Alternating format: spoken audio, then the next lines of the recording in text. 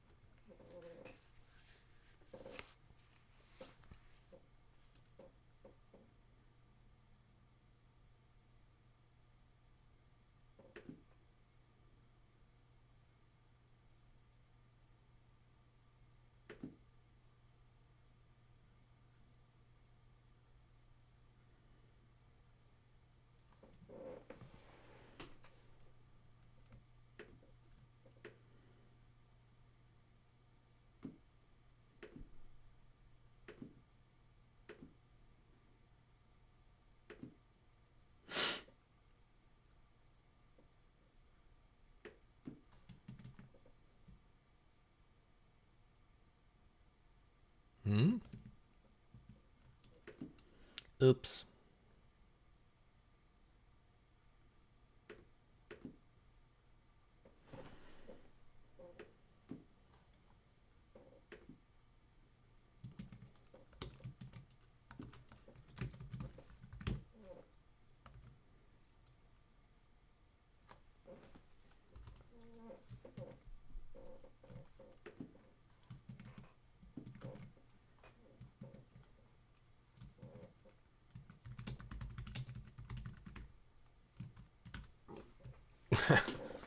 Three auto hosts. Thank you so much.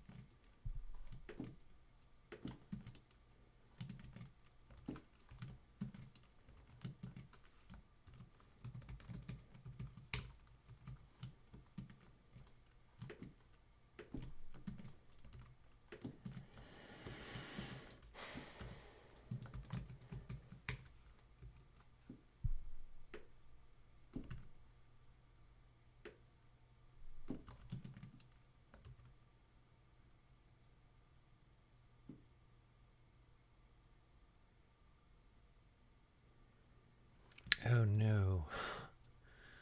E.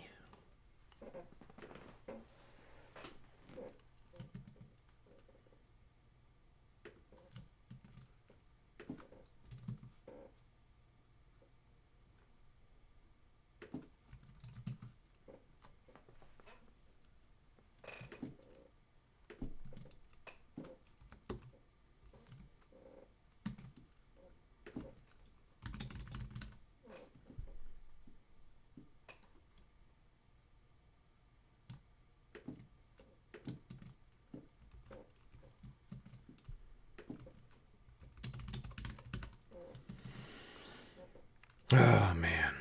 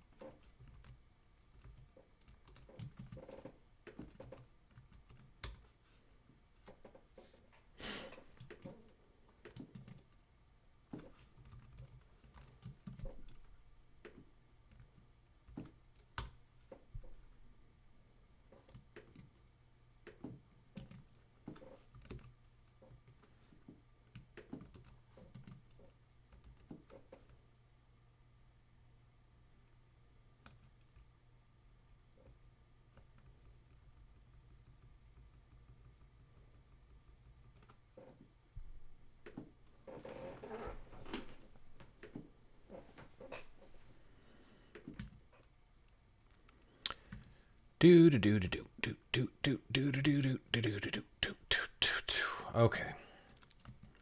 All right, let's get to it, shall we?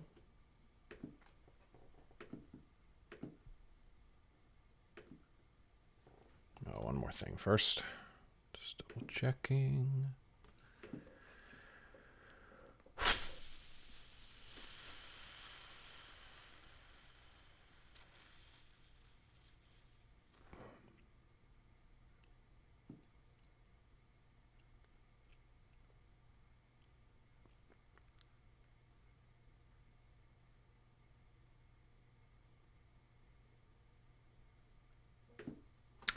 All right.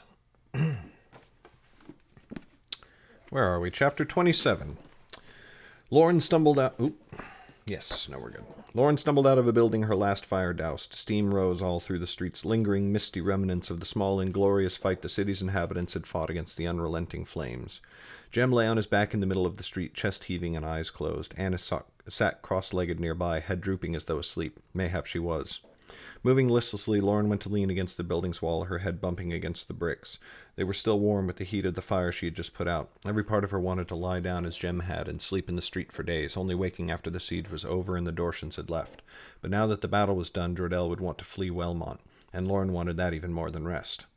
Somewhere in the chaos and the burning she had reached her decision. If this was war, she wanted no part of it, and if Jordell meant to stave off a war, she would help him. She did not doubt it would come to killing in the end. The mystic seemed prone to such, but he had promised her she would have no part in violence. If he would teach her the ways of shadow and secrecy, and could guarantee the safety of Jem and Annis, then she would help him, if it gave even a small hope of stopping more battles like this one. She heard hasty, urgent footsteps, a distinct cadence amidst the shuffling walk of all those around her. Her eyes snapped open, and she saw Zane walking towards them. The wizard's clothes were a mess, and his hair stuck out in all directions. One of his eyebrows had burned off, and the top of one boot was tattered, but his eyes gleamed clear and bright, and his steps did not falter. He caught sight of Lauren leaning against the wall, and his eyes darted nervously around. "There you are. Where is the mystic?" "Vivian left with you before the battle began," Lauren mumbled. She could not find the strength to speak louder. "We have not seen her since."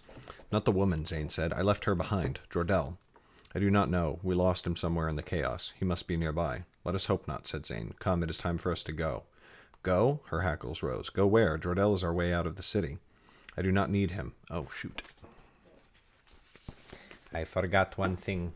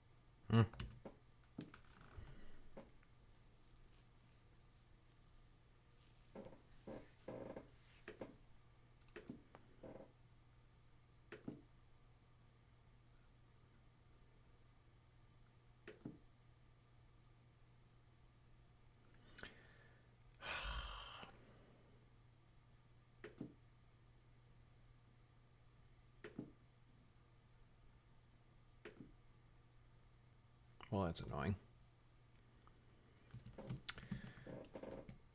All right, well, back to it then.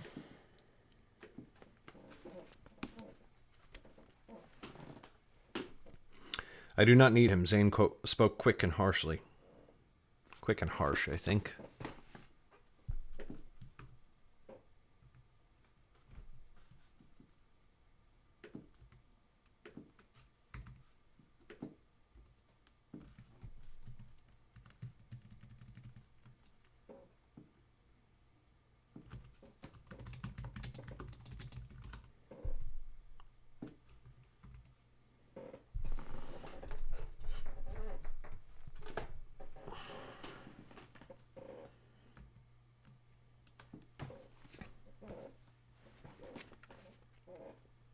Zane spoke quick and harsh. He looked to Annis in the street. Girl, do you still carry the cargo you had with you? Annis looked up at the wizard, her eyes blank and unseeing for a moment. When they focused, she gave a slow nod. I have them. That is all we need, said Zane. Come quickly, before those meddlers can find us. You said you would leave with Jordell, said Lauren. The wizard was worrying her, and that seemed to give her strength. She pushed off from the wall and stood facing him, feet spread, hands at her sides. There was no lie in your voice this morning, wizard, and do not tell me there was. You have no skill for deception. You meant to follow Jordell, and now I have decided to do the same. Then you are a fool, snarled Zane. Only one lost in madness would go with the mystic or aid him in his plans. If you had heard half the things he told me, you would run screaming from this place and live forever terrified by the sight of a red cloak. What things? Said Lauren. You pledged to tell me what he said. Let me hear it now, then, if you are determined to run off and leave him. We all will, said Zane. You have promised a half share of something, and I will have it. Not until we reach your contact, said Lauren angrily, as I have told you again and again. Foolish girl, Zane shouted, making Lauren jump. Do you not think I could take them if I wanted? I pledged an agreement, but you have twisted the terms until they have nearly snapped. With a single word I could have what is mine. Mayhap I shall. His eyes glowed wide as he whispered. With a twist of his hands, a gust of wind slammed into Annis. She flew into the air with a cry, landing on her feet beside him, where the wizard seized her arm. Lauren rushed forwards, but paused as the glow in his eyes increased, and he raised a hand towards her. Stop this, cried Lauren. We made a deal. Have you no honor? You speak to me of honor when you would deny me my due, said Zane. Now, will you come with me willingly, or must I take my share by force and yours as well? Lauren was nearly swaying on her feet from exhaustion. She knew not. Hello, Acidrain? I'm going to call you AC. Hello, AC. Nights of Research and Nicotine. Yes. Have a free book.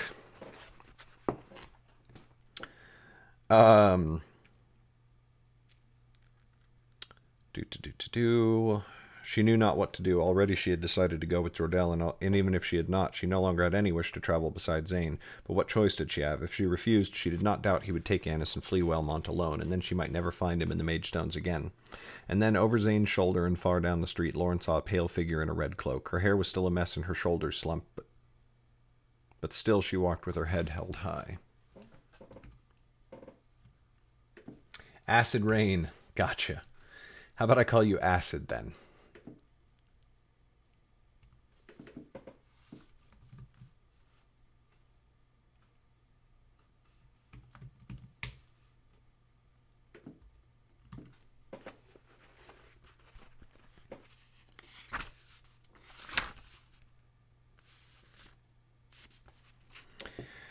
Vivian, cried Lauren, help! The mystic's gaze snapped towards her and took in Zane's grasp on Annis. Her eyes glowed white, and an invisible force propelled her through the air towards them. She landed between Lauren and Zane, her eyes on the wizard.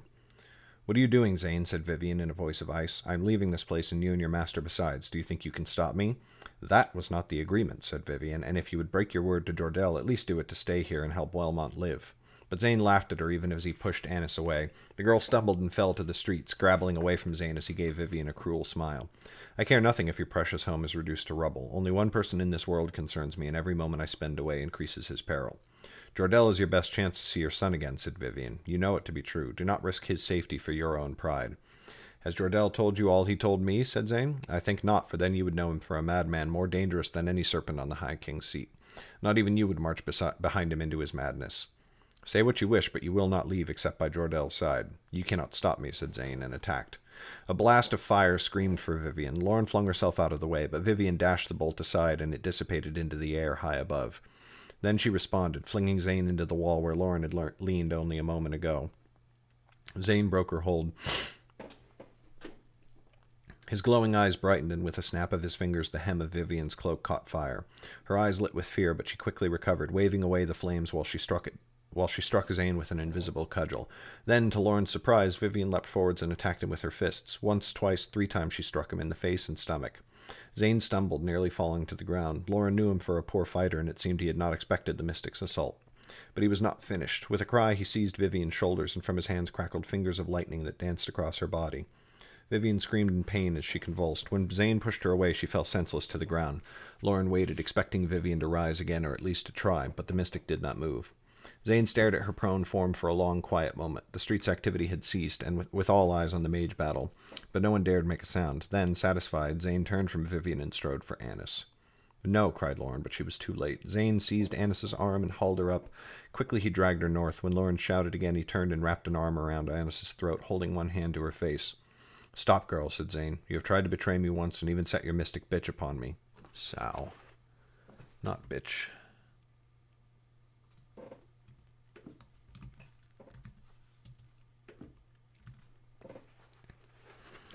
I will tolerate no more.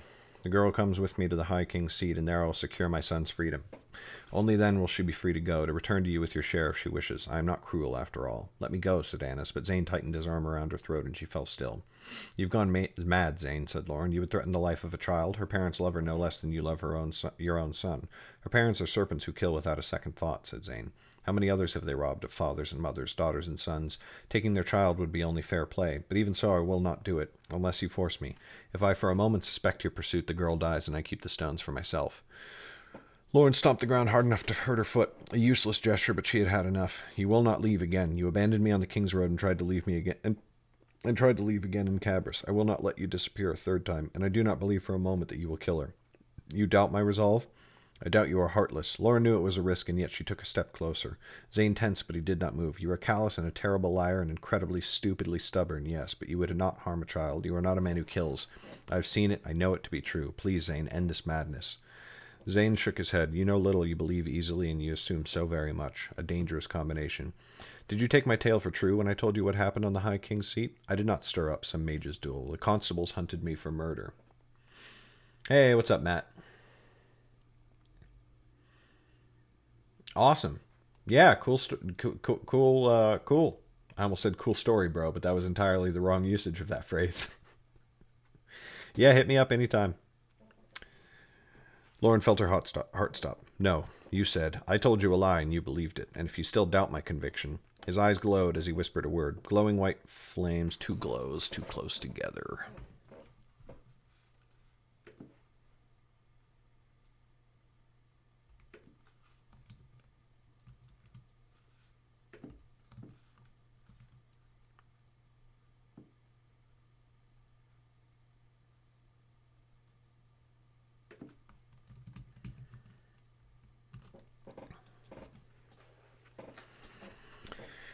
Oh, his eyes glowed as he whispered a word. White flames erupted on his finger. He pressed the finger to the side of Annis's neck, and Lauren heard the sizzle of flesh. Annis screamed, her legs kicking. Still, Zane held her up with an arm wrapped around her throat. Stop, screamed Lauren. Stop it, Zane.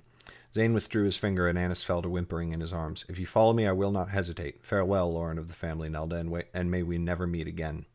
He backed slowly away, and Lauren could only watch him go. Together with Annis, he vanished around the corner of a building. As soon as he was out of sight, Lauren ran to it. The street beyond was empty. Zane was gone, and with him Annis. Done chapter. Yum. Chapter 28. Lauren turned back, wanting to ask Jem what to do, wanting anyone to give her instructions.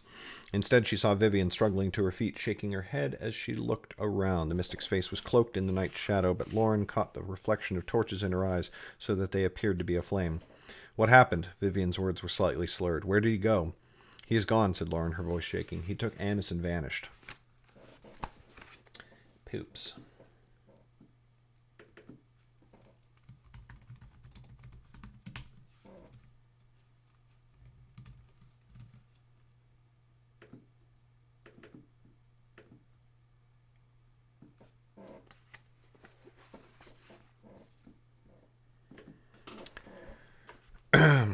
Vivian strode to stand beside Lauren, looking down the street where Zane had fled. Nonsense. Even a fire mage as powerful as Zane cannot disappear. That magic does not exist, and that means we can find him. But how? He holds Annis hostage. He said if he catches me following him, he will kill her. Vivian's lips pursed slightly, unsure. And do you believe him? Lauren nodded. He pressed a finger of fire into her neck. She screamed as I have never heard her do before.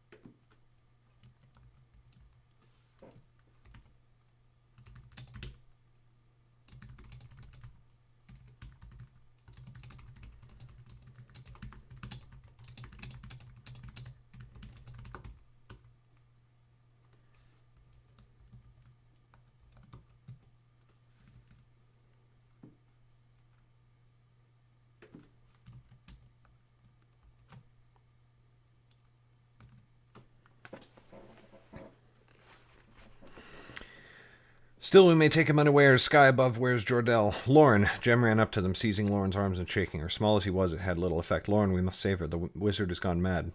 We will, said Lauren, resting a calming hand on his shoulder. I promise. I will not rest until we do. Jem's lip trembled, and for a moment she feared the boy might cry. She did not think she had the same gift for comfort that Annis did, but after a moment he steeled himself and nodded. Lauren, said Vivian, we cannot find Zane on our own. Where is Jordell? I do not know, said Lauren. We lost him in the battle. Then you should return. I think that's too many Laurens.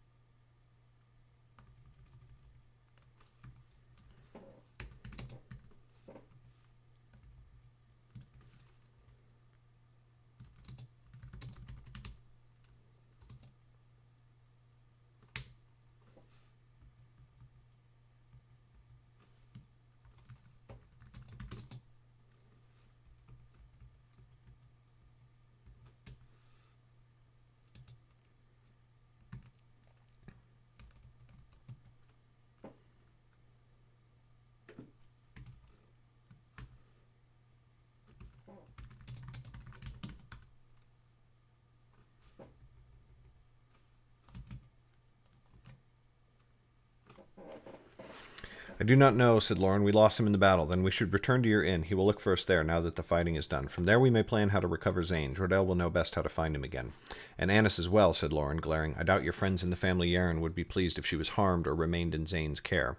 Do not lecture me on the family Yaren, hissed Vivian. We have enjoyed a long friendship, while you have only stirred their ire since first they met you. I heard of your deeds in Cabras, girl. You're in, now.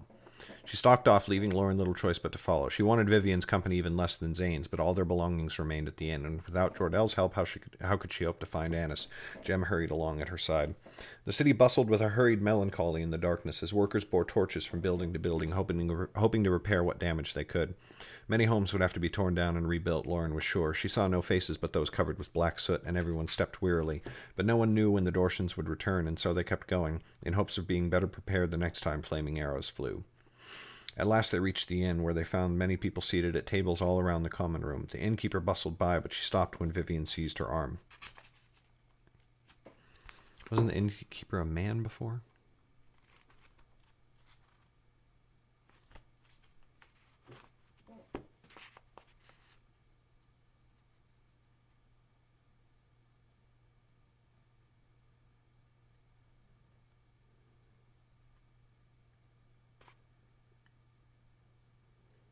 No. Oh, look at that. That was my assumption. At last they reached the inn, where they found many people seated at tables all around the common room. The innkeeper bustled by, but she stopped when Vivian seized her arm. I will have a bath, Vivian snapped, for while you cowered here in fear, I fought to defend your home. Make it fast, and if you think I will pay for it, you are mistaken. So venomous and yet so soft were her words that the innkeeper ran red-faced to prepare a tub. Vivian turned and motioned to someone behind Lauren. A figure in a red cloak appeared from nowhere, one of the other mystics from Jordell's company. Find our captain. He may be in the south. He may be in the south where the fires burned, or he may not, but he must come here as quickly as he can, for much has happened. The mystic's cloaked head bobbed in a nod, and he retreated through the front door. The innkeeper appeared with several nervous nods to Vivian, who looked to Lauren a final time.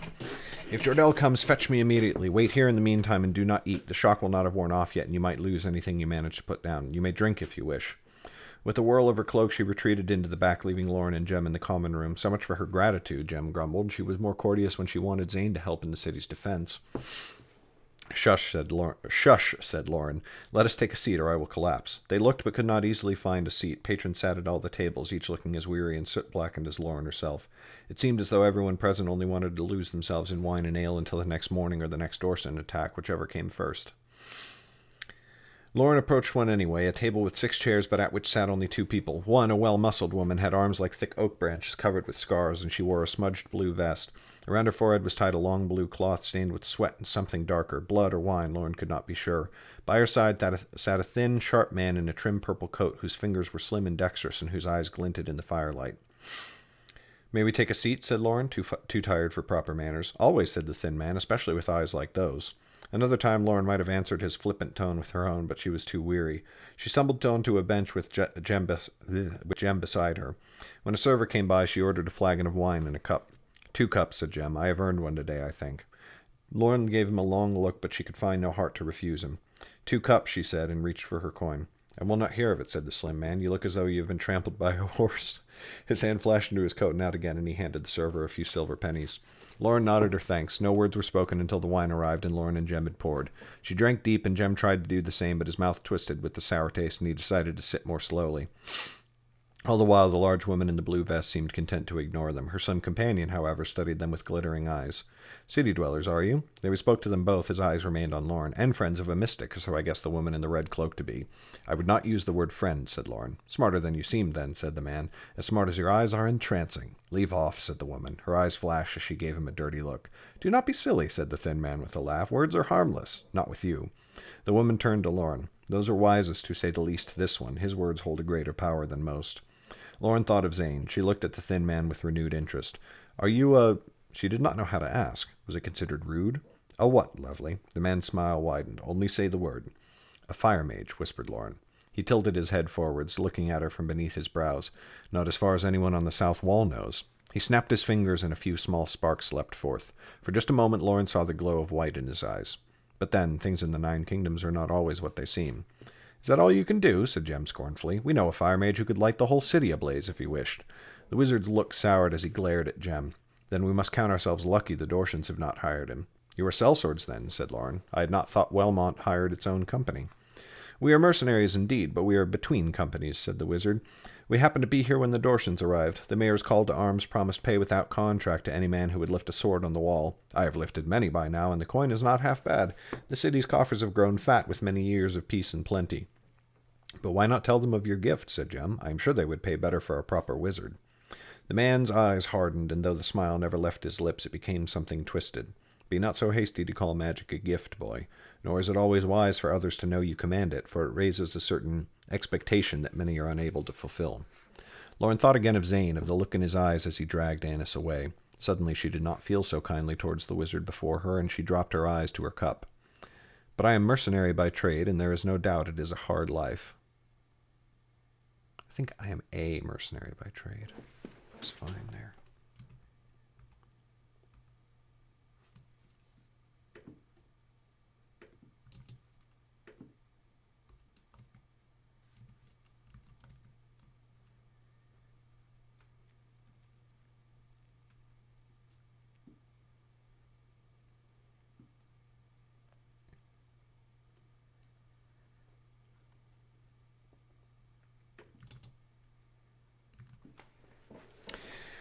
But I am a mercenary by trade, and there is no doubt it is a hard life, said the wizard, and again he turned to Lauren. He leaned forwards earnestly to fold his hands on the table before her.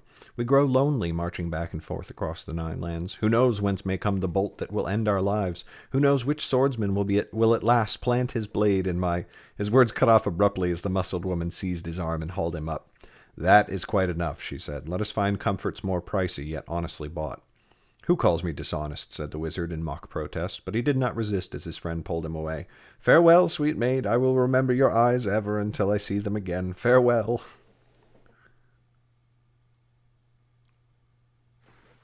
I think we should stay consistent with our farewell.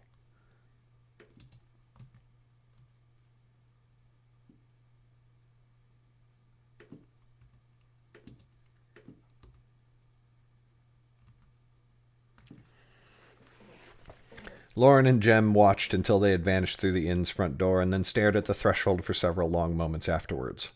What an imbecile, mumbled Jem, his words thick with wine. Just then, Jordell stepped inside the inn. He saw Lauren immediately, and his grave look said he knew something was wrong. Swiftly he approached and sat opposite them. Lauren snatched Jem's cup and shoved it towards Jordell, but the mystic waved it off. What has happened? Vivian's messenger seemed to think it most urgent that I come here quickly. Where are the others? Vivian is bathing, said Lauren. Jem, go and fetch her. Jem paled. But she is bathing. Do not be a child, said Lauren. If it bothers you so, you need not open the door. Still he hesitated, but she shoved him off his chair and prodded him to the back of the room, where he soon disappeared. Prodded him towards the back of the room.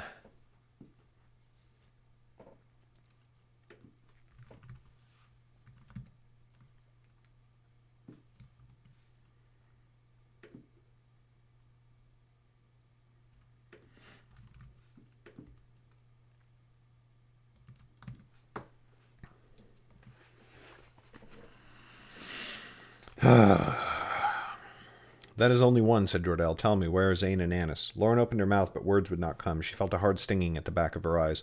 All her shock at Zane's action seemed to descend upon her at once, and she felt her throat constricting. Jordell's eyes softened as he studied her face. Speak, child. Hard words are yet better when spoken, and I will think no ill of you if you weep. Lauren's hesitation vanished, and she gave Jordell an evil look. Do not call me child. Do not call me child, because he literally did just call her child. I do not need your sympathy or your condescension, but your aid, if you spoke truly when you offered it. With that, she explained all that had transpired with Zane and Annis after the battle. She spoke of what had happened during the battle and after, though she did not tell...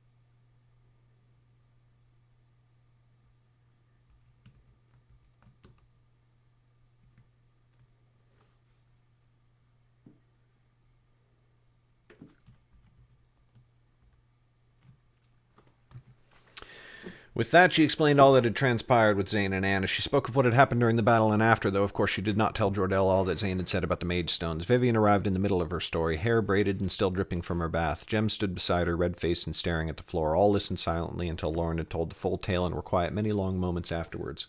"I see," Jordell said at last. "This is grievous news, yet not so terrible as I had feared. At least they are both alive." "So far as we know," said Lauren, "Zane may have killed her to rid himself of the inconvenience. He told me what happened upon the High King's seat."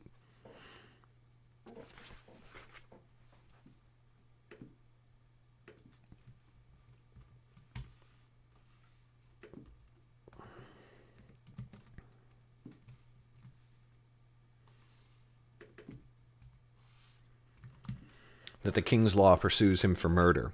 Jordell's eyes narrowed. "He told you that? I should have known better," said Lauren. "I should have known he spun a tale before. For who would flee so ardently from constables only for some mage's duel? After all he has done to me, I should not have been so surprised to—" "Be still," said Jordell. "Zane has deceived you indeed, but that does not mean you should be ashamed of your trust. For the lie was in his words today when he named himself a killer. Zane took no life upon the seat." Lauren stared at him, unable to find words. Jem said, "Why would he lie now? Who would willingly take the title of murderer? I have done wrong in my life, but I would fight anyone who accused me of that."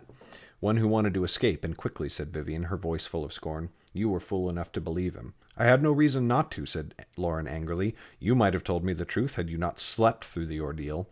Jordell raised a hand, and Vivian's angry response died on her lips.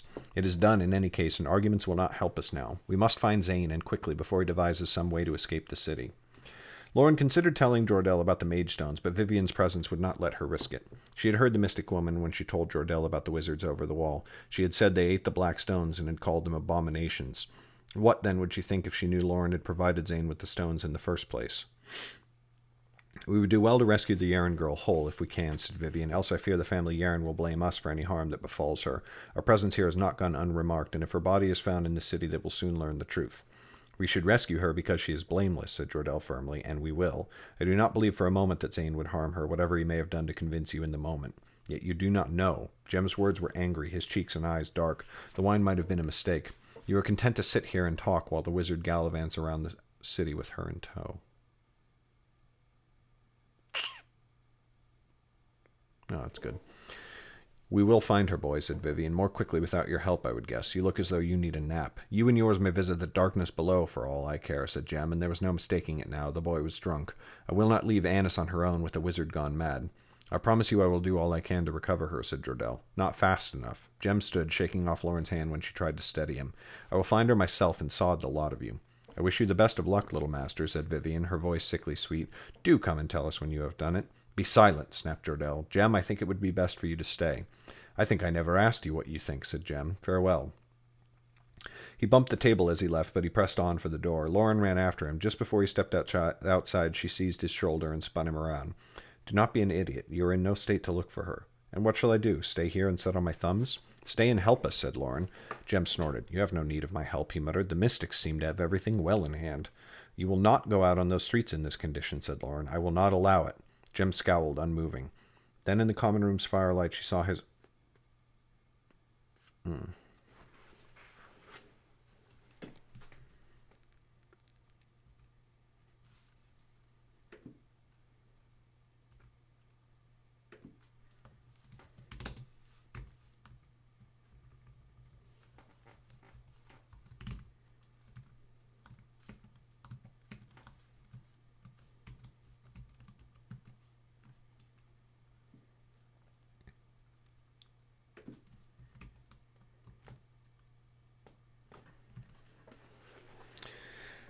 Jem scowled, unmoving. Then she saw his angry mask. Then Lauren saw his angry mask crack, the pieces crumbling to reveal a frightened little boy.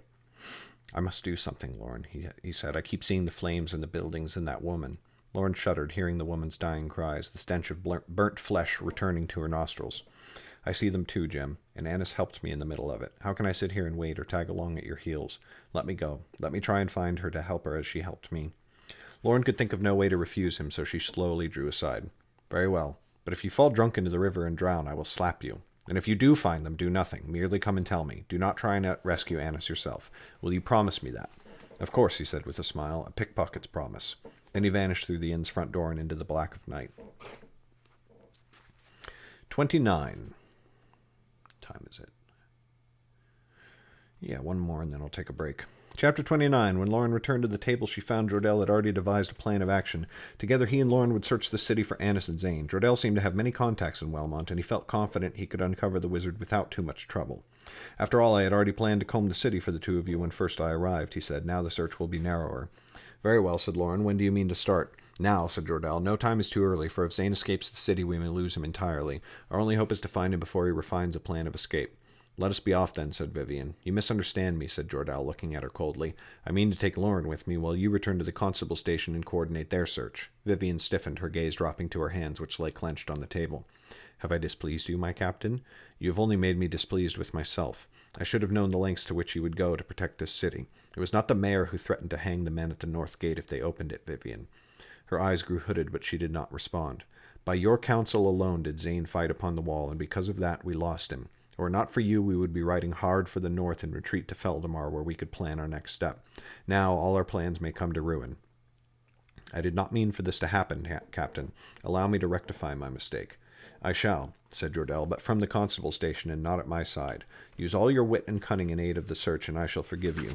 But if I should find that you take any further steps to keep the wizard from me...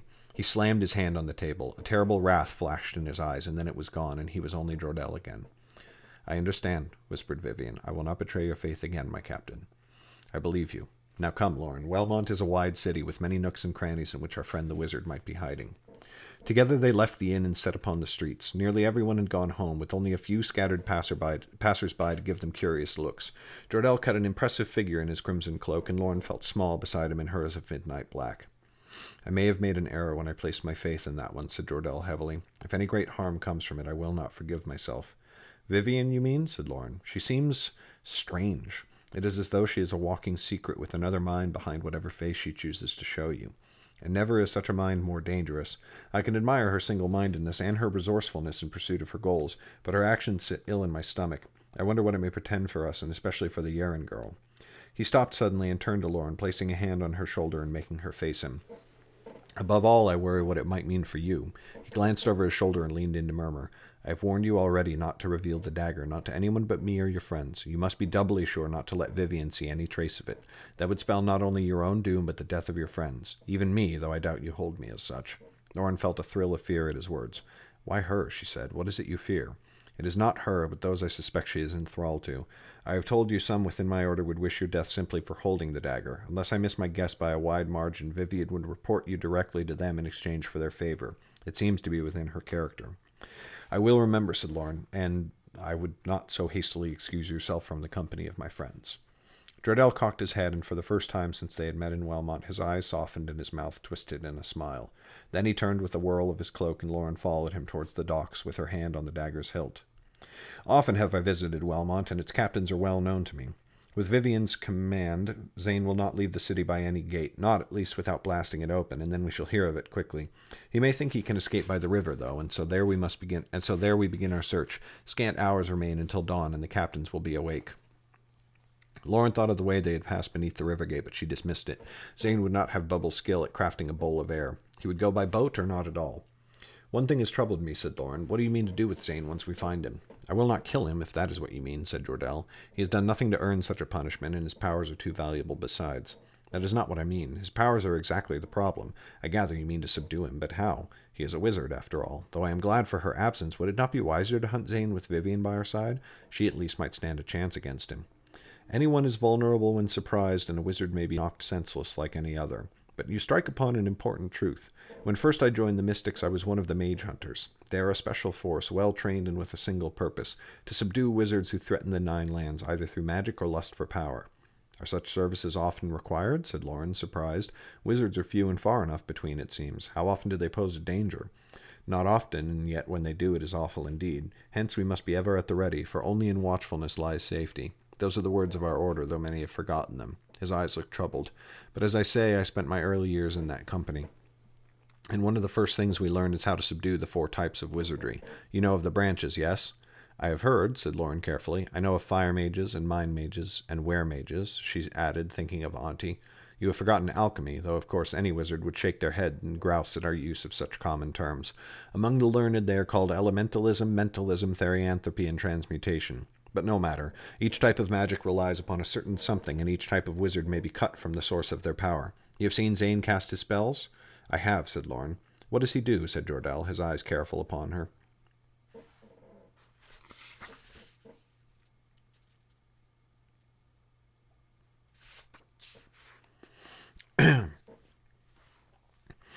Lauren felt it was a test, and she was determined to pass. Didn't I say that the last time he tested her?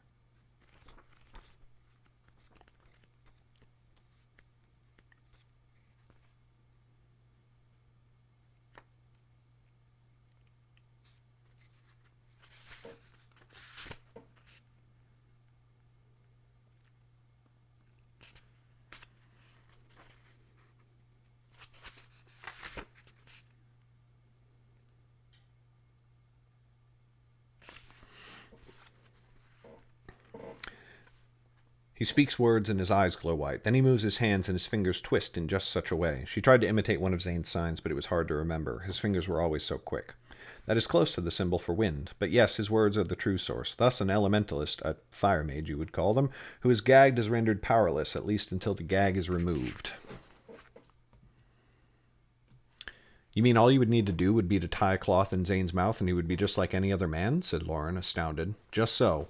On the other hand, mind mages must envision their magic, so a blindfold will do the trick. They cannot see the thing they wish to move or strike.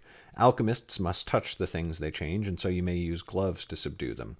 Were-mages are the most difficult. They can become whatever they imagine within the limits of their power, and so it is with... That doesn't make any sense.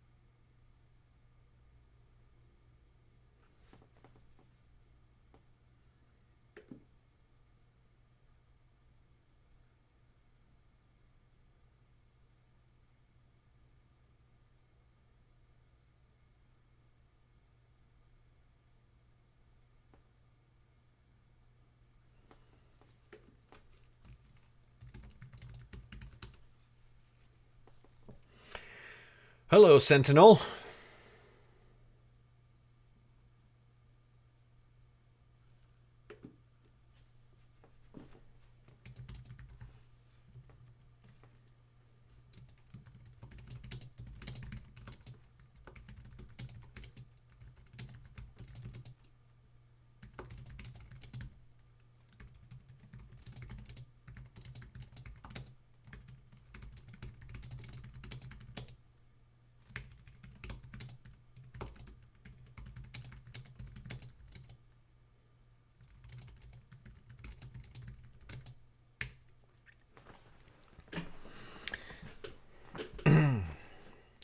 Just so. On the other hand, mind mages must envision their magic, and so a blindfold will do the trick. They cannot see the thing they wish to move or strike. Alchemists must touch the things they change, and so you may use gloves of silk to subdue them. Only the most powerful alchemists may can shift silk, and when they do, the glow in their eyes gives you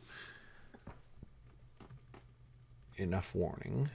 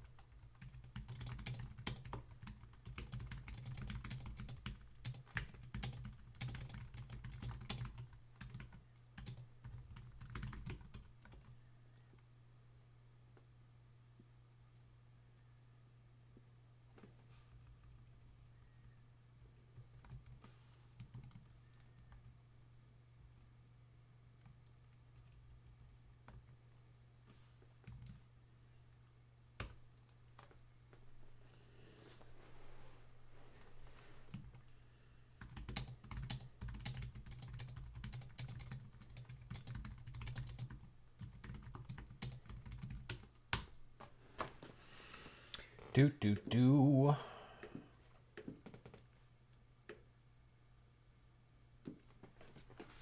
All right. Have to take notes, have to remember all these things afterwards. Were mages are the most difficult. They can become whatever they imagine within the limits of their power, and so it is their thoughts you must constrain. Well, actually, I should read the new paragraph.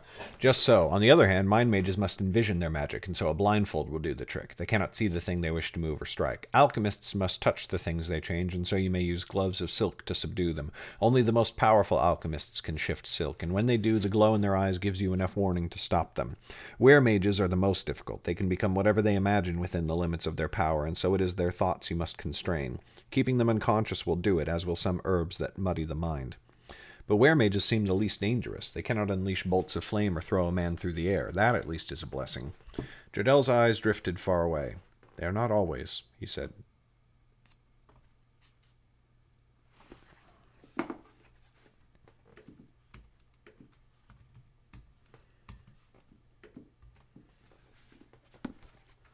Jordel's eyes drifted far away. They are not always, he said quietly. I know one more fearsome than Zane, even at his mightiest, but that is a story for another time. Suffice it to say that each type of wizard bears their own danger, and none must be trifled with lightly. Nor do I wish to, said Lauren. Once Annis is rescued, I will be quite content if I never deal with a wizard again. I do not think that is your fate, said Jordel. But come, we approach the docks and have much to do. The docks of Wellmont were no more than half full. Any captain able to leave had done so when word first came of the Dortian attack, and no more had come since the river blockade went up. Jordel studied the boats, their lashings creaking as they strained in the current. He saw one he must have known, for he approached it quickly. A thin rat of a man looked up as Jordel's boots landed on his deck, and he rose to shake the mystic's hand. Wrist.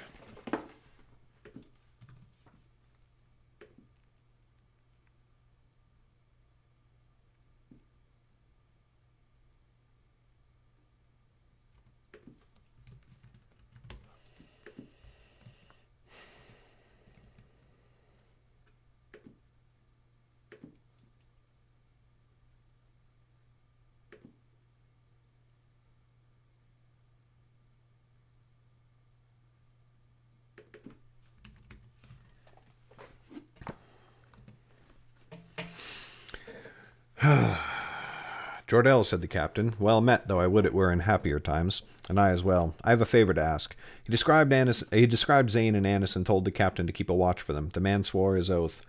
Then Jordel pulled forth a gold weight and placed it in the man's palm. The captain tried to refuse, but Jordel waved him off and left the boat, rejoining Lauren on the dock. He gave me passage down the Dragon's Tail towards Wavemount once, said Jordel, and on the journey I saved his life from brigands who tried to rob him. His life? Surely that debt cannot be repaid. Why, then, did you need to bribe him to keep a lookout? It was not a bribe, said Jordel solemnly. It was a gift, one friend to another. My order has no shortage of wealth. If I may bestow it upon those who rarely have an extra coin to their name, it will do my masters no harm, and will earn that much more loyalty besides. At the next boat, Jordel told Lauren he had served as the captain's first mate for 2 months while hunting a rogue wizard. At the next, Jordel recounted how he had met the captain, a woman, as they drank together in a tavern on the docks of Redbrook. Jordel grew somewhat red in the face and spoke curtly of her, offering no further explanation. Do you know every riverboat captain in all the 9 lands? Said Lauren. Not quite, but enough to serve my purpose. In Selvin especially, riverboats are the lifelines of the kingdom. Rarely does word travel more swiftly than the water will carry it, and those who steer these craft have seen more of the world than most who dwell here in Wellmont. It pays to know such folk. Indeed, the more people one knows, the more one can learn about any land one might wish to travel in. I feel as though you are giving me a lesson, said Lauren, one you should take to heart. If you would travel from kingdom to kingdom, make friendships wherever you may. One never knows when such friendships might be repaid, and the rewards may be great when they do. When they are.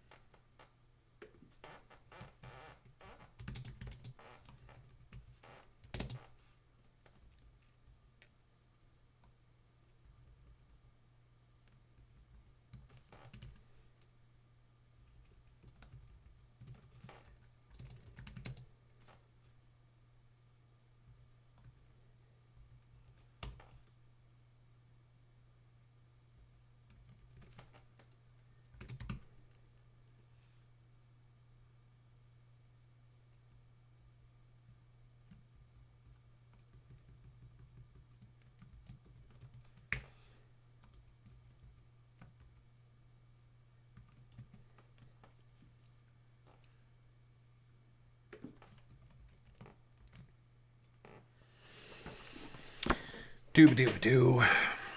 Lauren thought of the men she had met in the bar that afternoon. I made 2 friends today, she said quickly. Sellswords who fought on the southern wall when the Dortians struck. That is good, said Jordell, and he gave a nod of approval. Mercenaries, too, often roam far and gather much knowledge, though they are more prone to die than a riverboat captain. They kept on their way down the docks, and Lauren saw that Jordell would stop even at boats where he did not know the captain, but she saw still more vessels that gave him no pause, and when she looked closer they appeared to be empty. What of these ones, she said, pointing. Zane could be hiding in any one of these empty boats, holding Anne as captive.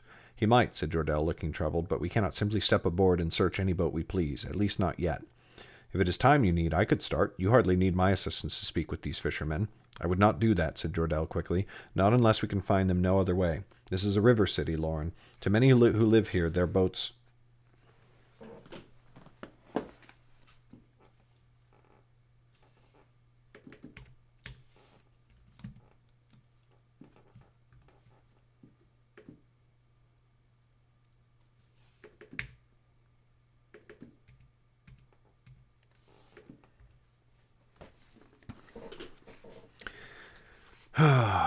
This is a river city. To many who live here, their boats are more precious than their lives. It is not meet for the law, whether it be the mystics or constables, to step aboard their vessels without permission or cause.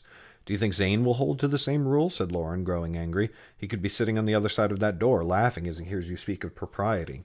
If he is, we will find him. No doubt Vivian has already sent word to the mayor requesting his help.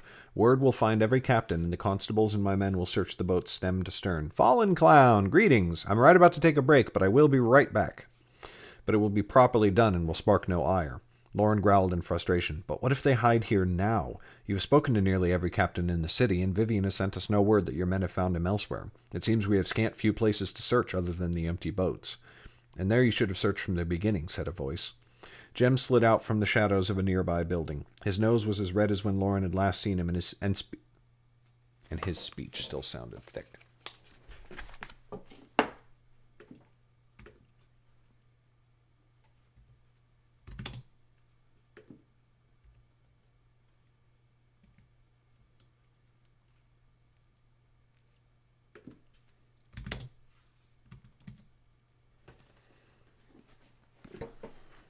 But his jaw was set and his eyes burned with determination. I have found your wizard mystic and his captive. Come and take him before I decide to kill him myself. And that's chapter 29 done.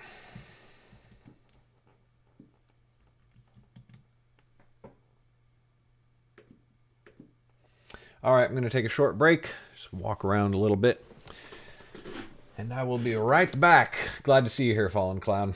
Glad I'm finally streaming at a time that works for you Europeans. I'll be back in a few.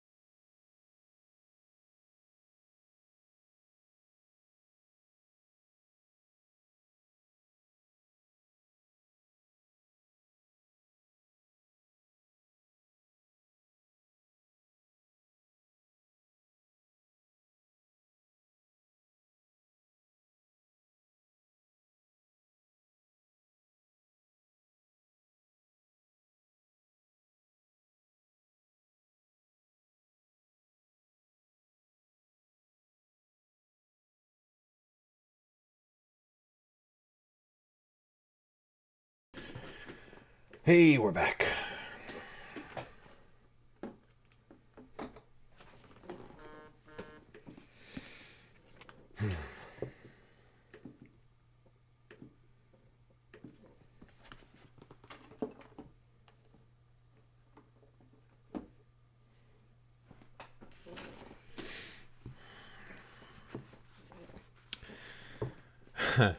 Hello again, Fallen Clown. Chapter 30. Jem, said Lauren, how did you... I guess from the first that the wizard might look to the boat, said Jem. We arrived by the river, and it seems he means to leave the same way. There's an old and empty green vessel at the west end of the docks. There Zane waits, and with him Annis. You went aboard without leave, said Jordell. That was perilously done. You could have been brought to the constables. None saw me, certainly not Zane. Is Annis alive, said Lauren. Is she whole? She is, or I would not stand before you. For if the steer had hurt her any more, I would have killed him and fled Wellmont to murder her. But Zane is acting oddly. How? Said Lauren. What do you mean?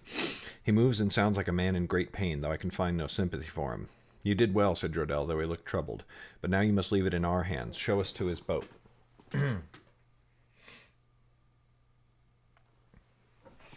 Show us to this boat.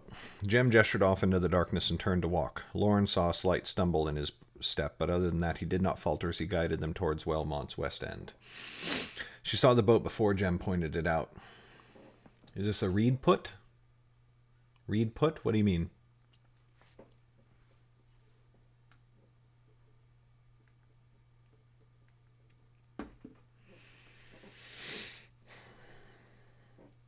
She had spotted the thing's ugly, chipped green paint while passing the first time. They hung far back to keep their voices from being heard, and from the darkness of a narrow alley they surveyed the boat. Low and listing in the river it sat. It hardly seemed the thing could keep water out. Lauren saw rot in many of the boards, and its mast was bare of sails. There he waits, said Jem, if he has not fled. We must have him out, said Jordell. This must be cautiously done. Lauren, She should slit his throat, said Jem. She has a dagger, after all, and can move without being heard when she so wishes. Jem, said Lauren. Is this a readout? Yeah, this is my final read of Mystic before we republish and relaunch it. What? He barked. Is your precious rule more valuable than the life of a friend? She lies within that boat, unable to escape from the wizard who might kill her. You saw him press his flames into her neck. You heard her scream. Lauren had heard it, and the sight of Zane pressing his finger into Annis's flesh would not leave her mind's eye. Of its own accord, her hand snuck down to the dagger. Were someone to place a blade at her throat and force Lauren to choose Zane's life or Annis's, she would have chosen the girl in an instant. The wizard had tried to leave her too many times. He had lied to her, and he had harmed Annis. And certainly if Zane was dead, Annis's safety would no longer be in question. They could all of them travel to the north of Dorsey, there to search for Zane's contact on their own, or find somewhere else to sell the mage stones. But then she imagined it. She saw herself crouched over Zane, his lifeblood seeping from a gash in his neck, her blood-covered dagger in hand. She saw his lifeless eyes staring up at her, and her mind recoiled. She shook her head and shivered, though the night was muggy and warm. We will not kill the wizard, said Jordell. No more blood need be spilt today. Wellmont has seen quite enough of that. What do you know of need? Said Jem. You said you came to protect us, but you were not there when the wizard took her. His eyes were mad, I tell you, and his face like a skeleton's. Kill him, I say, or he will murder us all and more besides. He has killed no one yet, said Jordell, and you need him for your precious war, sneered Jem.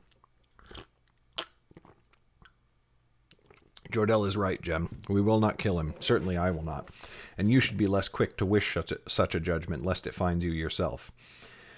As you say, then, Nightblade. Jem stood tall as he could and glared at her. But know this. I meant to deal my own justice to Zane. If you fail to do the same and Annis comes to harm because of it, that justice will fall upon you. Lauren almost laughed, but she realized how great a mistake that could be in his state. Instead, she nodded solemnly. I have heard you, and will keep your promise in mind. Annis shall not come to harm while I live. Blah, blah. She turned to Jordell. I have an idea for how she might be recovered, but I will need your help. Let me hear your plan, and if it is a good one, you will have my help and more besides. I shall have my men brought. No others, said Lauren. There is no time. If he should try to escape before they arrive, then my plan is foiled, and I will need Jem as well. You said you used to hunt mages. Do you know more than how to restrain them? Can you fight them? You saw me in the tavern, said Jordell. When Zane had thought the mystics were attacking, he had summoned his magic. Jordell had struck like a serpent, and had stopped Zane cold. Good enough, said Lauren. I will catch Zane's attention and draw him out away from the boat. Once he is gone, the two of you can come aboard and rescue Annis. He will return to the boat once he loses me. Jordell will lie in ambush, waiting to take him captive. That is a dangerous course, said Jem, for it pits you alone against the wizard. I can escape from Zane on the streets easily enough. A wizard he may be, but he has poor wisdom when it comes to chasing quarry. And besides, I do not think him a killer, not after what Jordell told us at the inn. I can save the girl myself, said Jordell. Send Jem to gather the others from my order. They can help us if this plan of yours goes ill. Jem must go with you, said Lauren. Annis is no doubt terrified and does not hold you in great esteem. She might fight you if she sees you and so draw Zane back too early. Jem will calm her. Jordell looked troubled and did not answer immediately. Still, you must be careful, he said at last, and if it grows too perilous, you must withdraw. I would not have you come to harm on my account. Mayhap it would be better if I was the one to draw him away. He might pursue me more readily, and the two of you can save Annis as easily as I might.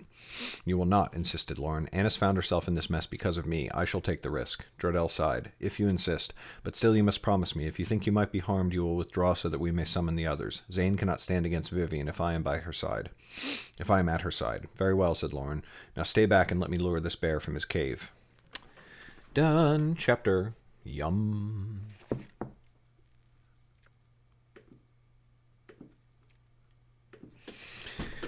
Chapter 31.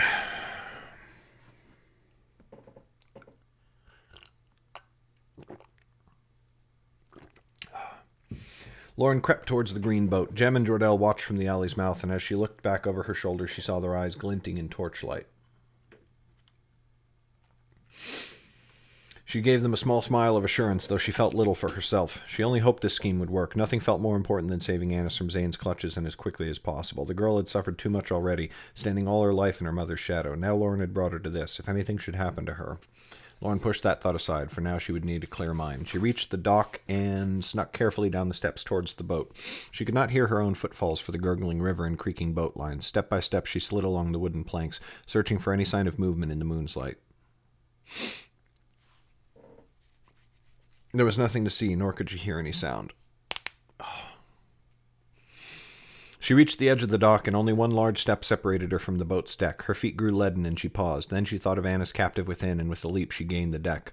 The boat swayed ever so slightly beneath her, and she froze, but no sound came from the cabin, and after a long moment she finally exhaled.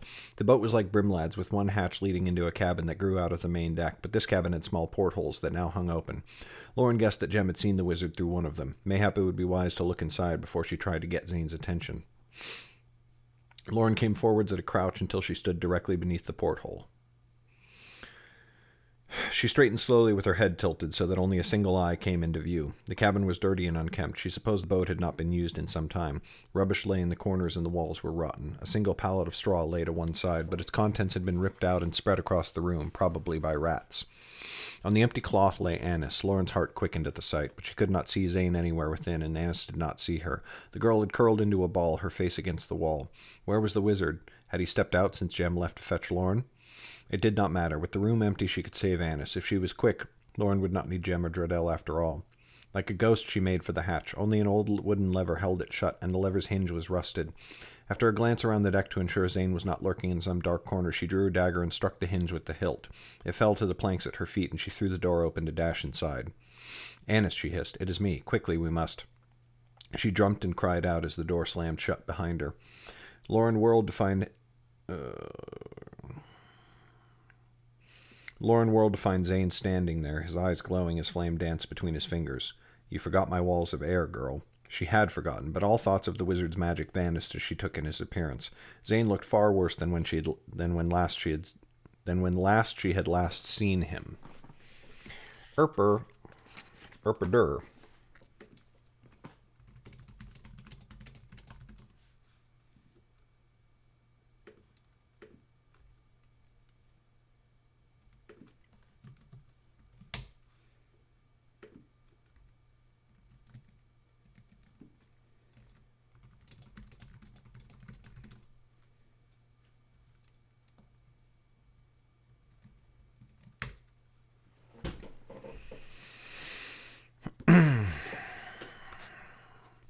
Zane looked far worse than when she had last seen him. Skin clung to bone, which stuck out in jagged points. His shoulders were stooped and hunched, and his tattered coat hung off him in long loops. His lips were frozen in a grimace of pain, and there were bare patches on his scalp where hair had fallen away from it.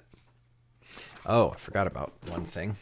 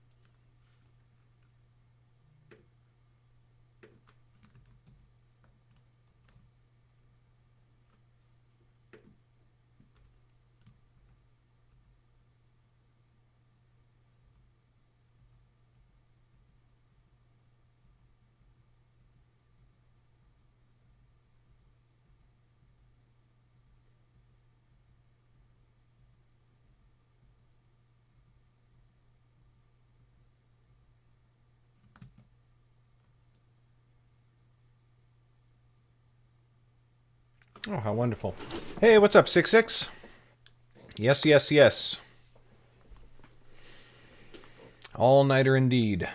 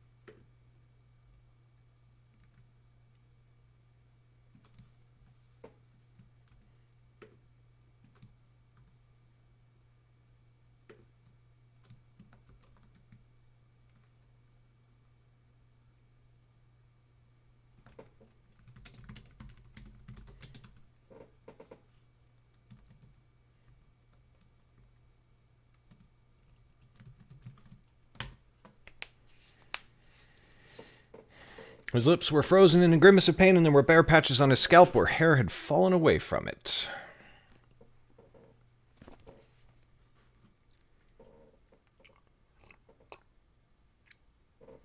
Yeah, a trilogy or at least 3 books. Like, it's actually possible to make a living as an indie author, even if you write standalone novels. A series is easier, but especially in certain genres like mystery and thriller, standalone novels work really great.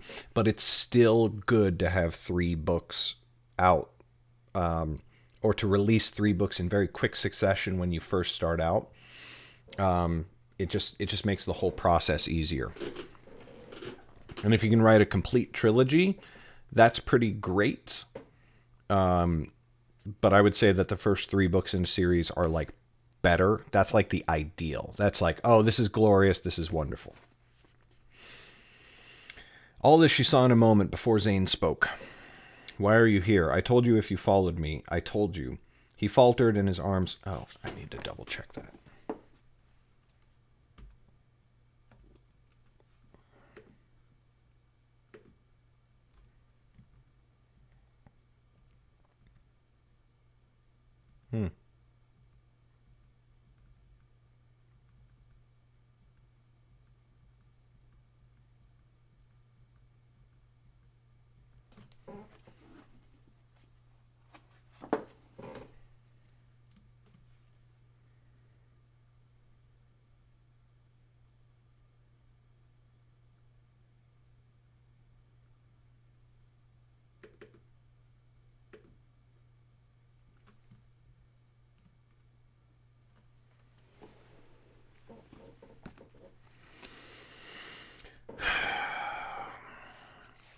He faltered and his arms folded in on themselves as the light died in his eyes. His flame guttered out and he collapsed against the inside of the hatch, moaning in agony.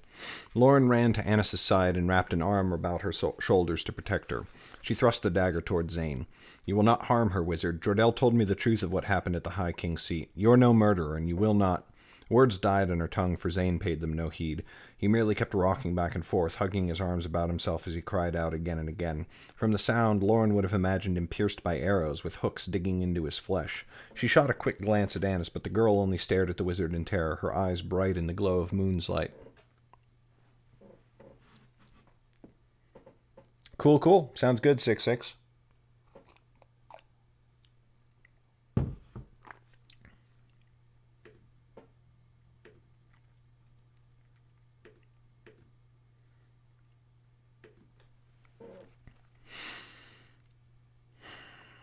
Zane, said Lauren. She wished her voice had not come so softly.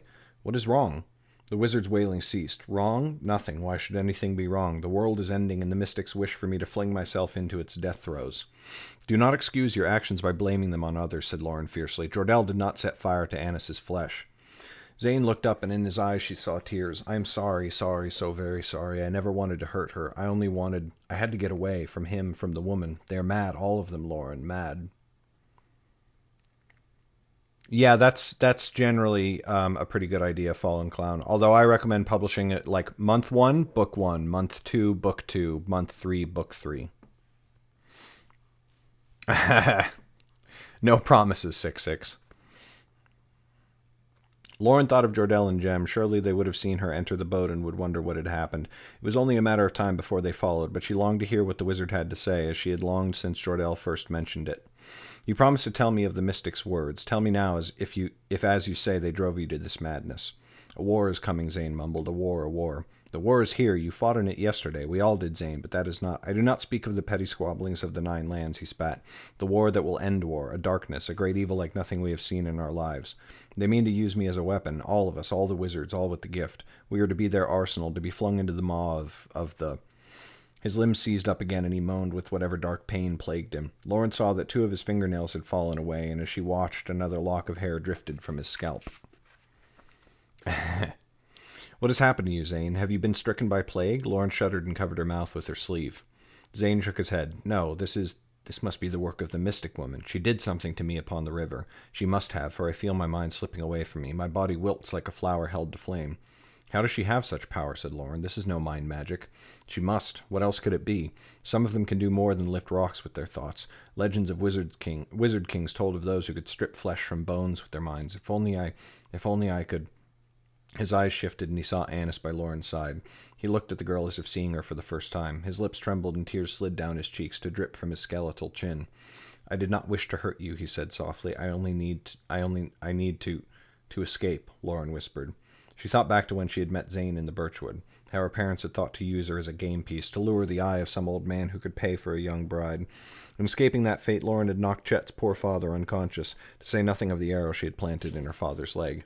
No one wanted to be used. No one wanted to live a life served up by others, and the desperation, the need to flee such a life, could drive one to acts they would never before have considered. Did Lauren's actions in the birchwood make her a villain? Doubtless they would in some tales, but her life was not about tales, and it never had been. If she had lived like a sweet maiden, she would have spent the rest of her days in her parents' shadow, wed to a man who cared for nothing but her youth and the children she might bear him. Even Menet had been a bandit once, and Lauren saw now that she could cast no shadow on Zane without first allowing the light to burn her. Zane had helped her escape the birchwood, her, a small slip of a girl with green eyes. She could do no less for him now, twisted wretch that he had become. All right, then, wizard, said Lauren. Let us see about getting you out of this mess.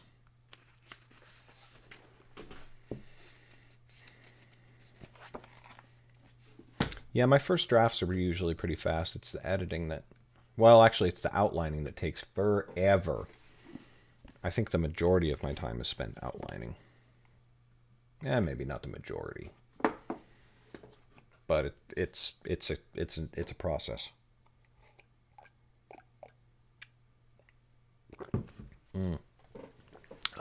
Coffee. Chapter 32. Lauren moved away from Annis and stood tall, towering over Zane as he curled upon the floor. If I help you leave Wellmont and escape Jordell forever, will you release Annis? And if we give you your share of the mage stones, will you leave us and never return?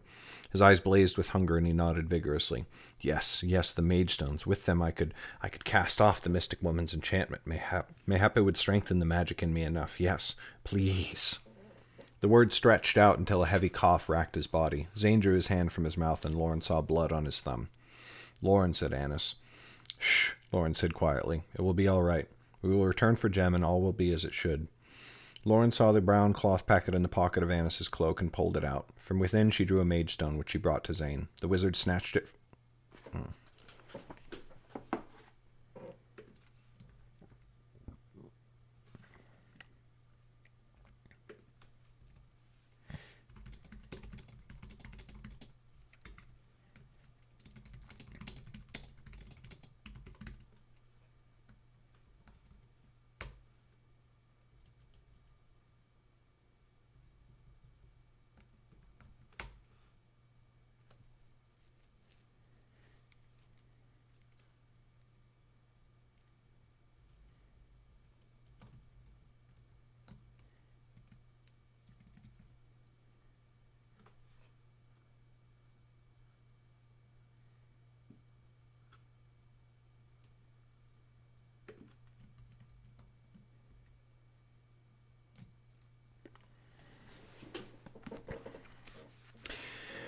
Lauren saw the brown cloth packet in the pocket of Annis's cloak and pulled it out. From within she drew the second half of the mage stone they had used upon the river, which she brought to Zane. The wizard snatched it from her grasp with clawed fingers and bit into it like a starving man into freshly baked bread. The stone vanished in an instant. Zane swallowed and sank back against the bulkhead with a sigh. Before Lauren's eyes, his skin filled out, its color returning. His breath came more easily, and though his eyes glowed black for a moment, when the glow died away they were bright and full of vigor. Even the hair on his head sprouted slowly back, though it looked a tangled and uneven mess. "It worked," said Lauren. "It did," said Zane, and his voice was smooth and powerful. It rebounded off the cabin walls, and Lauren felt each word thrumming through her chest. "You may have saved my life, Lauren of the family Nelda." I would highly recommend you wait until I'm done editing it. Mystic was much worse off in terms of the editing errors and mistakes and stuff that were introduced to it than Nightblade was, and Darkfire was even worse. The good news is that I am going to be done relaunching Mystic. I'm going to relaunch the ebook later this week and the print book next week, probably. So you don't have long to wait. Yes, yeah, the ebook version will be up by Thursday, I think.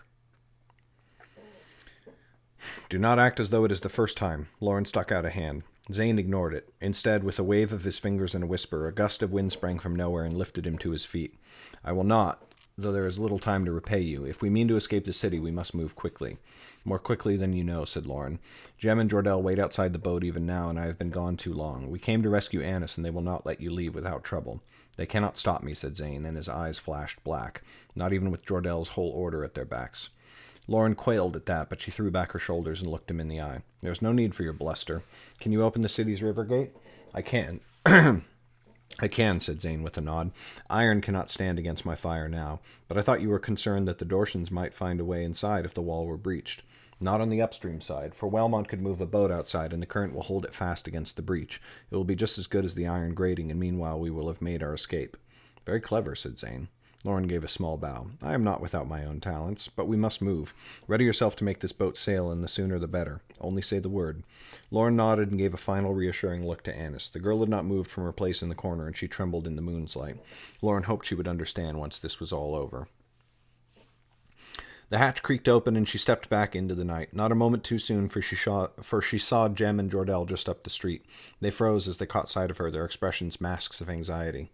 "Lauren," whispered Jem, "what happened to you? Where is the wizard?" She did not answer. Instead, she looked at Jordell with sorrow as she walked to the boat's railing. He would be angry at losing Zane, Lauren knew, but if he would still have her services, she would gladly give them to repay the debt. Lauren lifted her foot and placed it on the line that held them to the dock, and her hand stole under her cloak. "Jordell, I am sorry," she called out. "Find me beyond the city walls." The mystic's eyes widened with understanding, and he leapt forwards with an outstretched hand. "Lauren, wait!" he cried. "Now, Zane," cried Lauren, and from her belt she 2 crieds in a row.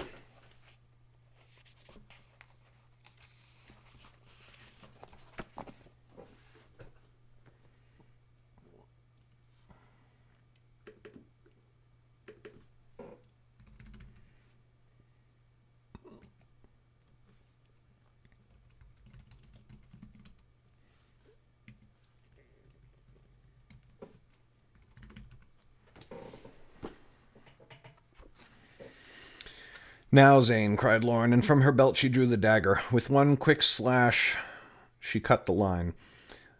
A frothing gush of water slammed into the stern. It flung the boat forwards, and Lauren barely kept her footing as they cut through the water. Jordell's angry cries died behind her as the vessel shot upstream. Zane used water to move them, for the sails had long rotted away. Zane emerged from the cabin to stand with her as the northern river gate approached. "Do you think the mystic will forgive you?" Lauren thought she heard mockery in his tone, but she shrugged. "I do not know." She shrugged.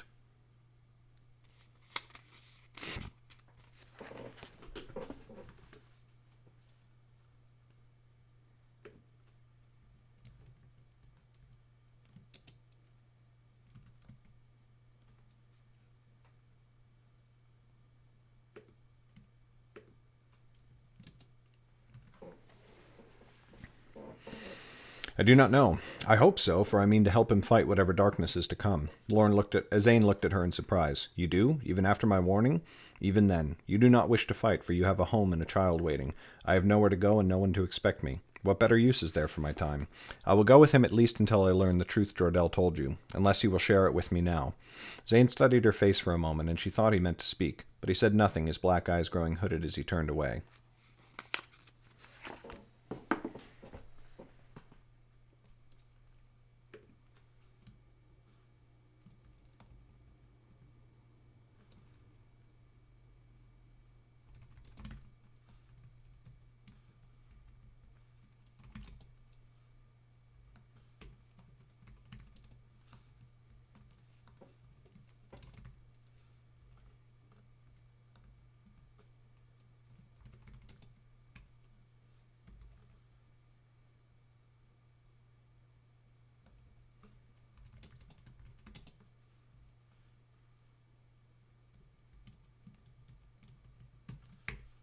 Zane studied her face, and she thought for a moment he might tell her, but then his black eyes grew hooded, and he turned away. It is not my place to say.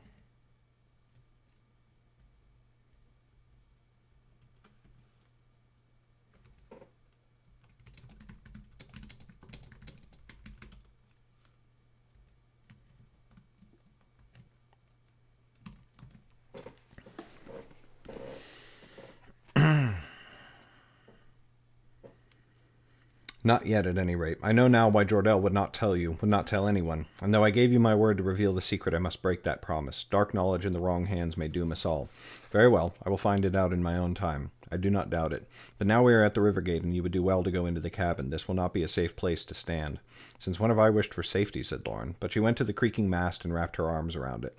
Do your worst, wizard. I was too far away to see you fight upon the southern wall. Let me witness your power now. Zane nodded in the black... Hey, Choco Latte. Well, I much appreciate that. Have a free book.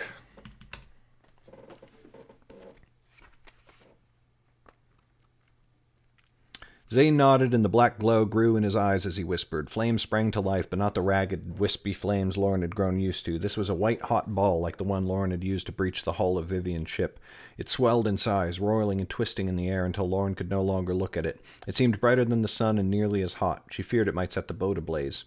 Even with her eyes shut, she could sense its light and feel its heat, and so she knew the moment Zane flung it. Then her eyes opened to see the fire speeding towards the river gate. She braced herself, thinking there would be an explosion, some great impact to shake the air and send the river water gushing up in a torrent, but there was nothing. The river gate offered no resistance. The ball of fire passed straight through, leaving a great gaping hole with red-hot glowing edges.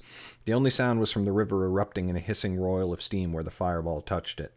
That steam plumed towards the wall, and Lauren heard men there cry out as it struck them. They ran away in both directions, shielding their faces with blistering hands. No archers will harry us, at least, said Zane. His words were nearly lost in the sound of the water slapping at the sides of the boat. In darkness and confusion, they shot through the northern river gate of Wellmont, and soon the torches on the wall faded to pinpricks of light behind them. Zane turned back to look at them just once. On his face, Lauren saw a smile of triumph more frightening than the rictus mask from Vivian's enchantment. She shivered and turned her gaze away. Chapter 32 done. I am an indie author, yes indeed. I'm so happy that you used the term indie author.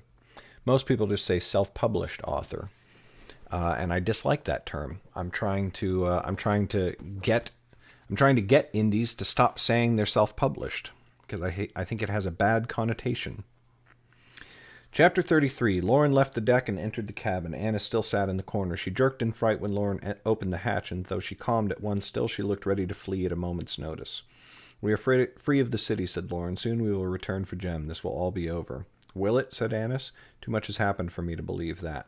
Much of it has been Zane's fault. I cannot ask you to forgive him, but Vivian nearly drove him mad. You saw what she turned him into. I do not think he was in control of himself. And if he loses control again, said Annis, how can you be sure he... She stopped short and looked over Lauren's shoulder. Lauren turned to find Zane standing behind her. That was a surprise. The wizard had no gift for stealth, and she would have expected to hear him. We shall gain the shore soon. Then we strike north for the road. Zane's voice still rumbled deep, lingering in the air, strumming through Lauren's body as though she were a bowstring. But there is something ahead that I thought you should see. Lauren looked to Annis. You should come. The air in here is dank, and a breath of something fresher might do you well. Annis had dropped her eyes away from Zane, and she did not lift them now, but she nodded and rose, coming to Lauren's side as they followed the wizard back out onto the deck. The boat sat still and silent in the river. Zane no longer propelled it. Far ahead, Lauren saw the glow of many torches and lanterns. They were spaced out in 3 lines, each separate from the others. Figures passed before them, making the lights blink and flutter. The Dorshan blockade, said Lauren. 3 ships, the same as we saw east of the city. We should put ashore here, out of range of their arrows. They have not seen us yet.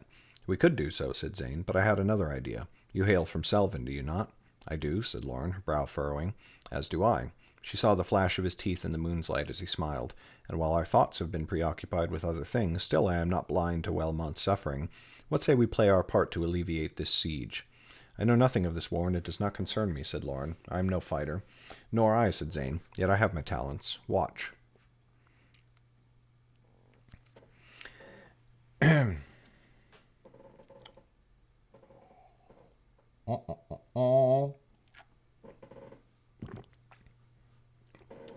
Well, self-publishing, just through the inclusion of the word self, means that you do everything yourself, right? I mean, that would be what it implies. It means you edit your own book, you do your own covers, etc., etc., etc. And that does not result in a good book. I've never seen a self-published book that was any good. However, if you are independently published and nobody owns your content, but you are an indie publisher, that means you hire editors, plural, you have a cover artist, you know what I mean? Like, it's that small difference that just communicates an entirely different thing to me. It's like an indie filmmaker versus a self-filmmaker. Now, not that there are really self-filmmakers, or not that anybody uses the self-filmmaker terminology, but from working in the film industry, I know that there were guys and gals, mostly guys though, you need a man's ego in order to do this, who wrote the script, directed, cast themselves in the lead role, which had about 50% of the lines. They were the producer. Sometimes they were the director of photography. They edited their own film, etc., etc. And you meet these people all the time in Los Angeles, and they're like, come to my film premiere, check out my movie, yada, yada, yada. And they're fucking terrible. Never saw a good movie come out of those people. And when you had people, and they took their model off of people like Kevin Costner when he did Dances with Wolves, and Mel Gibson when he did Braveheart. But the difference is that Kevin Costner and Mel Gibson didn't write those scripts. And even if they had a hand in the script writing, they were not, they had other people doing it. And though they were the director in those films, they had people there to aid and assist and abet. And they were doing a lot of the actor direction, but they had like a team there. And that is the difference. You can produce content, you can be like the main creative mind behind the production, but if you don't have a production team helping you out, your quality suffers every single time.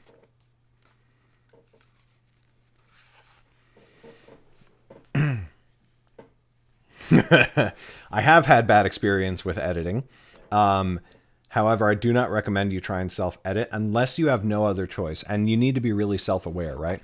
So my first several books, 1, 2, 3, 4, 5, 6, 7. My first 7 books were all self-edited, and if I thought that they were marketable at all, I would go back and have them professionally edited.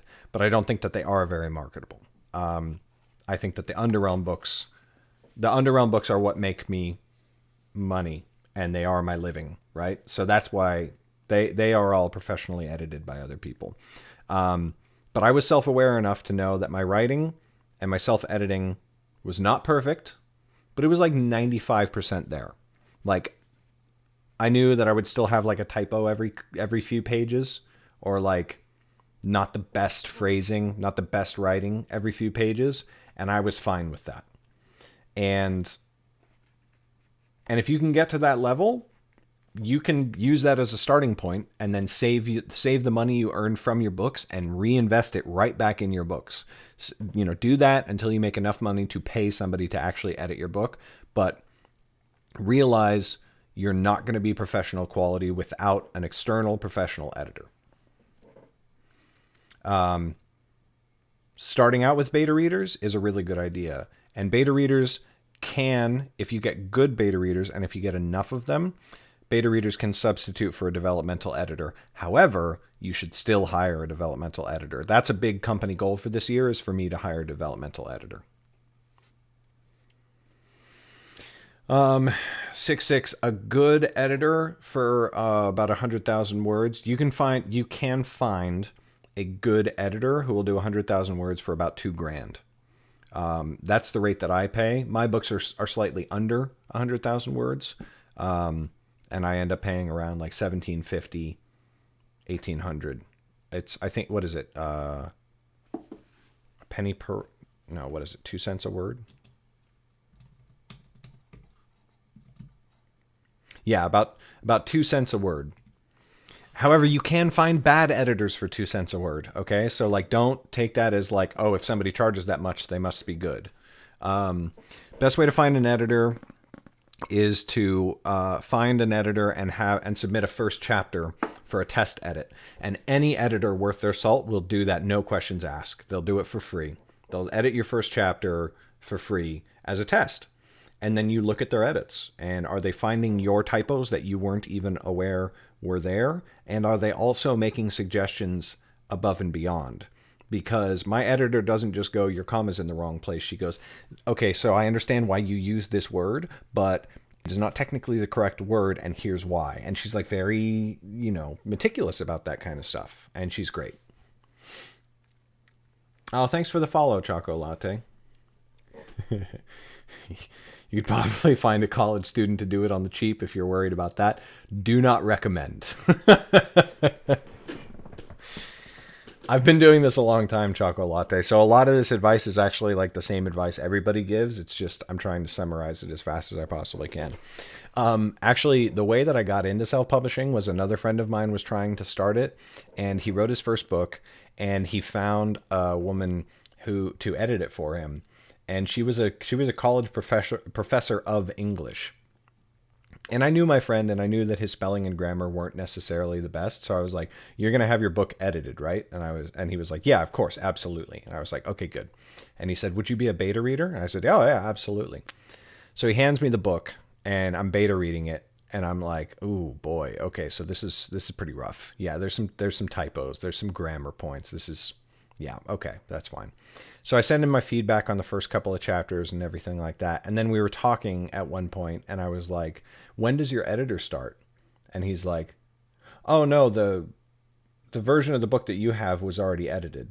I was like, oh, buddy.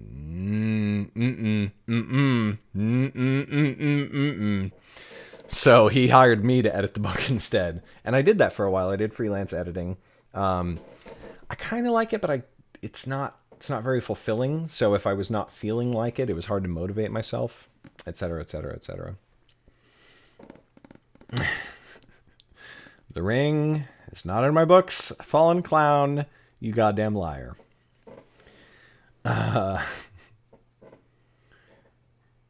Yes, independent publishing. Thank you, Choco Latte. Well, yeah, 6.6. So that's one thing that you definitely have to consider, and you have to be self-aware, right? Like, you have to know if your book is no fucking good, which sucks. And you should still get outside opinion on that. Yeah, and I don't know what to say about that other than, you know what? I can actually recommend some people who you could literally hire for a consult, and you could literally be like, you could contact them and be like, yo, I just need a consultation, like a copy editor, right? and I'll give you $100, and I just want you to read as much of my book as you need to read in order to tell, is this worth editing? I don't want you to edit it. I don't want you to edit it. I just want you to look and see, like, is this worth editing and publishing? Like, I know editors who will consult like that. An editor friend of mine who I'm about to hire as my line editor in February, she was hired to edit somebody's book, and she got, I don't know, 5 chapters in or something like that, and she was like, "Yo, I hate to say this, but I'm going to return your fee because you need to developmentally edit this book significantly before it's even worth publishing. Like, I could go through and I could edit your book for you. It needs so much more help than like spelling and grammar." And she phrased it a lot nicer than I'm phrasing it right now, but like, her integrity is in, you know, she's not just going to edit somebody's book because they paid her to do it. If she knows that the book is just not ready to go out there. So, my favorite book is Lord of the Rings. Lord of the Rings, and always will. Yeah, absolutely. Always will be, I think. I read it about once a year from the time I was 11 to the time I was about 25, and I want to go reread it again after, when I have some time. I don't have any time to do so right now.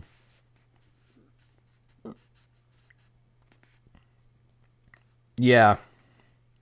Yeah, book production is definitely a lot cheaper than almost any other art form. Like you said, an album, or, you know, God forbid, making a film, or even like, yeah, pretty much anything. But when you're the author, it still seems like a lot of money. And that's the other thing too. You can always find editors who will, like, you can find really bad editors out there who will just rip your book apart and just tell you it's awful and you shouldn't be a writer and blah blah blah. And that's not good. It's not helpful.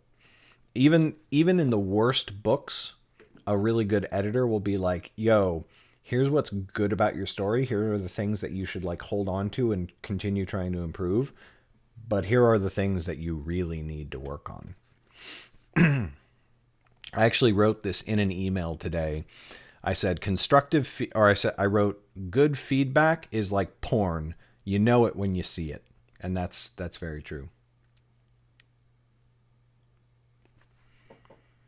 How do you even know if an editor is good, or if it's my book that's bad? Mostly you should try and get recommendations. I have two people I can recommend very highly, and their schedules are always full.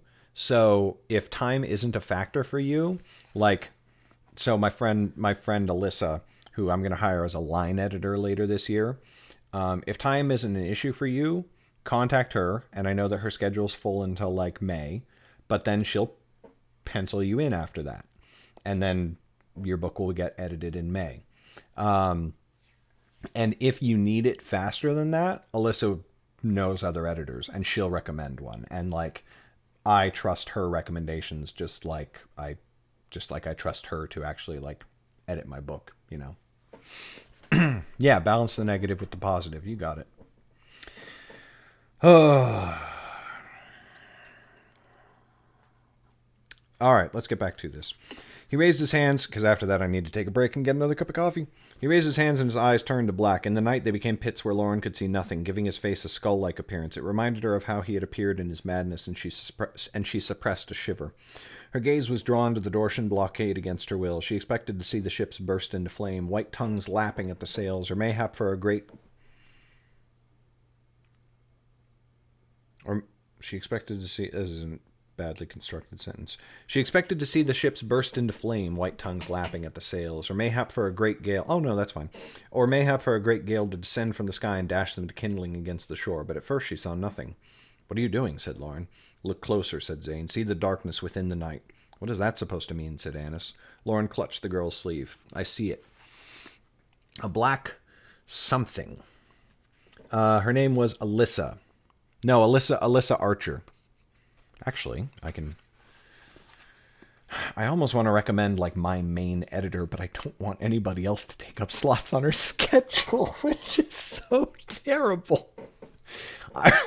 I will recommend my main editor first, and my copy editor. So there's copy editing and then there's line editing. And my friend Alyssa actually does both.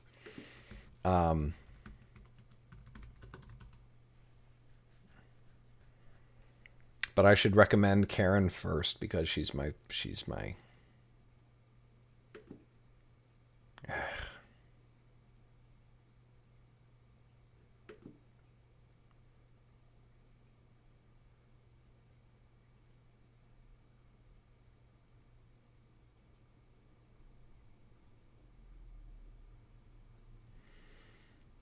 Does it have her contact information? Yes, it does.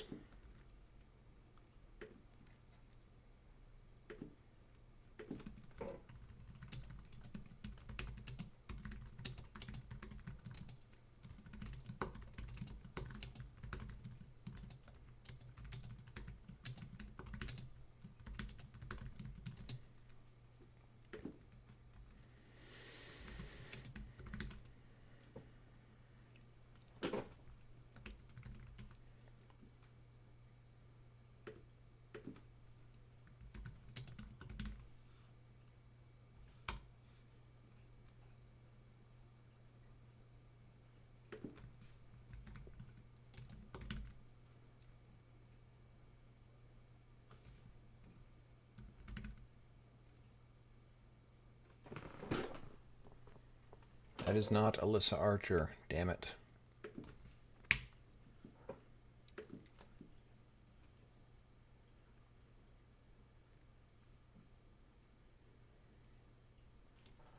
Oh, for fuck's sake. I have her email address, but I don't want to, you know.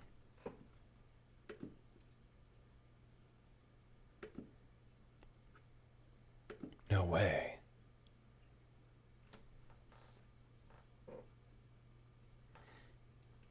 Really? Okay.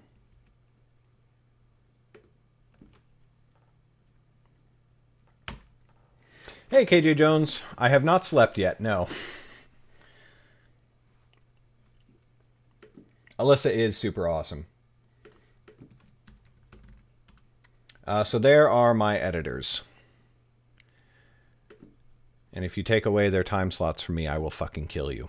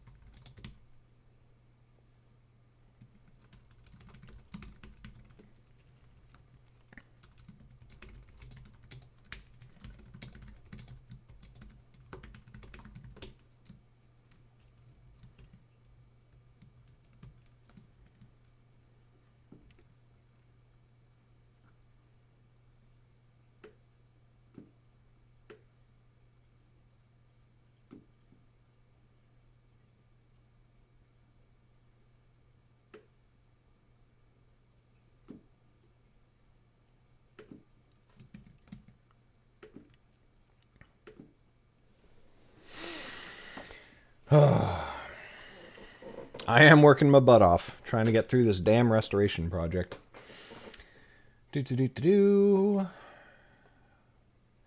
you, Choco Latte. You got the free link above, right? You got the free link already?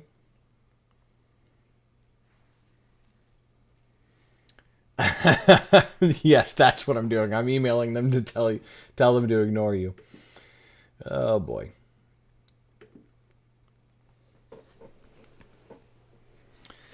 All right, almost done here. Almost done. A black something swelled around the ships, whirling about the hills where they met the water. Like flame it moved, but darker than the night that surrounded it. She could only see it by its absence of light, like a blot of ink on dark skin, like blood on a crimson cloak.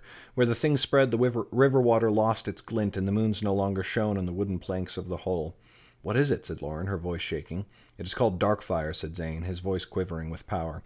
It is like my flame, but strengthened by the mage stones. The stones do not only strengthen a wizard's gift.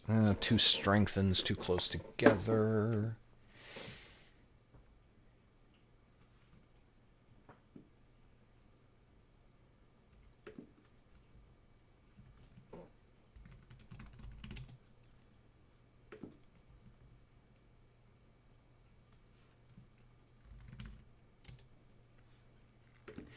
It is called Darkfire, said Zane, his voice quivering with power. It is like my flame, but made stronger by the mage stones. The stones do not only empower a wizard's gift, they change it.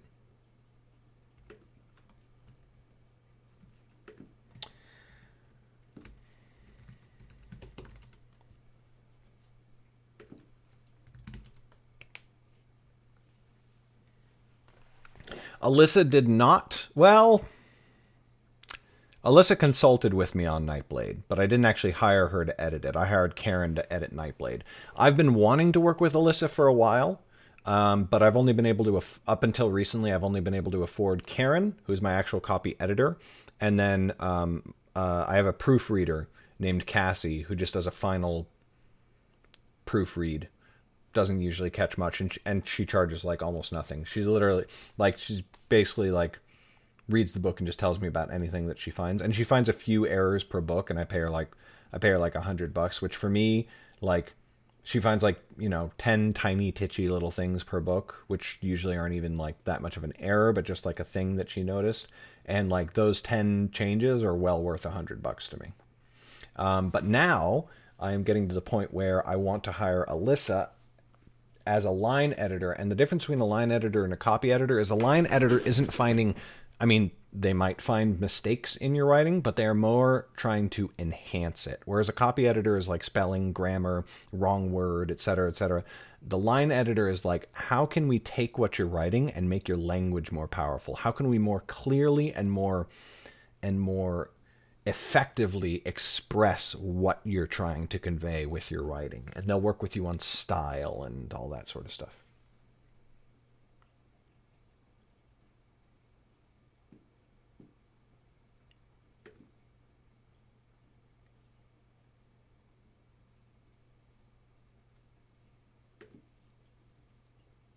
Force. What a great word. Can't believe I didn't even... His voice quivering with force. Yes. It is called Darkfire, said Zane, his voice quivering with force. It is like my flame, but made stronger by the mage stones. The stones not only empower a wizard's gift, they change it. Spellcasters of every branch become more powerful, each in their own way.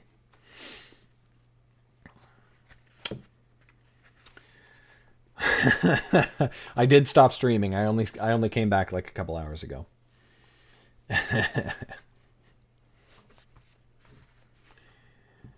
I've been doing it for 4 years, Choco Latte.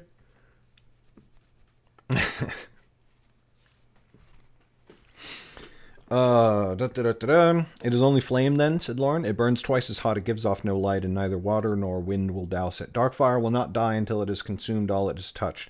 Our Dortian friends must make for the shore, or they will be lost. Lauren turned on him angrily. Put it out, wizard. You could kill everyone aboard those ships before they see what you have done. That is unlikely, he pointed. See, even now they are aware of it. Lauren heard a shout. The men on the ships erupted into a flurry of activity, like ants whose hill had been doused with water. Some ran for barrels of water.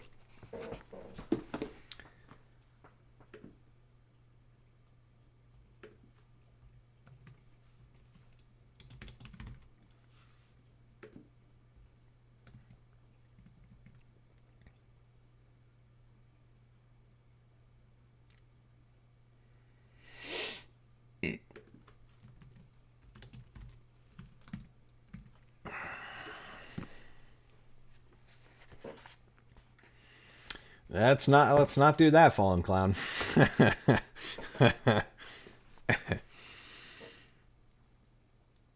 The men on the ships erupted into a flurry of activity like ants whose hill had been doused by rain. Some ran for barrels of water and dumped them over the side, but it had no more effect on the Darkfire than the river did. The flames licked higher and higher up the hulls, and one of the ships began to sag in the water, its bow tilting up.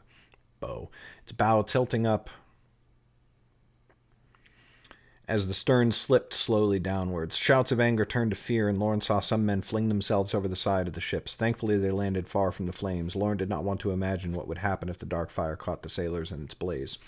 "Put it out," she commanded. "If they do not burn to death, they will drown." "The river is gentle," said Zane, his voice hard. "Any sailor can make the swim to shore, and if the captains are wise, they will set their sails for solid ground." It seemed he was right. Even as some men scrambled for the water, others sprang into action at the shouts of the ship's officers. Slowly, achingly slowly, the sails rose. They caught the night's gentle breeze, and the ships drifted for the southern shore. "We have watched long enough," said Zane. "They make for land, and we must do the same. There is much ground yet to cover before dawn." Their boat lurched as Zane used his magic to push it through the water. In no time at all, Lauren felt a grinding beneath their feet as the hull scraped the river bank. She turned one last time to the southwest. Two of the ships had landed. The third almost made it, but its back half sagged, slowing it down. Water sloshed through the railings onto the deck. Abandoning all discipline, the crew flung themselves headlong into the river. The captain was the last to go. Lauren could see him, a tall man in a yellow coat that fairly glowed in the torchlight. He bellowed at his men as they abandoned him, but in the end he had no one to scream at. Then he shucked his coat and joined the crew in their flight. She turned her back and took Annis's hand, helping the girl over the riverboats, railing in onto the shore. Together they struck north as the ships burned behind them, consumed by flames darker than midnight. Zane fell into step with them, bouncing a little with each stride. "I feel stronger with each passing moment. The mystic's enchantment seems to be losing the last of its hold on me." "I'm glad," said Lauren, though she was not. "Mayhap it is best if we part ways now. Annis and I can return to the city before the sun rises. It will be harder to sneak in during daylight." "Though it sounds strange, you will have a quicker time of it if you carry on north for a while," said Zane. "The road out of Wellmont runs north, but soon it turns west into the foothills of the Great Rock Mountains. We are scarcely an hour's hard walk away, and from there your journey to the city will take you half the time. Fear not, for you will be parted from me soon." "Not soon enough." Annis rubbed at her neck where the wizard had burned it. Zane only smiled. "Very well," said Lauren, though she wanted badly to part from the wizard's company. "North it is." They placed the southern moon at their backs and hastened their steps.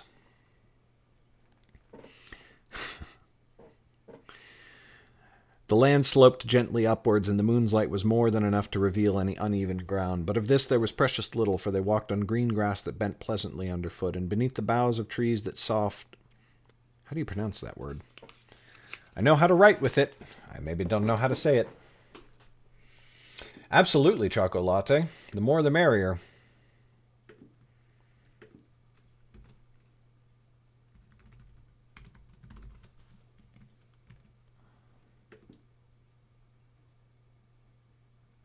Sal.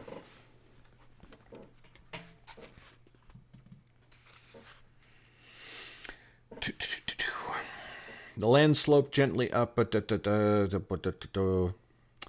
beneath the boughs of trees that soughed sweetly in the night's cool air. If their circumstances were different, Lauren might have enjoyed herself. The ground, the trees, and sky all joined together to remind her of the birchwood.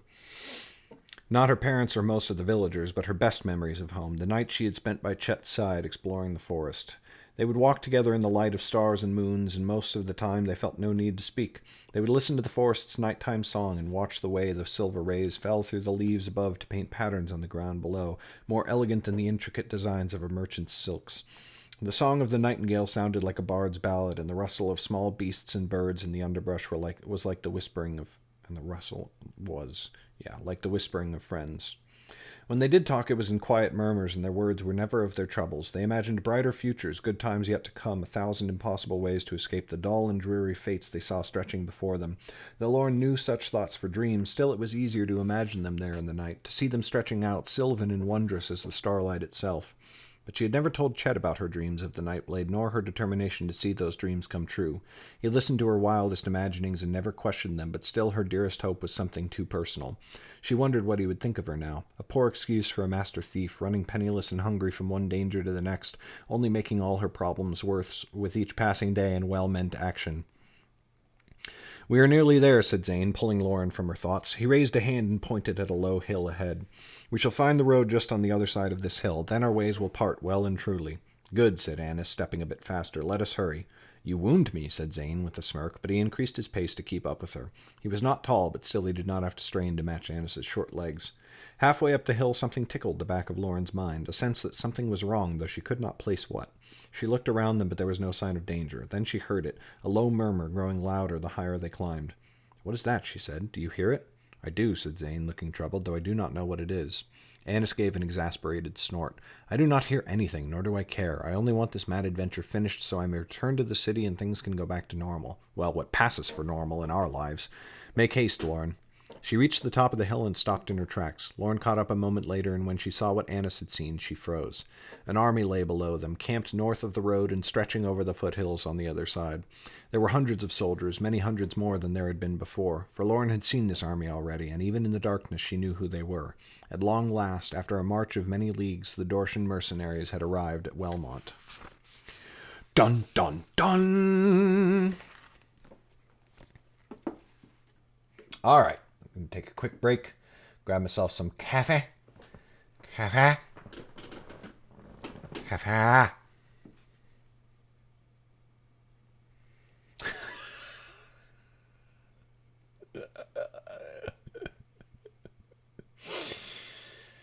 That's great, 6-6, but it does seem very silly. So if it's not supposed to be silly, that tagline needs some work.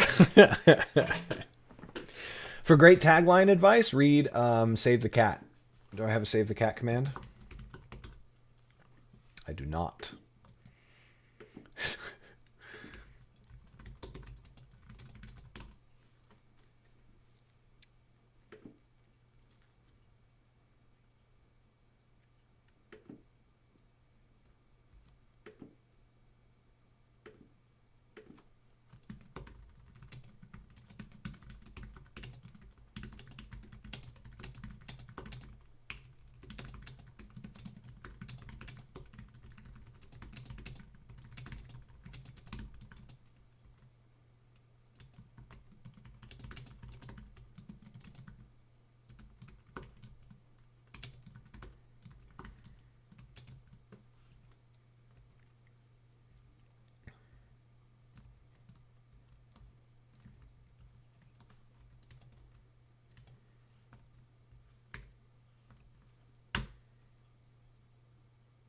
Dope.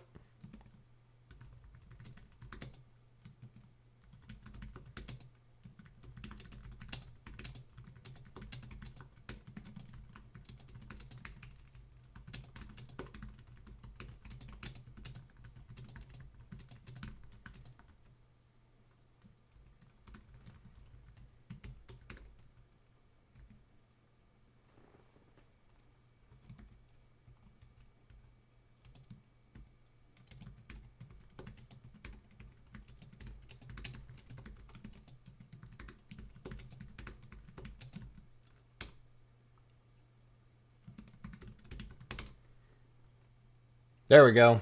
That worked. Donald Mass. I don't know that one. But it is that is the book by Blake Snyder, and it's about screenwriting, but the storytelling advice is solid no matter what. It's if you write novels, it's amazing. It's incredible. I use the Save the Cat like it's not really a method, but I use the technology in that book. Technology, it sounds so weird. I use that book every time I write a book. I go and I reread the whole thing. I apply the advice in a new setting, in a new implementation, a new whatever you call it, a new iteration, and I like check my work against the book.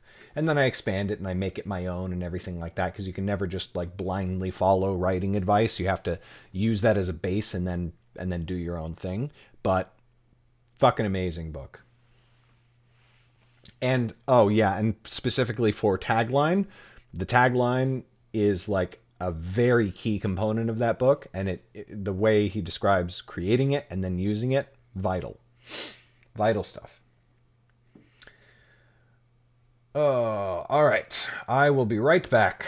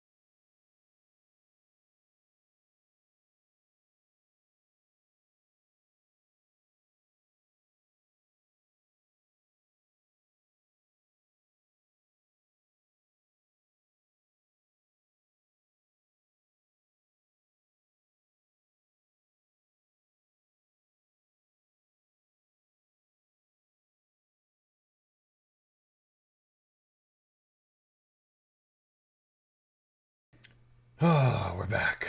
Ooh, look at chat. Look at y'all talking away.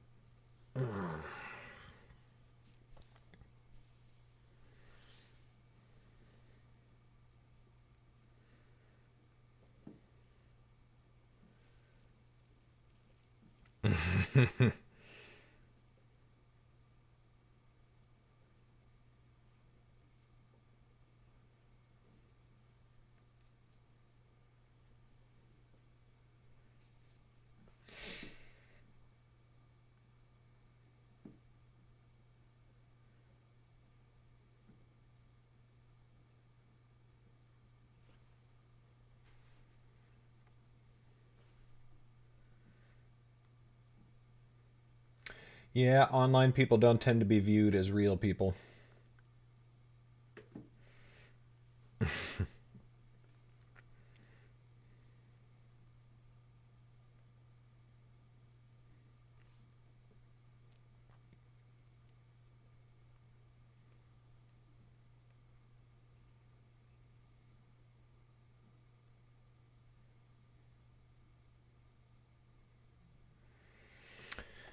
Oh, all right.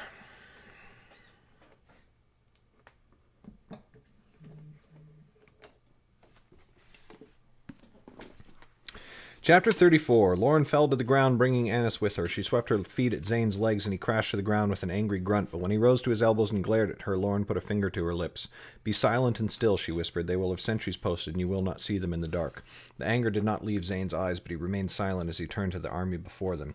No campfires burned among the hosts, but the moon's light was more than enough to illuminate hundreds of canvas tents. A few torches shone, held by night watchmen who walked among the tents. "Why are there no fires?" whispered Annis. "They are trying not to be seen," said Lauren.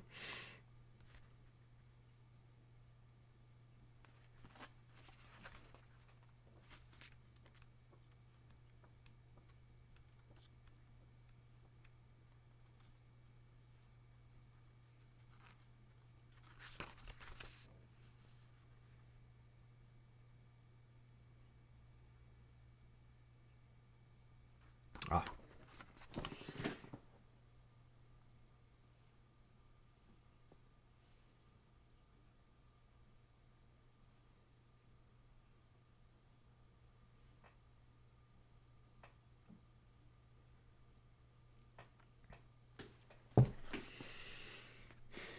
We were on the edge of our seats, Mega.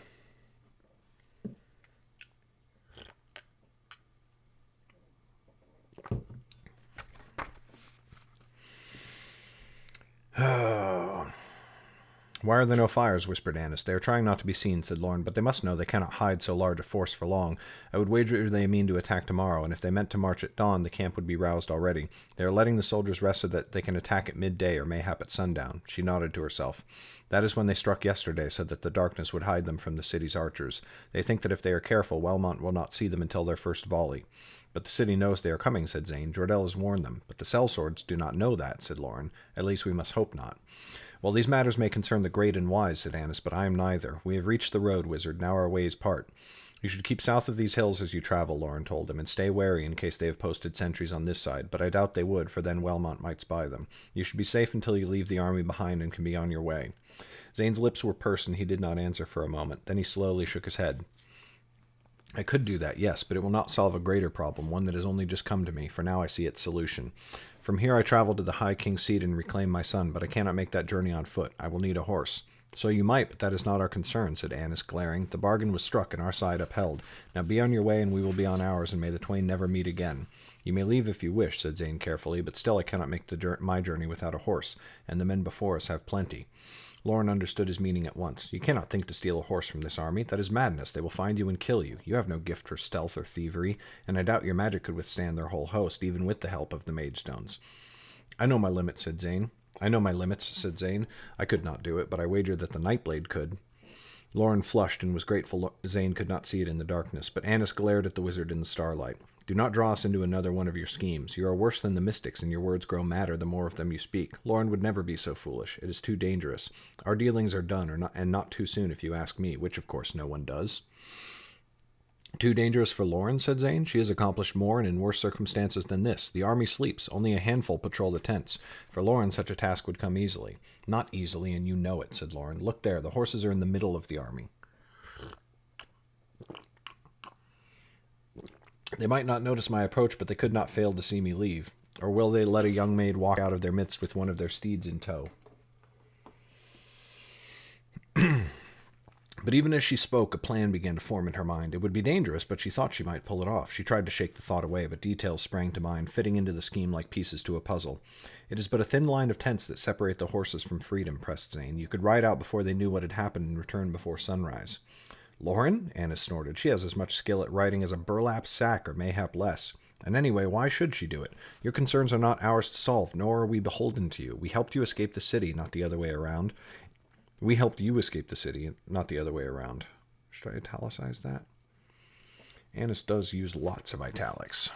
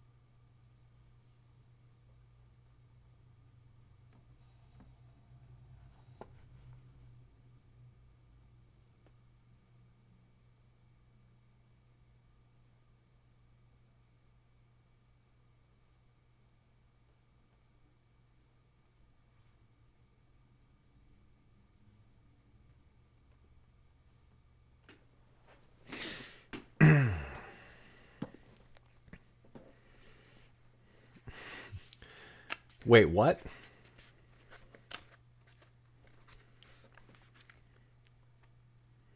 You're going to need to explain that, Mega. We helped you escape the city, not the other way around. Indeed, you have brought nothing but death and danger on us since first we laid eyes on you. If not for you, the constables would never have come to my mother's caravan, and she would never have killed them. You brought Jordell into our affairs, and we have regretted it ever since. And without him, we would have had no concern with Vivian, and I would have been happier for it. No, wizard, you draw trouble like honey draws flies, and I am sick of your sweet words.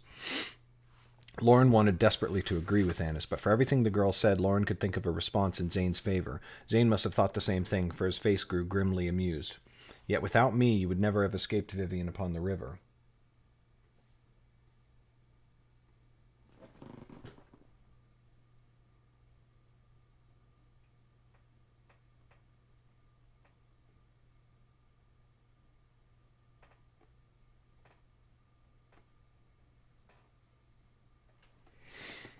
He said, you would never have escaped Cabris after your mother decided to hunt the two of you down, and if I had never met Lauren, I should still be in the birchwood, she finished. I would not wish for that, nor will I deny my gratitude, but still, Zane, you ask for too much. A weight on both scales clears the account, said Zane. A young woman once told me that in the birchwood, and I have not forgotten it. I failed to see her wisdom then, but it becomes clearer to me now. Do not think to flatter me, said Lauren, though again she flushed in the darkness. This is too great a task. You must travel on foot for now.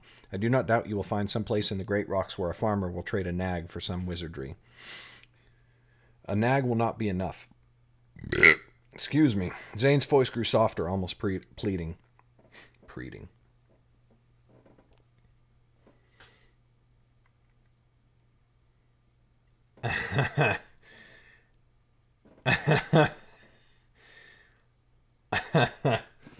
That's amazing.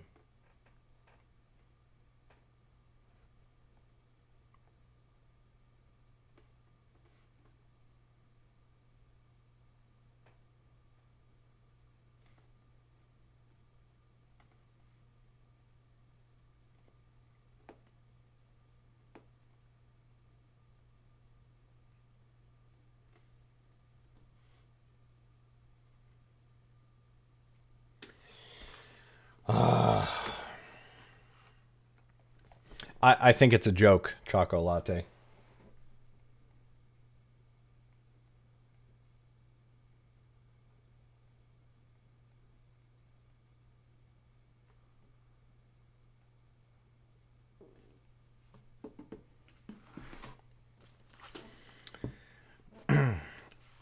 Lauren, you know what I pursue, but you know also what pursues me. The Mystics will not give up their hunt, and Jordell knows that I make for the seat. He will send word to his order, hoping they can capture me there, but the arms of my enemies are long, and they will hear of it. They will be prepared for my arrival, and all hope for my success will be lost. Even the Magestones will not help me then, or I might not reach the seat at all. Now that Jordell has found me, he will be harder to evade. I have no hope but haste. If you will not help me one last time, then break your vow of peace. Draw your dagger and slit my throat here, for it will be a quicker end than the one that will find me after. Lauren looked away. You think to pluck at guilty strings within my heart. You helped me in the birchwood, yes, but can you claim I did not help you as well? You cannot forget all I have done when you speak of the past. I do not forget it. Lauren felt his hand on her shoulder. That is why I asked this of you. Have we not traveled far enough together, daughter of the family Nelda, to earn me this final boon? Do this for me and let us part as friends, each with some hope of achieving our desires. It is no bad thing to have a wizard in your debt. Lauren pushed his hand away and fixed him with a hard stare. My debt and then some, she growled. I will expect you to conquer a city for me if I ask it. Annis's eyes flew wide. You cannot mean to do as he asks. One outlaw to another, said Lauren. Ignoring Annis's look of horror, she held out a hand. If I call on you, you will answer. Are we agreed? Without hesitation, Zane smiled and took her wrist. One outlaw to another. I quite like that. On your word, said Lauren, gripping his wrist and shaking hard. Now let us see if I have yet earned my name. 35. They crept back down the hill. Oh, 34 is done.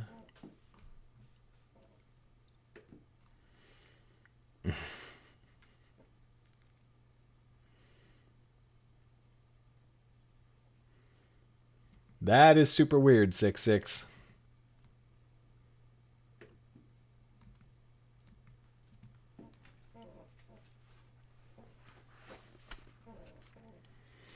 Chapter 35. They crept back down the hill on its southern side, where they found a narrow dell with many trees to hide them from any watchers above.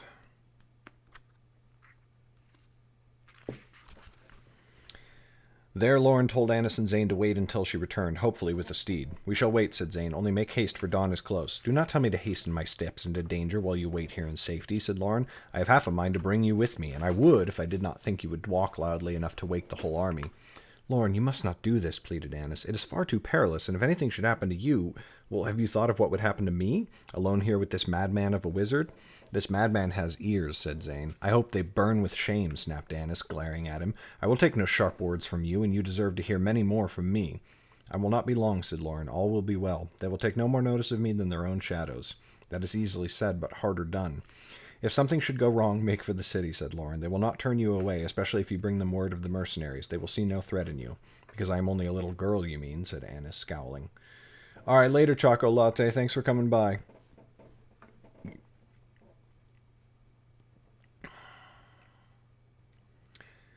Lauren put a hand on her chin and tilted her face up. It is no bad thing to seem less of a threat than you are. Remember that always. When you look at me, you see a simple woodsman's daughter. Little would you know that you match eyes with the world's greatest thief.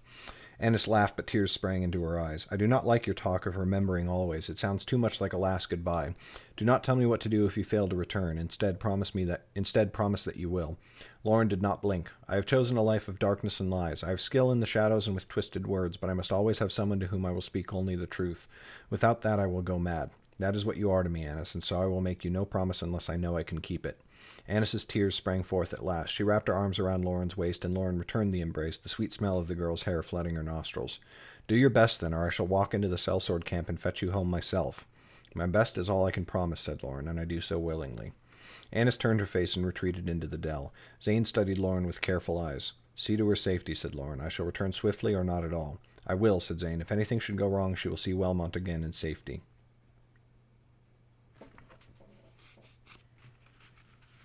Too many safeties.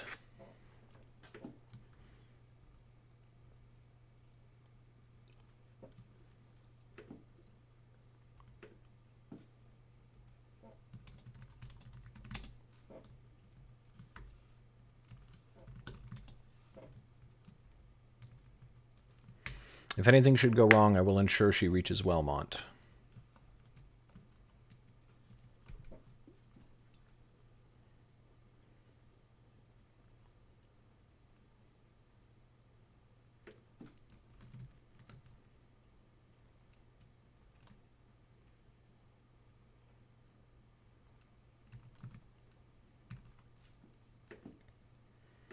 Oh, Zane. You can ask about the word mayhap. Go ahead, ask.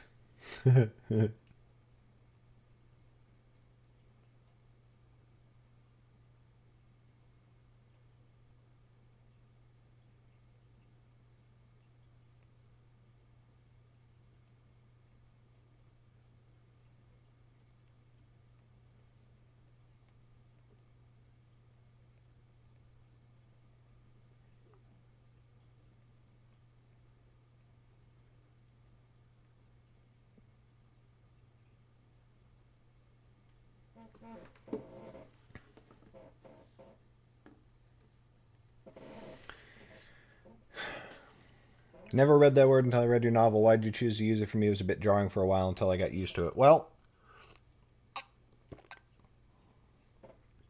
for me, personally, as a reader, a big appeal of fantasy is the feeling of it. And the thing that I love about Lord of the Rings is it feels like a different time in another world. And a lot of that has to do with the language and the way that people speak and the words that they use when people in modern times would say something completely different. And it's not just with Tolkien, honestly, it's mostly the way they talk rather than the words they use.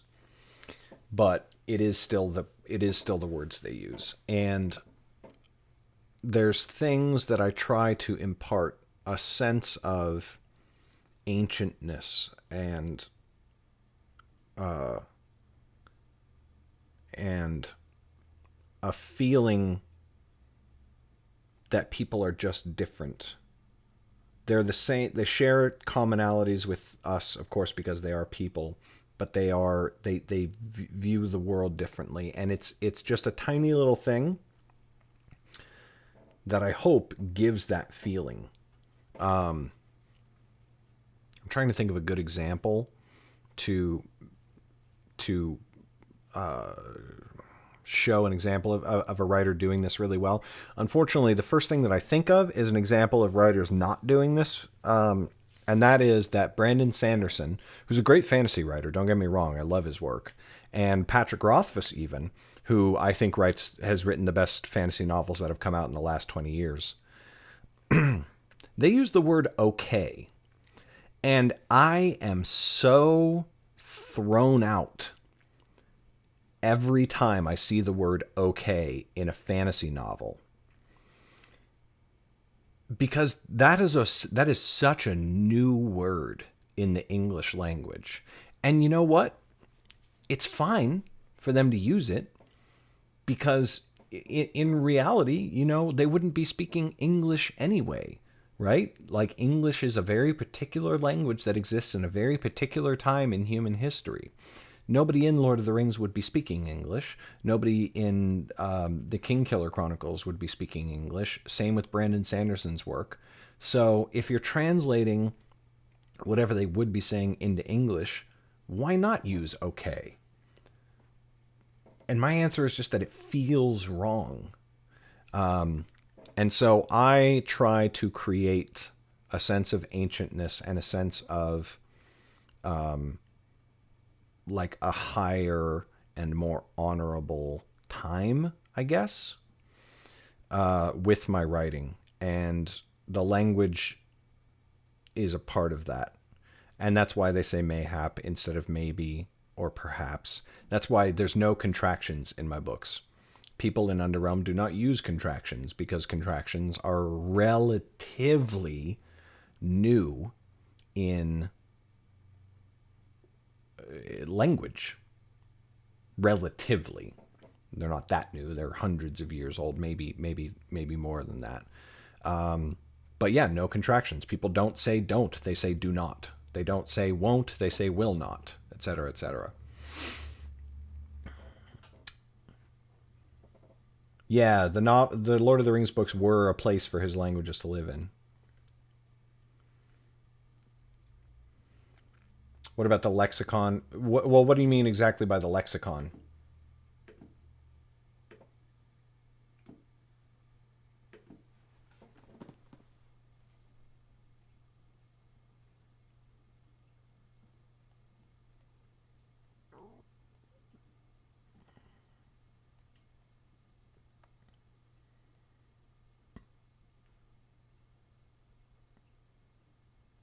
I mean, like, what about the lexicon? What's your question exactly?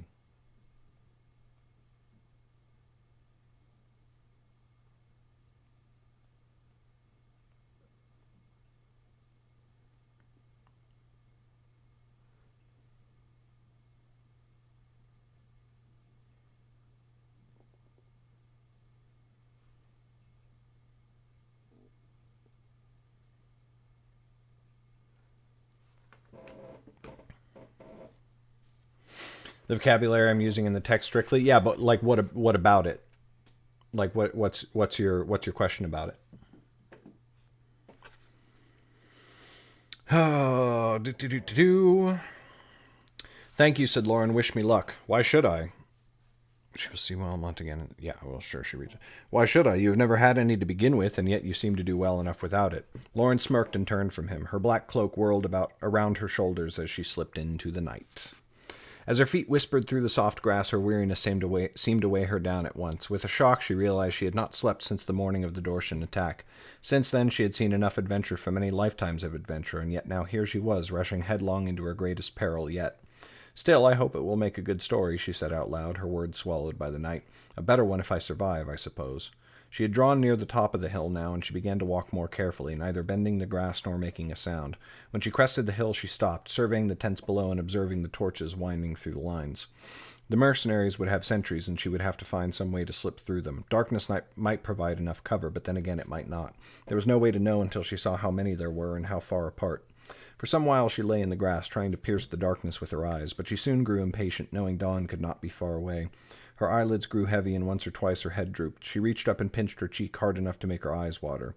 You will not fall asleep, she growled to herself. What an inglorious end to my tale that would make.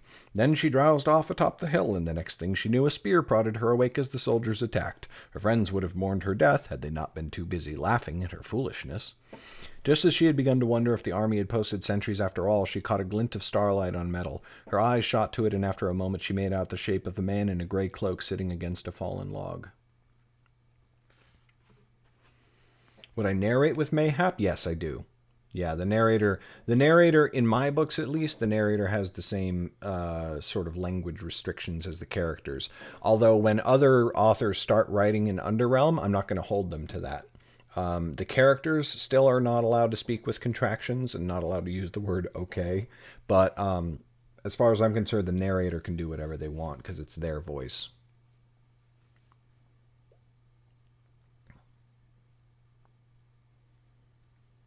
I mean, if I did third person omniscient, it would obey the same restrictions. But again, yeah, that's not necessarily that's not something I'm going to impose on the other Underrealm authors.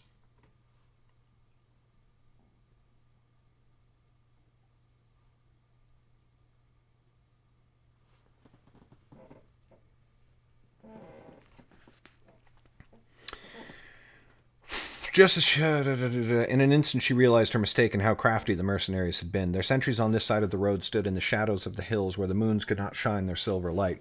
Only luck had given Lauren a glimpse of the man as the stars caught the steel of his sword pommel. He was close to her, much closer than she would have thought possible, and her heart skipped as she imagined herself crawling ignorant down the hillside into his waiting arms. Gone were any thoughts of sleep. Now that she knew what to look for, she crawled west along the hillside with a sharp eye for the next sentry. This one she spotted without much trouble, not far from the first. They were close enough that she might sneak between them, but it would be a dangerous business. Even the slightest noise would give her away, and once she passed from the shadow, she would not be hard to spot in the moon's light. All right, later, 6-6. Have a good one. She would have to create a distraction. She wished for a moment that she had brought Zane, so that he could send a bolt of lightning flying. In the sentry's shock, she could have slipped by, but mayhap such a plan would have been worse, for then the camp would surely be roused, and her chances of emerging unscathed would diminish. Lauren thought of her dagger, but she dismissed the idea immediately. Only sheer luck had made it useful thus far, and she did not like the odds that one of these men might know and respect the mystics who dealt with such weapons. No, she would have to draw them out, but in such a way that they would decide in the end there was nothing worth alerting the camp about. An idea struck her. It seemed risky, but she had little time to think of anything else.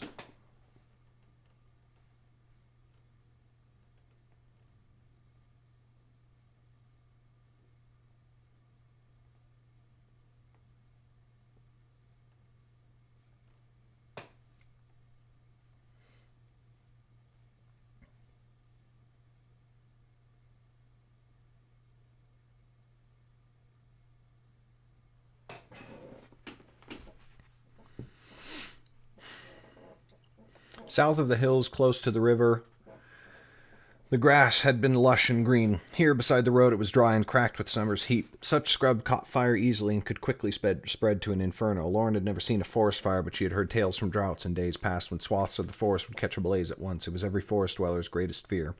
What were the chances that the sentries might know this? Fair, she supposed, especially if they came from lands where woods were common and grew dry in summer. A small fire, then, hardly more than wisps of smoke, might draw them out. Quickly she went into action, pulling several dried scrub brushes and branches together. To make it look like an old campfire, she collected a few small stones and arranged them in a circle. Flint and steel sprung to her hands from the pouch at her belt. She struck once, twice, thrice, and a few small sparks leapt to the tinder. Within a moment, a small...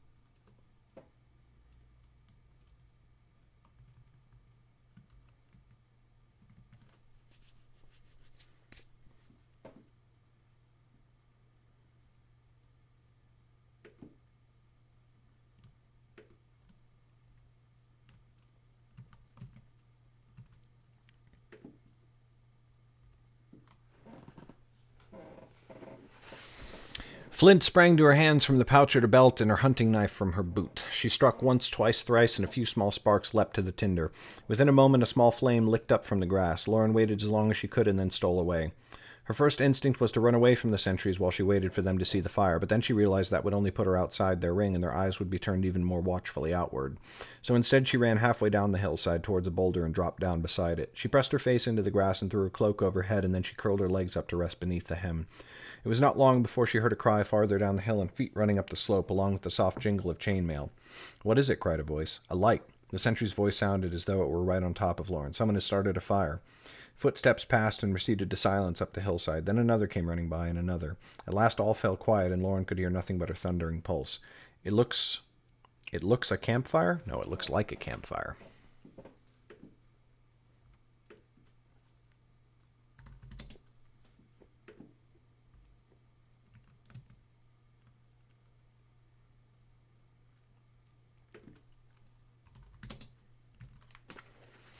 "It looks like a campfire," said one of the men. His voice was distant, and Lauren had to strain to hear the words. "Aye, but no one is around," said another. "That only means they are wandering about in the darkness," said the first. "Run back to camp and alert one of the officers. The men must be roused." Lauren's hope plummeted until the third voice spoke above the others. "Hold that order," he said. "In summer an ember may lurk unseen for days before sparking to life. This could have been said a week ago or more." "Or tonight," said the first man. "We should send word. And risk tomorrow's march for an old campfire long dead? I will not risk it, for if we rouse them and find nothing, the commander's wrath will fall upon us. Yet if we say nothing and are attacked by one wanderer, mayhap lost in the darkness, it could be no greater force, for who would be so foolish as to light a fire to announce their coming? No, at worst this is some moonlight traveler who fled as soon as they saw us coming up the hill towards them." Lauren needed hear no more. She peeked under the edge of her cowl. 3 figures were silhouetted against the night sky. Rising to hands and knees, she crawled around the rock before standing. Bent double to make herself small, she dashed on ahead as her eyes scanned for any other enemy, but no sentry stood near, and so in silence and shadow she crept among the tents of the sellsword camp. Chapter 35 done, motherfucker. Chapter 36.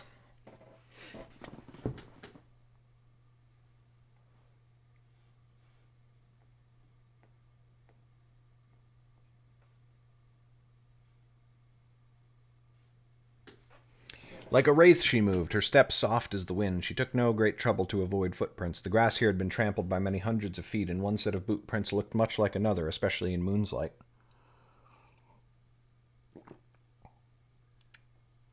The campfires she avoided, for anyone near them would raise the alarm if they saw her. There are no campfires. We said that already.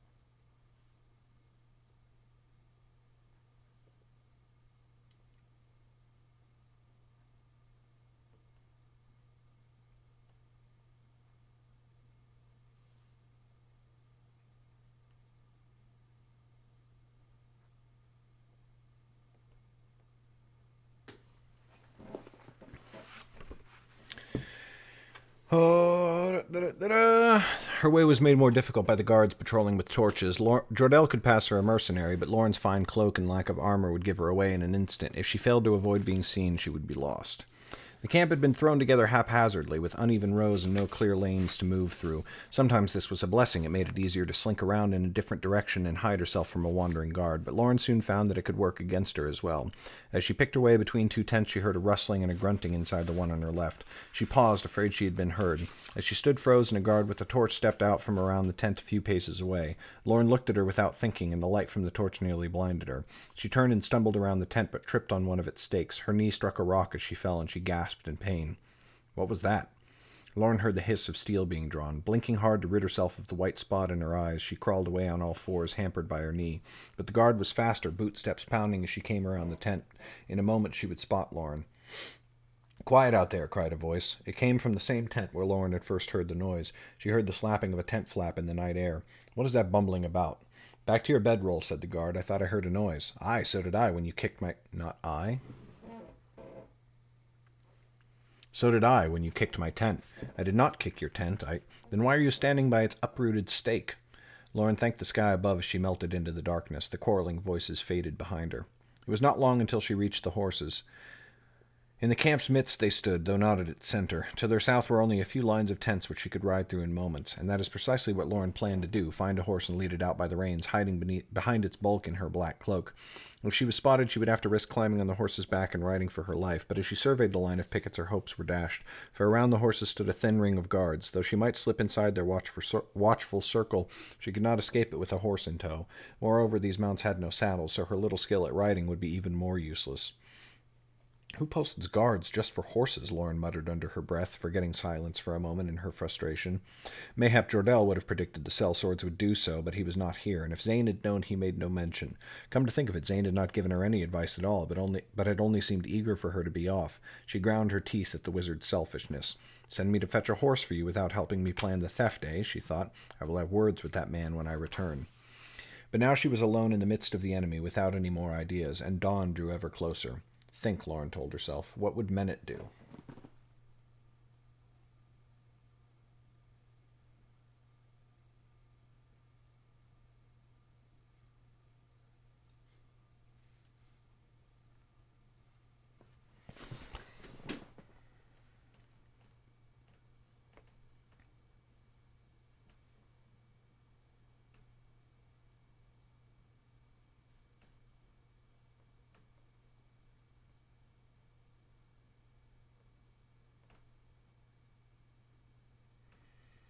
What would Minute do? That fucking guy? What would that fucking guy do? Fucking Minute guy.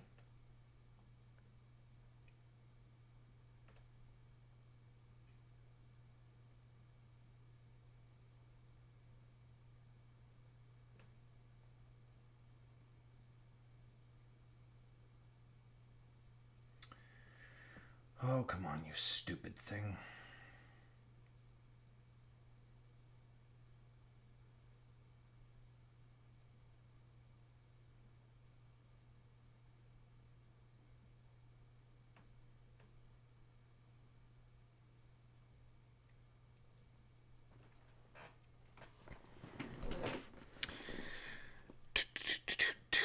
But that was no help. Menet could have placed a charm of sleep upon the guards and ridden out unopposed, or he would have mounted a horse and cloaked it in shadow, and no one would have heard him as he rode silently through the tent lines. But Lauren was not Menet, and she had none of his magic. She had only a black cloak and a dagger. A dagger? Her fingers sank into her cloak to caress its hilt. "You have often been my salvation in danger," she muttered. "If you have any power of your own, show me now what I must do, for I fear I am lost." Oh, fallen clown, come on now.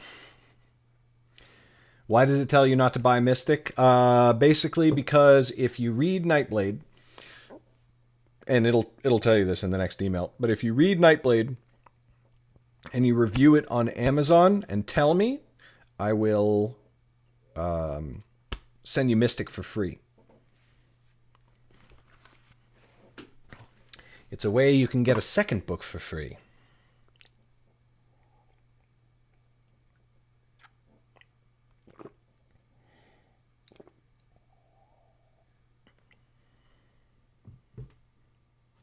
And that is a very large part of my marketing strategy. One of the reasons that works so well, by the way, is that if anybody reads Nightblade and they go, if anybody reads Nightblade and I say, "Hey, I'll give you Mystic for free if you review Nightblade," and they go, "Yeah, that sounds great," and they go and they review it on Amazon,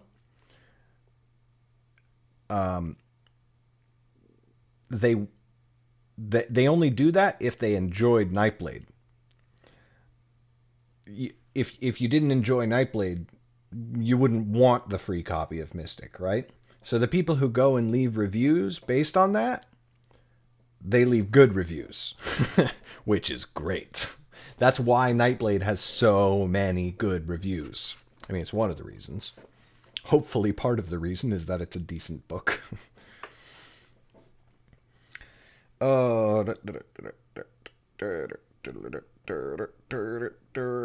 Mayhap it hurt her, for an idea sprang to mind. A mad scheme, to be sure, and if she could have explained it to Annis or Zane, they would have called her a fool, but they were not here, and Lauren was. The horses were bound to pickets with leather ties. There was no wooden fence to constrain them. If they could be made to panic, the chaos of their stampede would provide more than ample cover for Lauren's escape, and it would deal a grievous blow to the mercenary army besides. "I suppose if Zane can do his part to alleviate the siege of Wellmont, then Nightblade can do no less," she whispered. The madness of her plan made her giddy, and she smiled in the darkness. First, though, she would have to get past the guards. Lauren crept closer until only one tent remained between her and the horses. Just before her was a man, and his nearest companions were many paces off. Lauren stooped and found a small rock at her feet. From behind the tent, out of view, she reached back and flung the stone into the midst of the horses away to the right.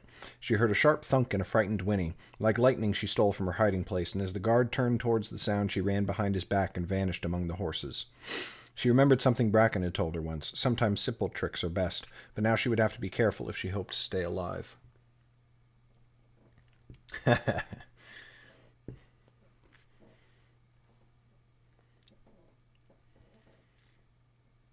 Well, they're all available on Kindle Unlimited, so. And I make make a good portion of my money from Kindle Unlimited. Very fond of that program.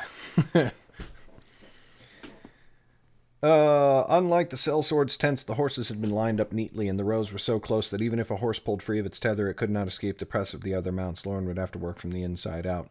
She pressed between the beast's heavy, sweating flanks until she was near their center and knelt to untie a tether, but it had been worked with a well-made knot, and her fingers fumbled in the darkness. "Very well," said Lauren. She drew her dagger and slashed at the leather. The fine blade split it, and the tether fell away. The horse nickered but could hardly move, so close were the other mounts. She did the same with the horses on either side, and then with all the ones in front and behind.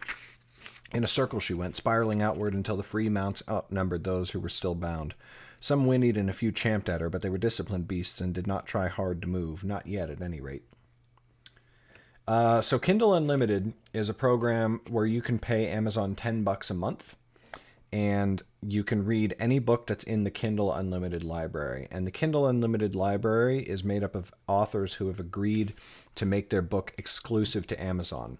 So my books are all published on Amazon, and they are not published anywhere else. They are not published on Nook or iBooks or anything like that. So they are in the Kindle Unlimited library. So if you're paying that $10 a month to Amazon, you can read any book in the library and you don't pay extra. And then if you do that, a portion of your money that you are paying goes to the author. And it's more money, the more pages that you read of the book. So basically every page of my book that you read, I get money for. And it's not much. I get like $3.50 if you buy the book, and I get like $2.50 if you read it. But it's a better experience for readers, honestly. And so fucking many people read the book that way. I probably have about 3 times as many people reading my books in Kindle Unlimited as buying them. So, yeah. Yeah, so I get about half a cent per page is about what it works out to. And it varies month to month depending on how much people read. So if that's the sort of detail that you're looking for, yeah, it's about half a cent per page. And with a 400-page book, what is that? Yeah, so I get about $2 per book. Oh, so worth it. And what's awesome too is that actually for the box sets, so like my box sets, right? I have a box set where you can get the first 3 Nightblade books for $10, which is right now discounted to $7. And from that box set, I get like $7 if you read it, but I get like $8. I get like $7 if you buy it, but I get $8 if you read it on Kindle Unlimited. So that's actually pretty great. And people on Kindle Unlimited love seeing that. They're like, oh my God, 3 books in one. This is such a great deal on my Kindle Unlimited, even though it's the exact same thing. It appears more valuable. So yeah.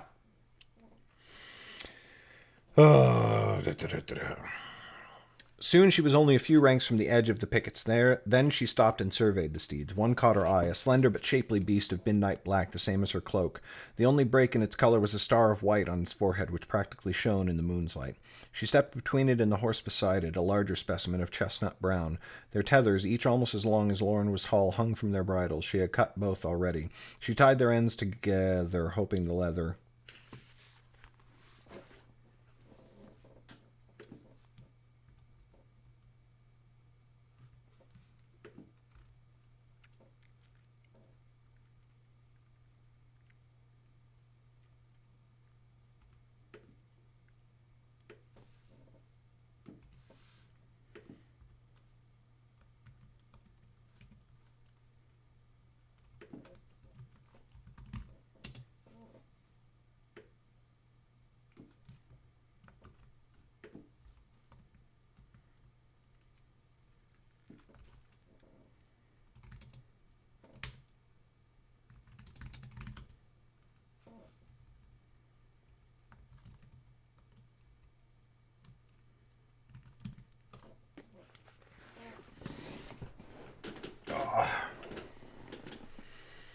Well, I mean, if you download them, it doesn't really matter. It only matters if you actually read them. Like Amazon, if you're in the Kindle Unlimited program, Amazon literally tracks you reading the pages. So just read them, you know? And also, while you're going through, because KJ, I know you're going through the review team lineup. So while you're getting the autoresponders that are like prompting you to read each book and it's sending you a copy for free, if you don't mind, feel free to just read the book on Kindle Unlimited, because again, it doesn't cost you anything, but I do get the money from it. If you don't mind, it doesn't matter either way. Like, one person is not going to make a difference in my monthly income, but.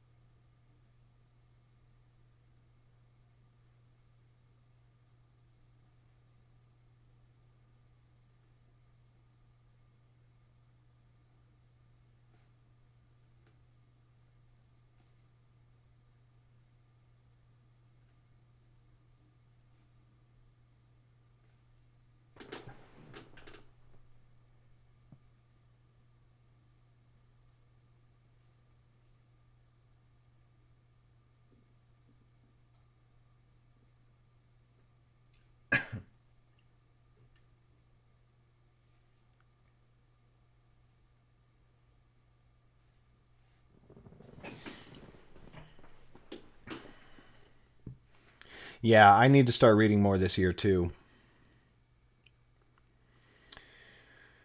I have started, but I'm still not reading as much as I want to.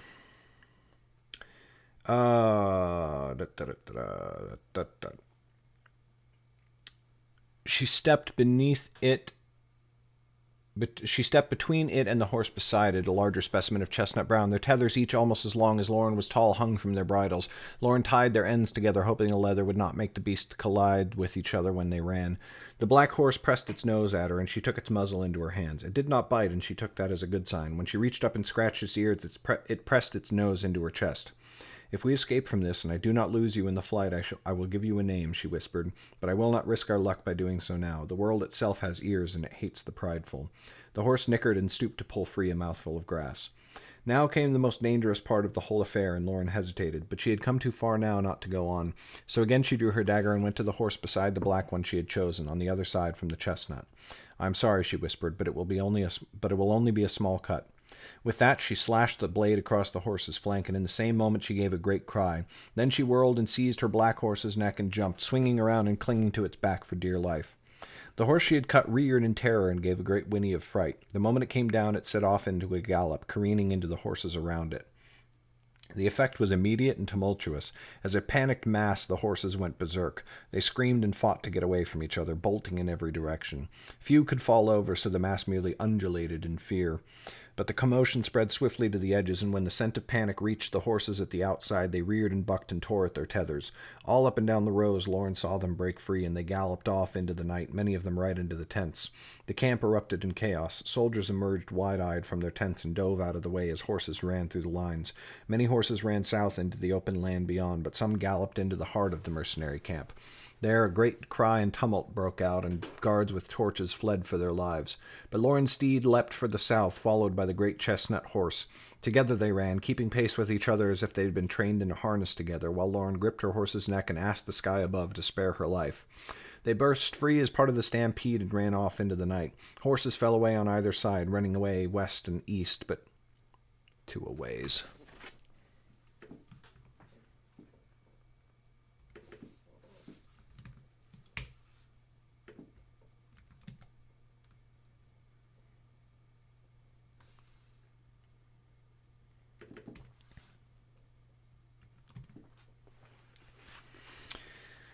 Horses fell away on either side, running west and east, but Lauren's kept south. Into the night she vanished, leaving the mercenary camp far behind. Chapter 36 done, motherfucker.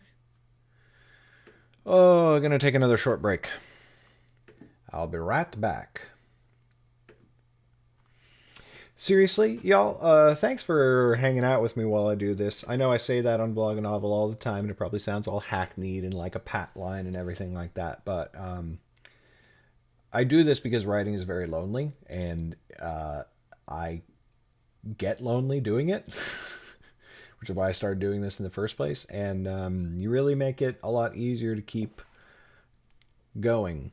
So, legitimately, thank you. All right. Enough real talk. What is this bullshit? What are we talking about feelings for?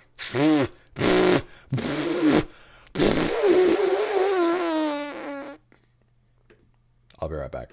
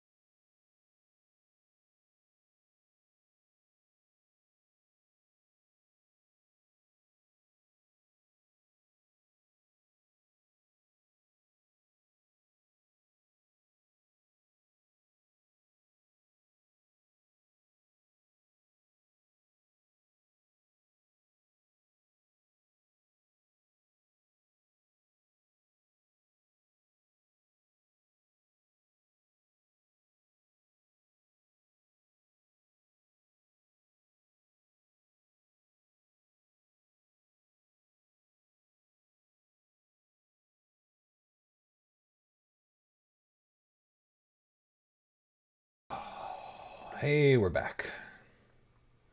Hey, what's up, Rhea? Good to see you. Good to see you, Rhea. Ah.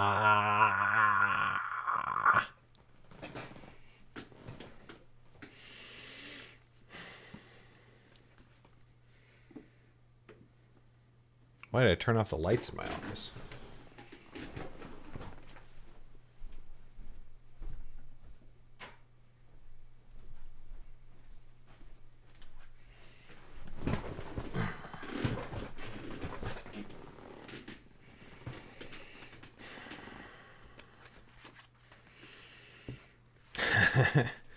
Yes, yes, indeed. Trying to finish this book. Speaking of which, chapter 37.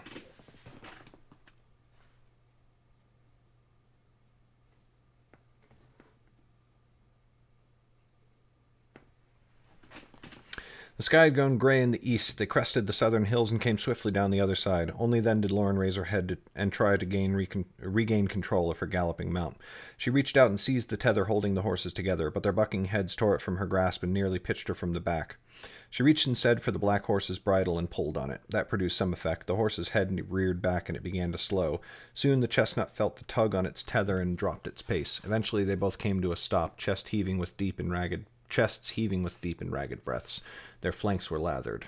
Well done, Lauren whispered, and reached up to scratch the black horse's ears. Note to self.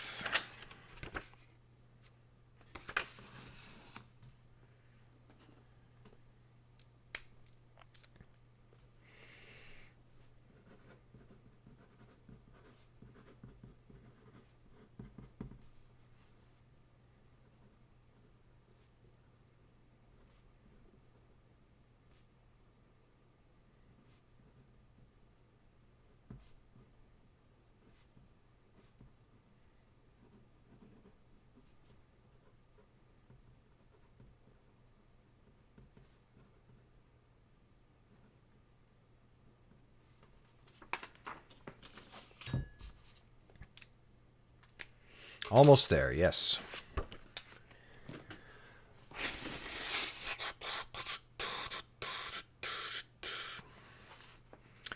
Well done, Lauren whispered, and reached up to scratch the black horse's ears. Over the hills she could still hear the screams of horses and the panicked shouting of soldiers.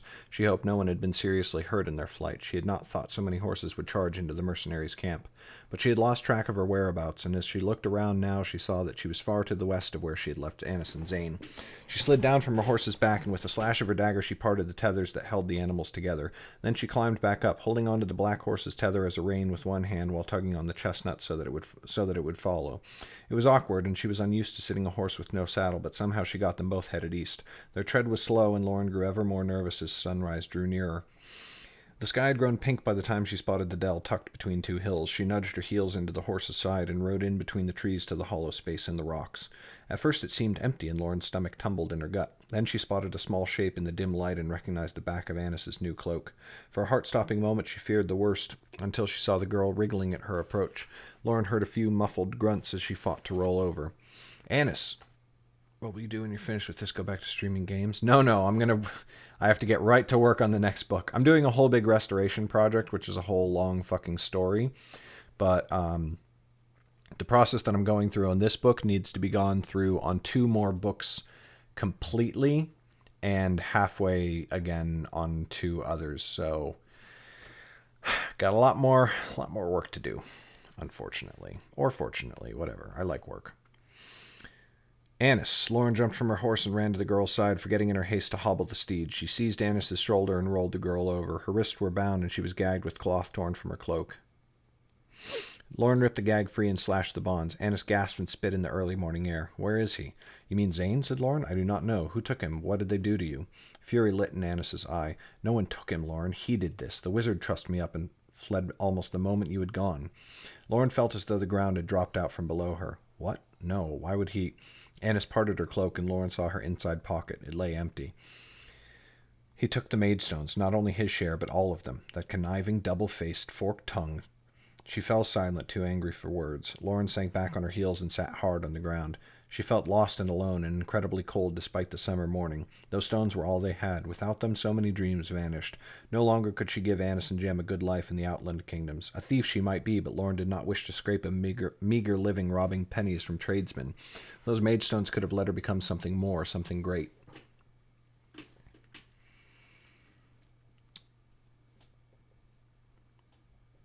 Yeah.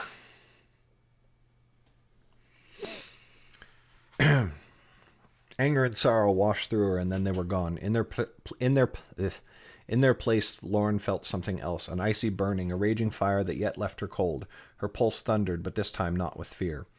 He cannot do this again, she said, almost to herself. To leave me alone and unaided upon the King's Road is one thing. But I will not let him steal my fortune. There are few words for men such as he, agreed Annis, but at least he is left. I had hopes for those stones as well, but mayhap we are well quit of them if it means that Zane too is gone. Italicized.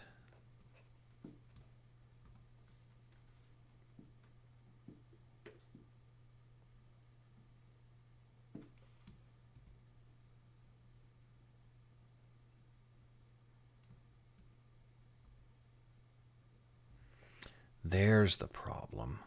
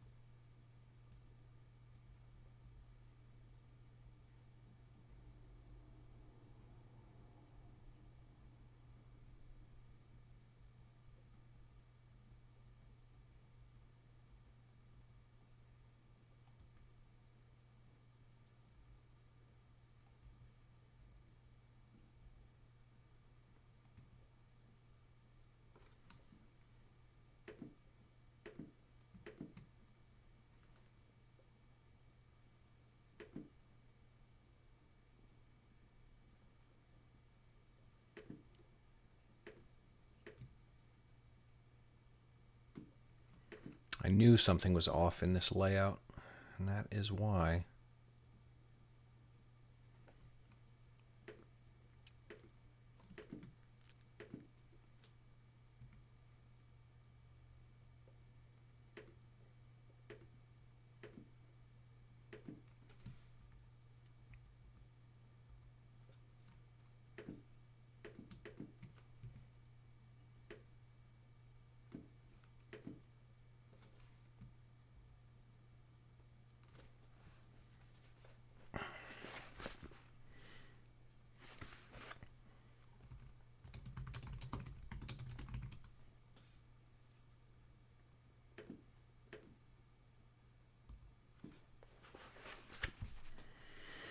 No, cried Lauren. I said he cannot do this. Those stones were not his to take. They are mine, and I will have them back. Annis's brow furrowed. What do you mean to do about it? He is gone, and the stones with him. He is a wizard. Even if he were here, you could not hope to steal his prize.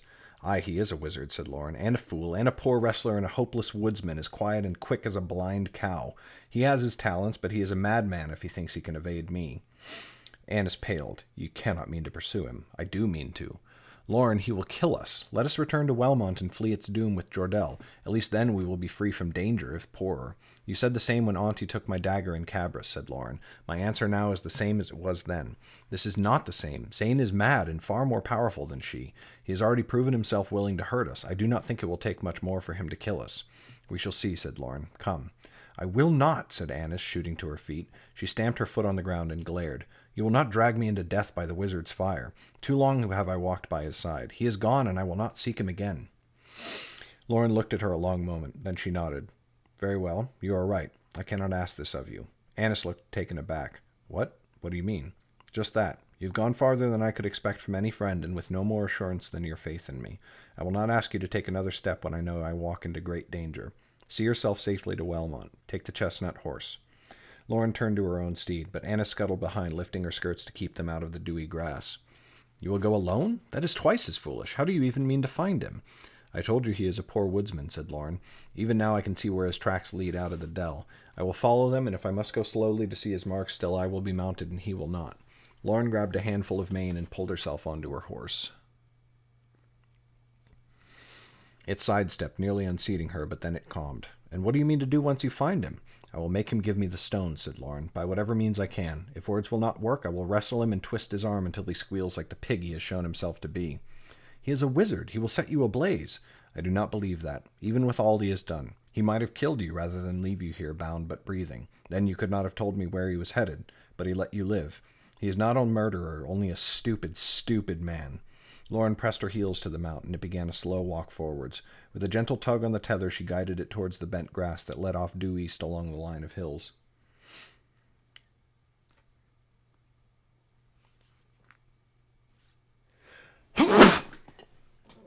Ugh, excuse me. Jem is 10 and Annis is 12. When Lauren meets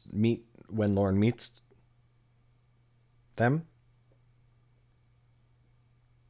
Yeah. When Lauren meets Jem, he's 10. When she meets Annis, she's 12.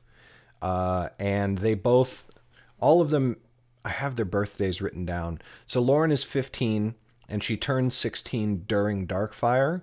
And Annis and Jem probably have birthdays during that time because, like, 8 months have passed during the whole course of the story. Thank you very much, Mega. I should probably call you Lionheart. It's a better name than Mega. I will call you Lionheart from now on. Oh, wait, said Anna. She scrambled for the chestnut horse, which had wandered out of the dell and was now many paces away. Wait for me. She scrambled onto the beast's back, an impressive feat, for it stood at least a hand taller than Lauren's, and kicked it forwards. You spoke well before, said Lauren. You should stay. This is my choice, and no one should have to share it. Oh, still your flapping lips, snapped Annis. Of course I will not let you ride off into danger on your own, you sow's ear of an idiot.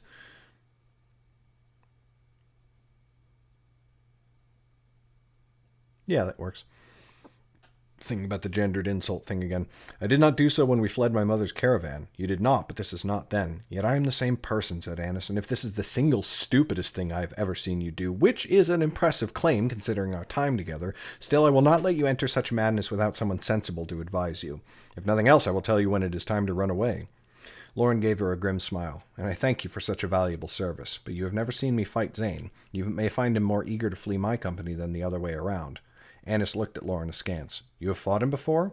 More often than you might believe, and every time I bested him, said Lauren. His magic might be like a bear's trap, but the body behind it is like a rusted hinge. Annis pursed her lips and turned her eyes forwards. I hope you were right. In truth, Lauren hoped the same. She had taught Zane a lesson or two in their time together, but the man they pursued was unlike the wizard she had met in the birchwood. Never would she have imagined that he could betray her like this, nor harm Annis as he had. She had one hope to cling to, that he was no murderer, but even as the thought came to her, she remembered his form crowned in light atop Wellmont's southern wall. He had rained fire and lightning down upon the other side, and though she did not see the result, a tiny voice in her mind nagged at her. What do you think he was doing? Do you not think his flame and his thunder took many lives? That was in war, she argued with herself. It is different. And he threw much fire at Vivian upon the dragon's tail, yet he did not kill her. He almost did. He only stopped after you argued with him. Then I will argue with him now until his ears catch in his own flame, thought Lauren, and that is the end of it. And so it seemed to be, for the voice in her mind went silent. Zane had apparently moved in haste, for his tracks were deep and easy to spot. Lauren was able to go much faster than she had hoped, and she found that her horse shifted easily beneath her despite the speed at which she drove it. The slightest tug on her tether moved the beast left or right, and she could mostly keep her eyes to the ground. That is a fine beast, said Annis, after some time had passed in silence. You chose her? I did. I think I shall keep her. She must have belonged to an officer or someone wealthy, for she moves easily under your touch. What will you call her? Lauren remembered her promise to the horse in the mercenaries' camp. We are not out of danger yet.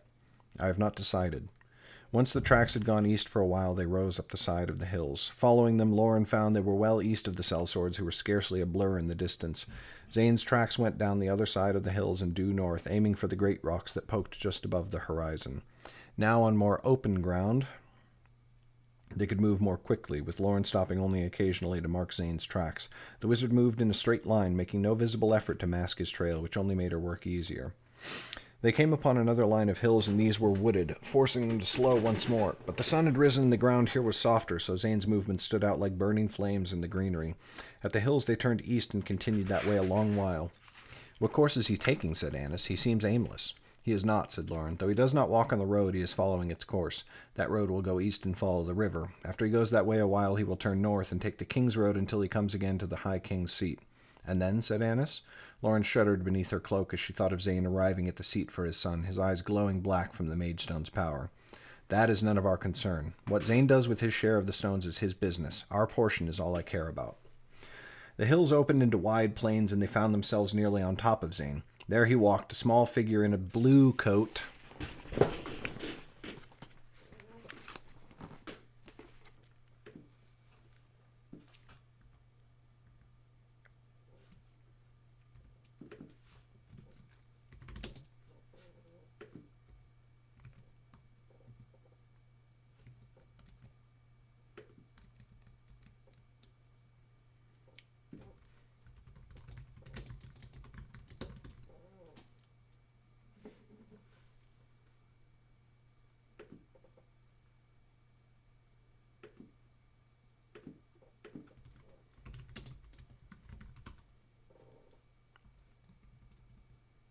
Oh, I already changed it in the Scribner file.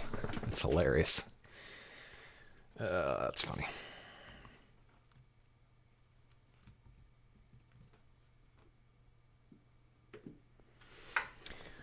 I literally made an alteration to Mystic to put him back in a blue coat, which is what he was wearing when Lauren first met him, because I wanted him so badly to have a blue coat on the cover of Darkfire.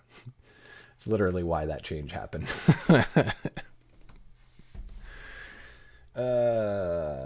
The little things that make me so happy.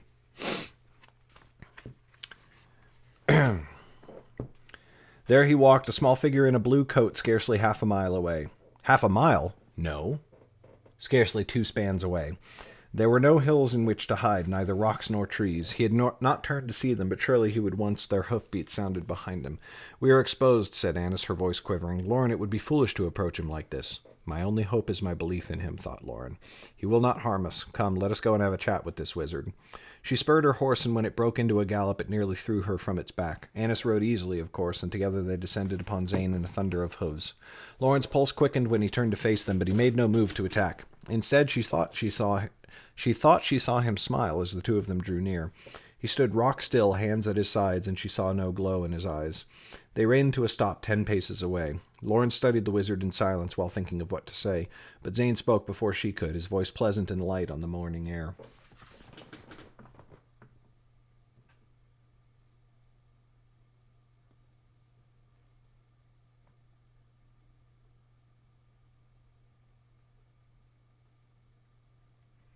Mm-hmm.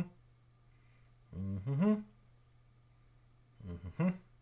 Mm-hmm. Mm-hmm.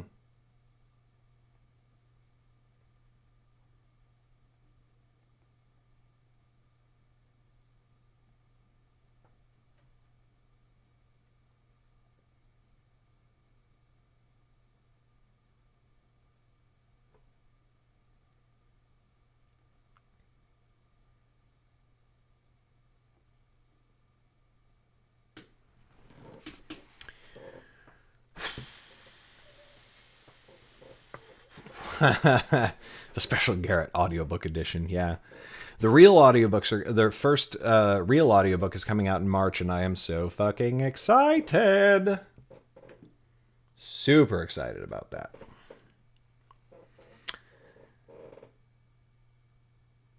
Well met again, though I did not expect the pleasure. Truly, when I asked you to fetch me a horse, you were most diligent about it. I will take the chestnut, for I think the black one suits you. You shall have neither, said Lauren. You have betrayed me again, and for that I will not forgive you. But I will allow you to leave if you only return our share of the Magestones. And why should I? You cannot take them from me, and I can make better use of them than you can. They are mine.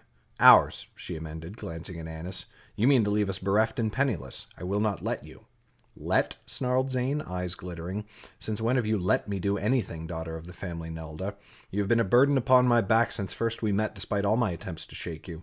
I would regret ever helping you escape your father if it were not for the stones I hold in my pocket. And so I will not part from them. I will take them as payment for your caretaking. If you think to anger me with your insults, you may save your breath, said Lauren. With your share, you can vanquish your foes and make a good life for you and your child besides. Why persist in this folly? Why not treat us fairly so that we may part as friends the way you promised?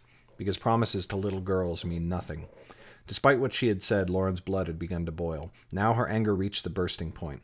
She flung her tether to Annis and leapt from her mount, marching toward Zane with her fists clenched. She did not know what she meant to do, to strike him in the face, mayhap, or throw him to the ground and drag the mage stones from his pocket by force. Drodell's words on the docks returned to her mind. Gag a fire mage, and he was powerless. But Zane forced her to a stop at the flick of his wrists. Dark fire leapt into his palms, and his eyes glowed black. It was an even more terrifying sight in the light of day, and terror stilled her limbs. Stay your hand, wretch, said Zane, his voice thrumming again with power. You cannot imagine the terrible things dark fire will do to flesh, but I will show you if you are so eager to find death in my flames. Give me my stone, Zane, said Lauren. I will not ask you again. Turn around and scuttle off, said Zane. I will not tell you again. Lauren, cried Annis. Lauren would not take her eyes from Zane's. Over her shoulder she said, Be still, Annis, or turn and leave if you must. I will not blame you. Oh, do not be an idiot, snapped Annis. Look, riders. I love how Annis is so no bullshit. When I'm writing my first draft, I don't go for a word count each day. I go for a number of hours each day. Because if I go for a number of hours each day, I know that I'll get the book done.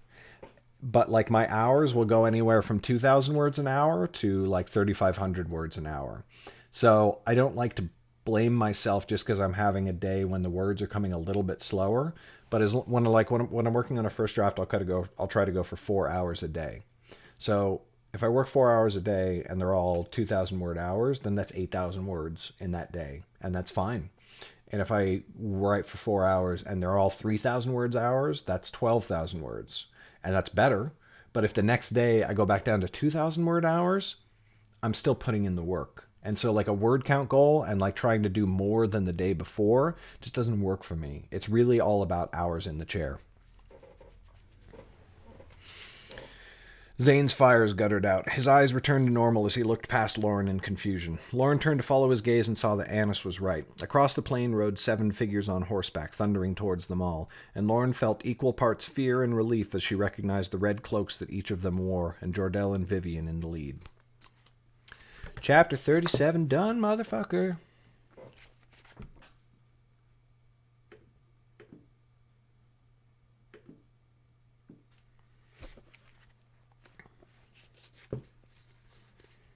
I mean, yeah, I write fast. It's not. It doesn't. How do I put this?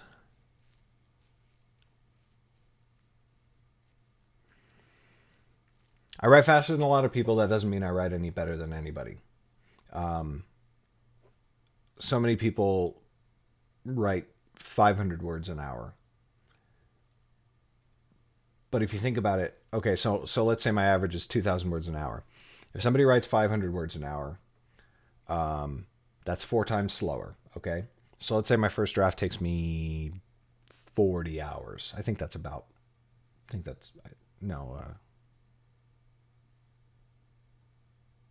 yeah, I think that's about accurate.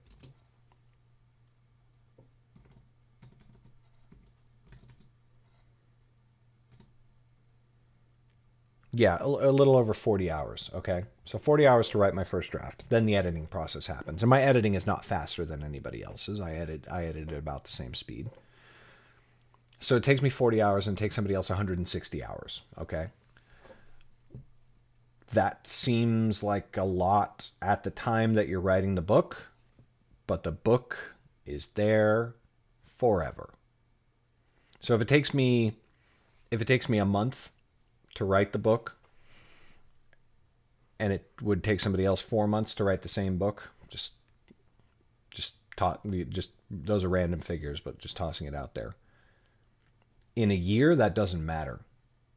In 2 years, it matters even less. In 5 years, it does not matter.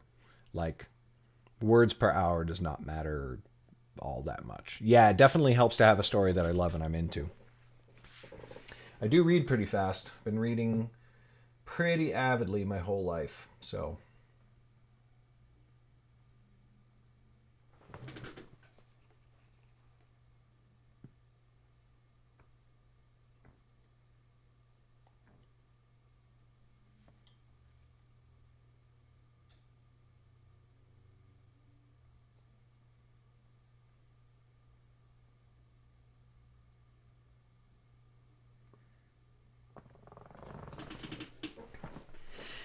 Okay, KJ.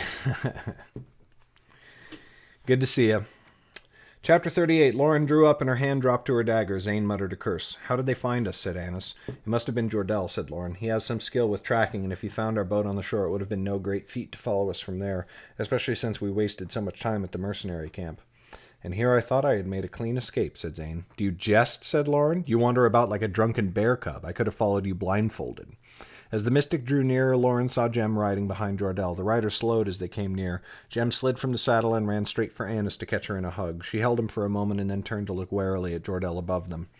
The mystics fanned out into a line, with Jordell and Vivian at their center. Jordell's eyes went back and forth from Lauren to Zane, but Vivian looked only at the wizard. Her glare was icy, the muscles in her jaw spasming. The other 5 mystics remained silent and still, faces grim. Each had a hand on their sword hilt. Lauren wondered if any were wizards or if they were mage hunters, as Jordell had once been. All right, later, Lionheart. Thanks for coming by. I grow weary of chasing you across the 9 lands, Zane, said Jordell. As I grow weary of running, said Zane. It seems we would both be better served if you ceased your pursuit. Turn around and ride back to Wellmont. Especially you, Lauren of... He's called her of the family Nelda a whole lot.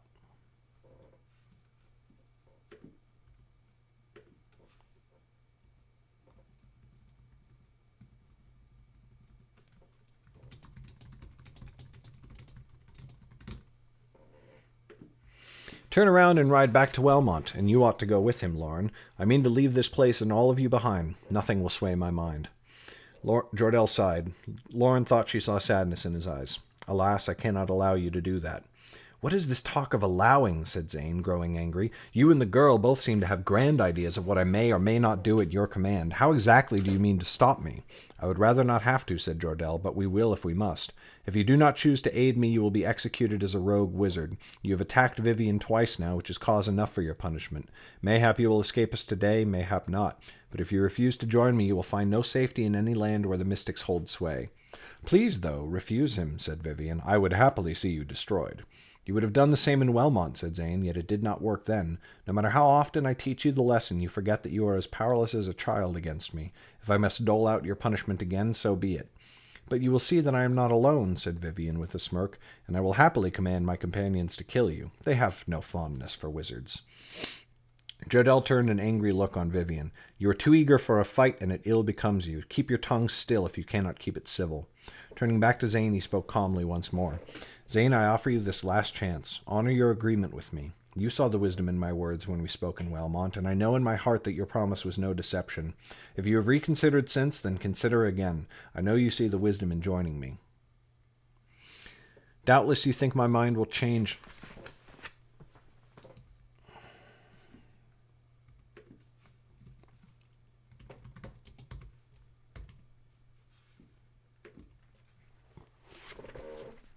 Doubtless you think my mind will change when swayed by your threats, said Zane. But I see no wisdom in pledging myself to a doomed cause. Mayhap you will succeed, but I think it is more likely that you and all who fight beside you will be consumed. I will not choose that fate, not while another depends on me. All I wish is for my life back and my son. Will you deny that that is a just desire? I will not, said Jordell, nor will I deny its fulfillment. My offer still stands in full. Your son will be restored to you and all your crimes against the king's law pardoned. No one else will give you better terms. Zane did not answer for a moment. His brow furrowed, the corners of his mouth turned down in a scowl, but his eyes appeared thoughtful.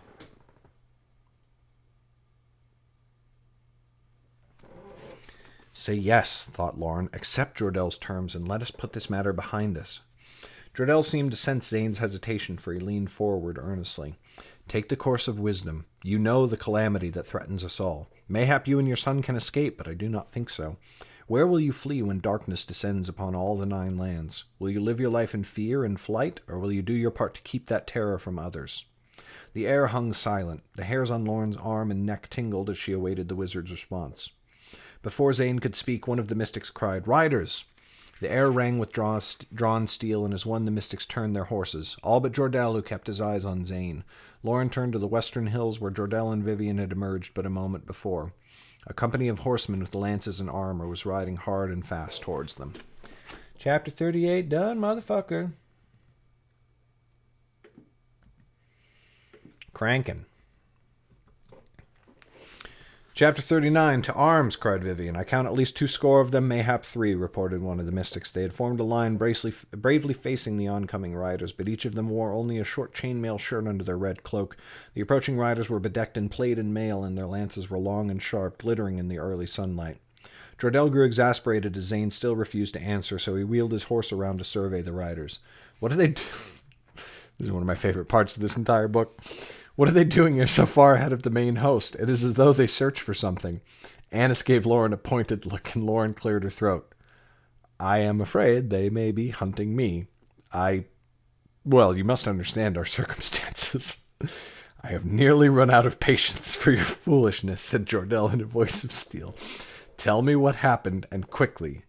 The mercenaries have suffered a...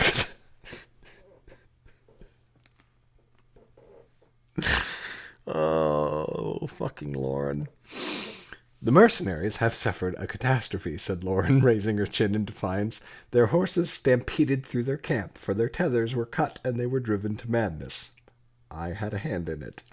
Of course you did, said Jordell. He raised his exasperated gaze to the sky and muttered a prayer she could not hear. I would have had no problems if you were not here, said Lauren angrily. I could have hidden from them easily, but the 7 of you in your red cloaks stick out on the landscape like roses. Be silent. Be silent, said Vivian. The sellswords had broken into a gallop now, their horses leaping across the empty plain. This is not the time for your prattling, for it will not stay their hands. I do not understand, said Jordell quietly. Our scouts told us the mercenaries approached from the east by the road that runs along the Dragon's Tail. Lauren and I saw them ourselves. They should not be this far west. Yeah. Lauren shrugged. I saw them. They were encamped to the west, and their host has grown by many hundreds since last you and I saw them. Jordell shot her a look. Many hundreds? No, that is not possible. He looked to Zane. And where are you going, wizard? Lauren turned to see Zane backing away slowly. At Jordell's words, he stopped, glaring. Your company seems an unhealthy place to be at present. I would take my leave. We did not grant you leave, said Vivian. There are many horsemen, and without your help they might overrun us. Then they will come after you, and you will have less help than if you lend your strength now. Even a wizard so great as you might struggle with such numbers on the open field. Zane scowled at her. Mind your own affairs, witch. But he came forwards, glowering. He shot Lauren a dark look from beneath his brows. This is your fault, girl. None of us would be in this mess if you did not try to scamper off in the darkness every chance you got, she said. Stand for once and act with honor. Says the would-be thief, muttered Jem. Lauren cuffed him on the back of his head. Be silent. Be silent. I wrote be silent, even if I said be silence. My bad. I will help drive them off, said Zane, but not at the sight of mystics. I will strike from atop that hill. Lauren caught a curious expression on his face, and she thought she understood. Thus far, the mystics had not seen his eyes glow black from the mage stones. Zane meant to separate himself from them so that detail might remain unseen. Your choice is your own, but I think you go to too much trouble. Vivian swung a leg over her saddle and dropped lightly to the ground. 70 could not trouble the both of us together. Zane ran to the hilltop. The mercenaries were almost upon them by the time he climbed it, but once the wizard struck, the skirmish became a one-sided battle. Vivian attacked first. Her fingers clutched the air as she pulled at nothing. Men jerked from their saddles. Riders. Riders, not men.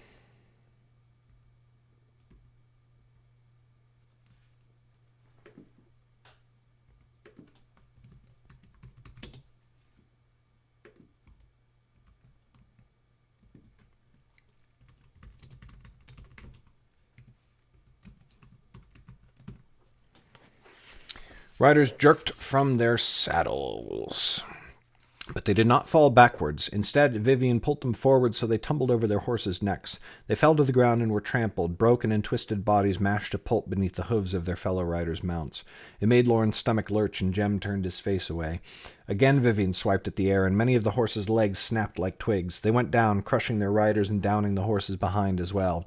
The air rang with the screams of horses and men. Lauren gritted her teeth at the senseless death, but it hardly felt like the right time to reprimand... Screams of beasts.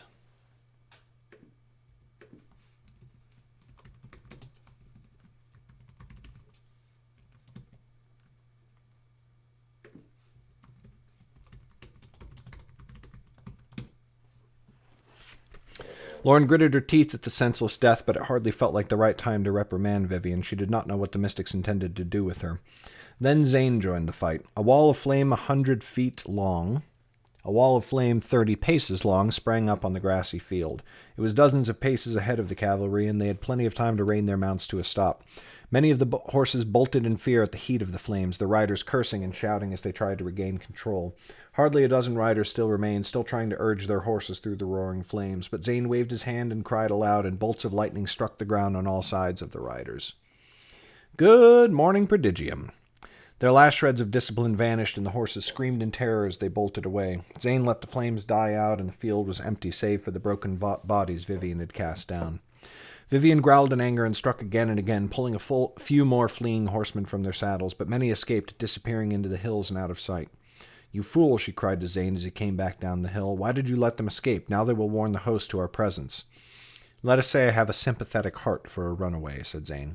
"It matters little," said Jordell, "for we shall not be here when the Dortian sellswords return. For the moment, Zane, we all must flee, and whether we end up in Feldamar as I wish or the High King's seat as you aim, east is our best choice at present. Will you at least ride with us until this danger is past?" Zane looked as if he might refuse, but Lauren glared at him and stepped forwards. "You will, wizard, for you and I have not finished our words, and if you think I will give you a horse without your promise to come with us, you are sorely mistaken." "Very well, then, since you leave me little choice," said Zane. "Your company is harder to part with than an infestation of lice. Lead on, mystic, for now." Everyone mounted, Annis in front of Lauren atop her black horse and Zane on the chestnut steed. At Jordell's command, the mystics spurred their horses and off they rode together. Chapter 39 done, motherfucker. Ah, so close. I did nothing. You saw nothing.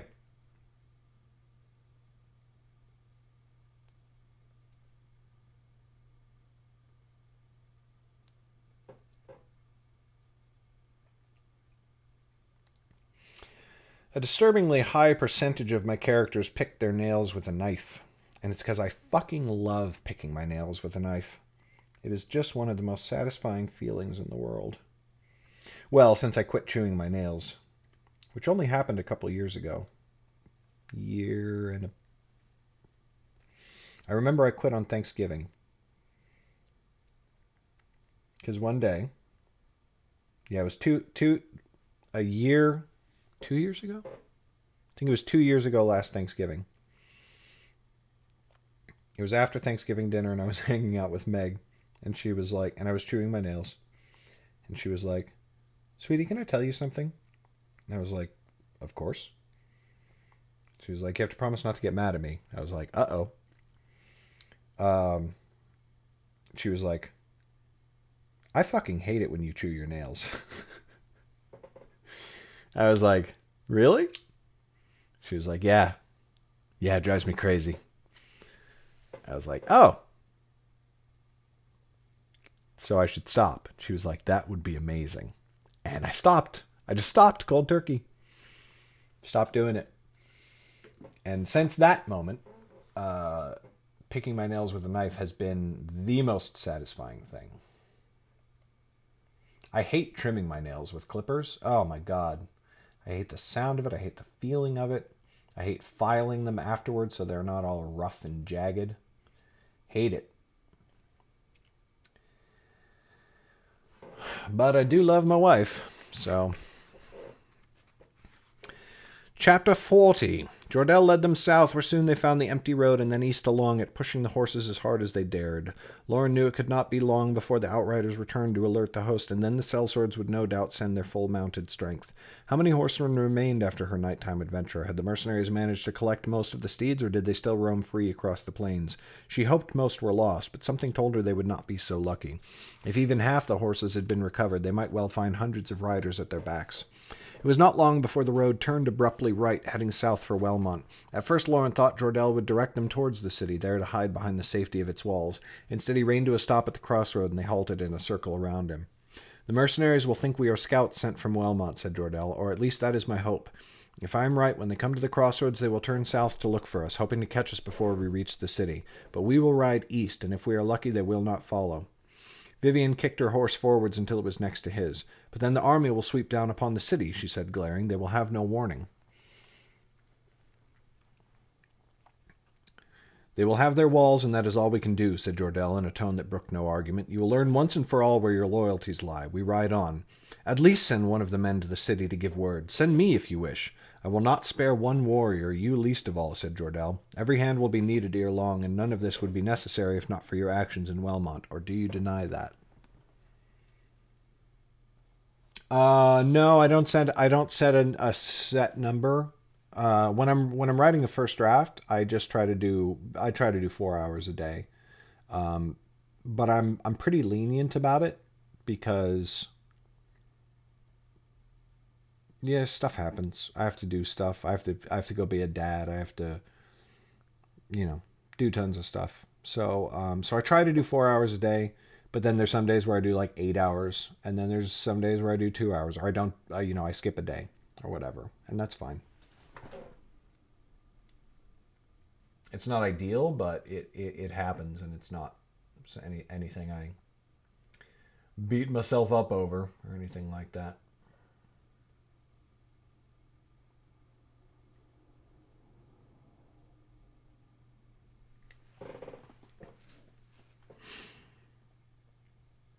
Vivian's eyes met his for a long moment, and Lauren saw the anger burning within her, but she dropped her gaze and nodded. "As you see fit, Captain," she said in an icy voice. And so they rode on, dust flying from the strike of their horses' hooves on the road. Now Jordell let them take a more measured pace, for if he were right, the mercenaries would not pursue them, and if he was wrong, they might need their mounts ready.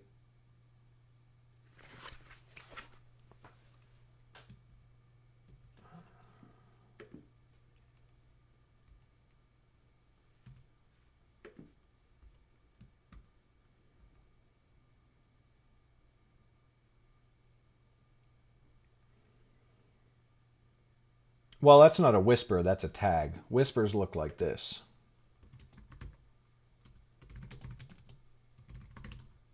It's got the little arrow pointing to it. Somebody would still see that if they did a whisper, but Fallen Clown was just tagging me.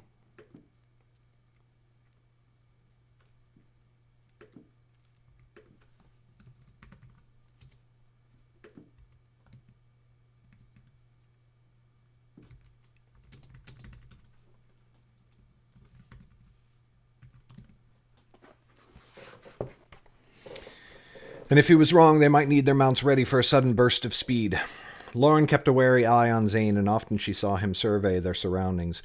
It seemed clear he planned to escape, and she regretted having brought a horse. But Jordell rode close on one side and Vivian on the other, so that he had precious little chance to dart off. The other mystics stayed behind, their eyes watchful and their hands never far from their blades. For the time being, at least, Zane would remain with their party. After they had left the crossroads far behind, the land rose up into sharp hills that walled the road on either side. Jordell called them to a halt and commanded his warriors to dismount. Zane followed suit. Annis began to slide from the horse's back, but Lauren held her in place. "Why do we stop?" asked Lauren. "I would feel easier if there was yet more distance between us and the city." "As might I, but halting now or in an hour will make little difference," said Jordell, "and we are all of us weary, for we stayed awake through the night. Looking for you, as it happens. A mouthful of food will do us well for a long day's journey." Lauren felt a stab of hunger at his words. And her stomach growled as if to remind her that it was empty. So she leapt from her horse's back, patted its neck, and made a crude hobble for its legs with the end of the tether. Jordell sat by the roadside, separate from his men, while Zane sat even farther away. But Vivian's eyes were watchful upon him, and he did not try to flee. Jem and Annis sat by themselves, trading words and whispers, while Annis gave Zane many dark looks.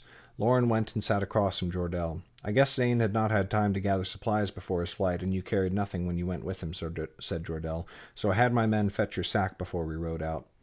He motioned, and one of the mystics came over with Lauren's bedroll and pack. She pulled out some bread and bit down hungrily. Her stomach growled again, but this time in gratitude. Where did the three of you mean to go? Said Jordell. I thought you had no wish to follow Zane to the High King's seat.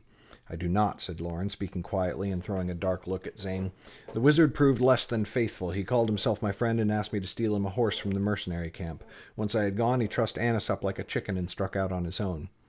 Jordell frowned. You have suffered much at his hands, and little of it has been your fault. But mayhap now you will be more cautious when dealing with wizards, and will place a bit more faith in me. But one thing is curious. Why the deception? Why did he send you off alone, rather than simply leave? Lauren's stomach turned, but she kept her face calm. Jordell was perceptive. Zane had wanted Annis alone so he could steal the Magestones, but Lauren knew it would be madness to confess that now, especially since Zane still had the Magestones in his care. Before he tangles with me again, the wizard will think at least twice. Every time he has given me cause to spar with him, I have sent him to the dirt. I think he wanted to make his escape with ease. Hey, what's up, Clooney man? I did stop for a while, but I picked it back up again at like 2 a.m. or something like that. Fighting with wizards at such a young age, said Jordell. If you were of a different mind and temperament, mayhap you would have made a mage hunter. Lauren let herself blush. I thank you, but I am afraid the color red suits me ill. Jordell did not smile, but his eyes danced. Mayhap he was not as angry with her as he made out. But just then Vivian shot to her feet. Captain, we are found. Everyone rose and stared into the west. Lauren saw a cloud of dust rising over the road, and the glint of sunlight on metal in the midst of it. Riders, said Jordell, and far more than before. Curse them, said Vivian. How do they keep finding us? Mayhap they guessed at our deception, said Jordell, but his eyes were troubled. I do not see how they could have known, unless... He turned his gaze sky upwards. Lauren did the same, seeing nothing but the clear blue sky. There, cried Vivian, I see it, a hawk wheeling far above. Lauren squinted and saw it, a tiny black dot turning circles in the air. A weremaid, said Jordell. Likely he has watched our ride. Mayhap he even followed the three of you when you fled the camp. Aaron, can you shoot it? One of the mystics shook his head.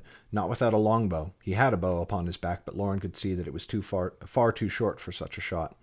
I cannot reach so high with my magic, said Vivian. I can scarcely even see the thing. We must remove him somehow, said Jordell, or else all hope of escape is lost. Mayhap we... A crackle of lightning struck in the clear sky, and a burst of feathers erupted from the hawk. It jerked and fell, plummeting towards them. All eyes turned to Zane, but the glow had already faded from the wizard's eyes by the time they looked. He shrugged and gave them a dour grimace. Consider him removed, though the bolt will not kill him. The fall will do the job just as well, said Vivian with a cruel smile.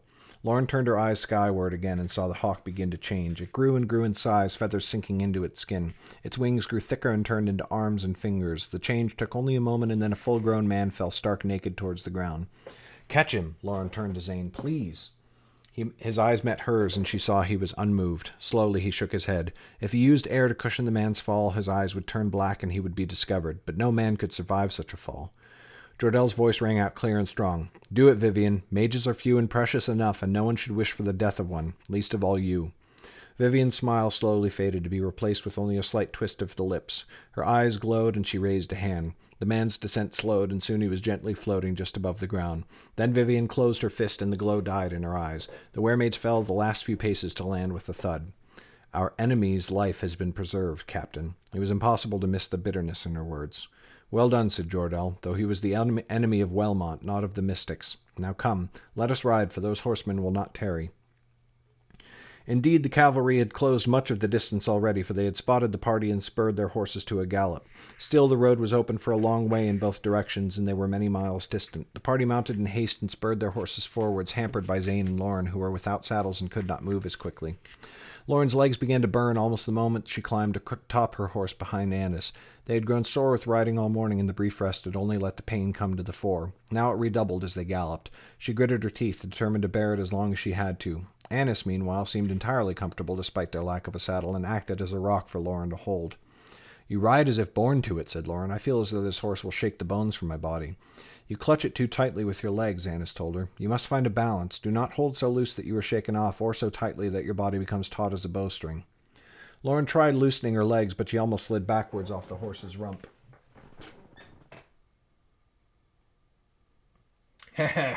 Rump.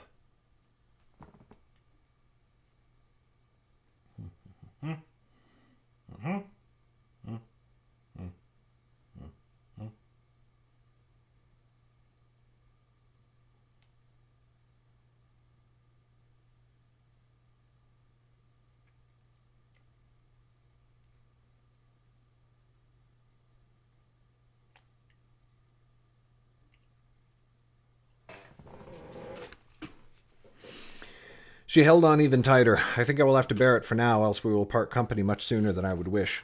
After a while, the land rose up and away from the river. The hills stretched higher on either side of them, and the road through them seemed to have been cut as if by a great giant with a cleaver. When they reached the top of the rise, Jordell called another halt. From their vantage point he turned, assessing the riders who chased them. There are more than I feared, and more than we can hope to defeat, even with our wizards. I do not understand. There are at least 600 of them, and mayhap more than 1,000. They could not have gained so many riders in their trek through Selvin, not even if they recruited a new company at every city along the way. Yet it seems they have, said Vivian, and we have gained no ground in our flight. I think we may have lost some. Our only hope is to increase our speed, said Jordell. This shelf goes on for half a league before dropping down steeply on the other side. They will have to slow their descent, and then we may make up some time. Why do we not strike north, said Zane. The wilderness might hide us, at least until they pass. Then they will only be ahead of us when we continue, said Jordell, and these wildlands are unkind. You can see how steep the hills are on either side. They become no gentler farther north.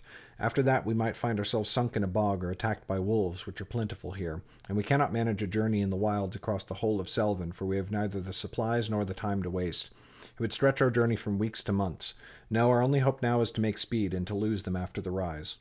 Zane nodded, but his eyes were shifty. Lauren wondered what he was plotting. She would have to keep a careful eye upon him. Until he regained her magestone, she could not let him out of her sight. Jordell ordered them forwards, and the ground vanished beneath their horses' hooves. Lauren marveled at the strength of her mount. Though she carried 2 riders, still she kept pace with every other horse in the party. And while Lauren did not enjoy riding bareback, still she felt less jostled than Zane appeared to be, bouncing clumsily on the back of his chestnut. She took an arm from around Annis's waist and reached down to pat the mare's neck. There's the descent, said Jordell, shouting to be heard over the thundering hooves. Make ready for the slope. The land fell away steeply before them. They reached the edge, and Lauren saw what lay ahead. Her heart fell, and Annis gave a little gasp. Though Jordell issued no command, the party stopped as one, looking out over the lowlands. The road reached level ground and then straightened again, running many leagues to the horizon far away, and upon it was an army, hundreds of horses and hundreds of men, neatly lined in rank and file, marching inexorably towards them. Dun, dun, dun! Chapter 40 done, motherfucker. Shoo-ba-doo-doo-ba-doo-wah.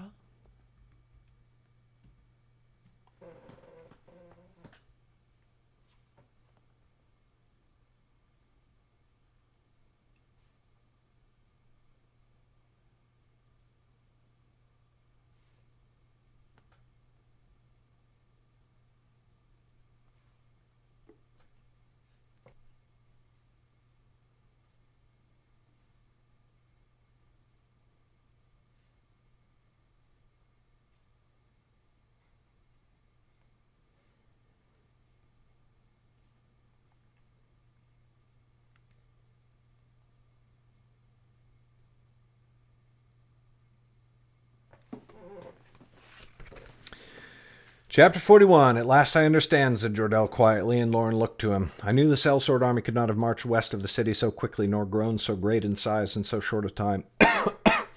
That was a second force. This, the army before us, is the one Lauren and I saw upon the King's Road. A second force, said Lauren. How? Whence did they come? From Dorsey, said Jordell. The Dorsian commander is clever. He recruited a small army of sellswords in Selvin and marched them across the kingdom, knowing they might be spotted. But they seemed a small threat, and so Wellmont would prepare itself for a mild feint from the north. But in secret Dorsey mustered a much larger army and marched them across the Dragon's Tail at the feet of the great rocks. We thought the sellswords were still more than a day's march out, but the larger army can attack today, when the city will not expect it. Wellmont, breathed Vivian. The city will fall. Lauren could see the pain in her eyes. On average, my chapters are about 2,000 words. 2,000 or more. And then every once in a while, one is much longer. Every once in a while, one is much shorter. Mayhap not, said Jordell, for it seems that a great thief single-handedly struck a mighty blow against the mercenaries' strength of horse. That strength rides behind us now, snarled Vivian, and if that host is crippled, I should fear to see them at their full strength. My jest was ill-made, said Jordell, but now we must think of escape. How? Lauren hated her voice for trembling. They are both behind and ahead of us. Let us try the wildlands, said Jem. If they are ungentle, at least they are better than being caught between hammer and anvil. I would not risk it unless at utmost need, muttered Jordell, and yet it seems such need is upon us. Looking behind them towards the pounding hooves, they saw the cavalry come into view from far down the road. As the riders caught sight of the party, they sent up a great cry and spurred their horses to even greater speed. Now they have seen us, cried Annis. They will follow us over the hills and catch us. Zane smirked and nudged his horse to the front of the party. There he dismounted, facing the coming horsemen on foot. Here is your only course. Climb the hills and make for the wildlands, returning to the road only when you know it is safe. I will remain here to deal with these riders.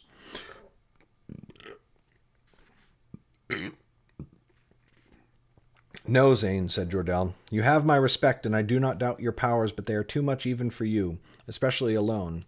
If we fight, it will be together. I do not need your aid, said Zane. You may trust me in this, for you have not seen the extent of my power. You make idle boasts, said Vivian. I do not think you could stop 100 riders on your own, and 10 times that number now pursue us. Jem scrambled down from Jordell's horse and ran for Lauren's. Argue if you must until the enemy is upon us and you are all fallen, but I will not wait. Ride now, Lauren. Make for the north while we still can. Lauren seized his hand and pulled him up behind her, but she could not bring herself to spur the horse. Annis looked to her for guidance, but she did not know what to do. Only one thought occupied her mind. She could not leave without the mage stones. Come, Zane, said Jordell. We must try to escape. Later there may be a desperate last stand, but not yet.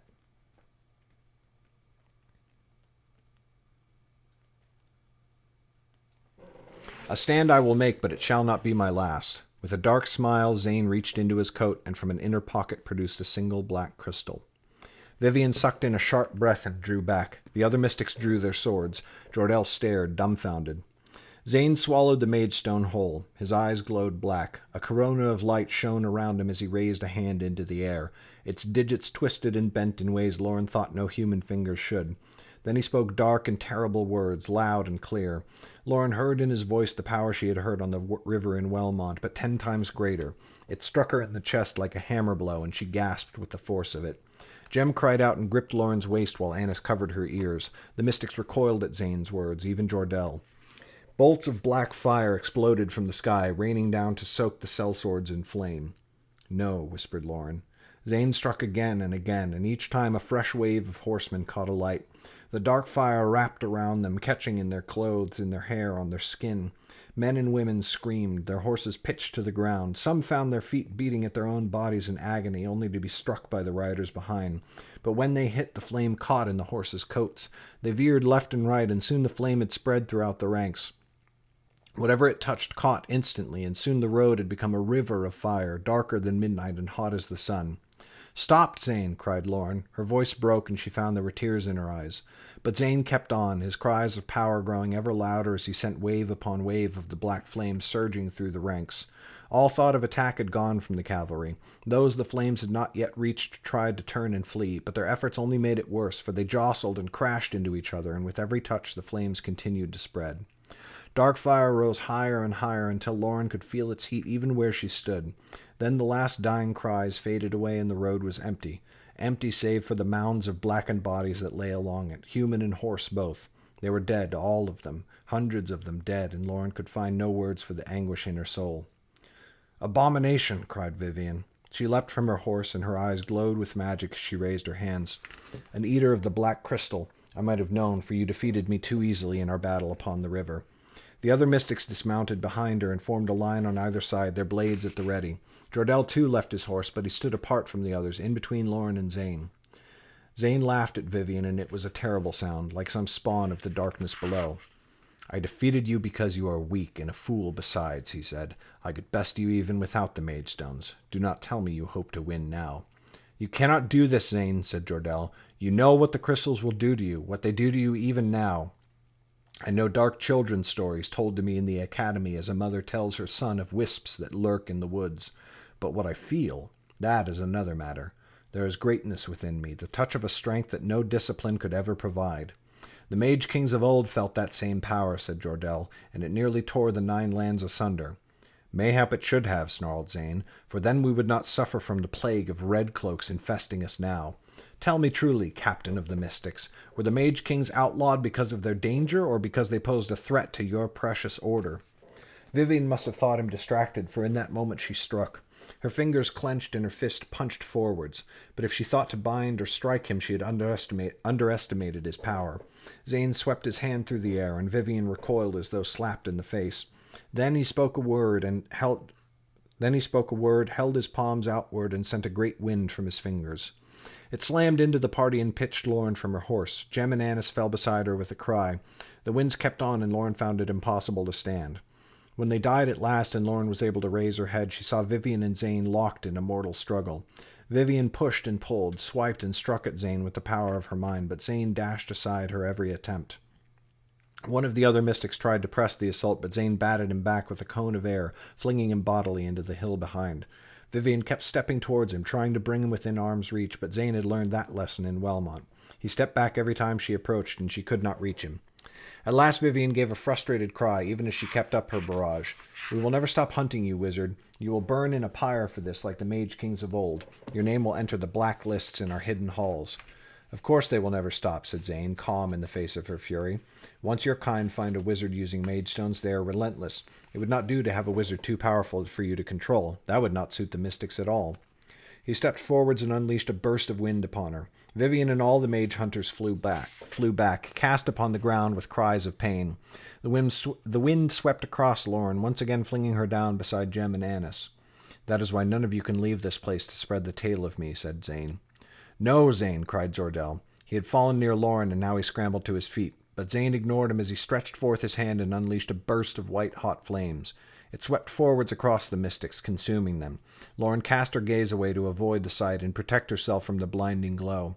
She cast her cloak across Jem and Annis beside her, for she feared the heat might sear their flesh. When at last the flames had faded, Lauren forced herself to look. Only blackened and twisted shapes lay on the ground where Vivian and the other mystics had lain. Their horses, too, had burned in the fire, save one or two that had run in terror down the road. But Jordell had escaped. The blast must have thrown him clear, for he lay on his back not far away. Much of his cloak had been burned away and hung in tatters, and he moaned with his eyes closed. She saw a deep burn across one cheek. Zane approached the mystic, eyes glowing black and brows drawn together in anger. No part of Lauren wanted to move, but somehow she found the strength. She jumped up and in front of the wizard, and from her belt she drew the dagger, thrusting it towards him.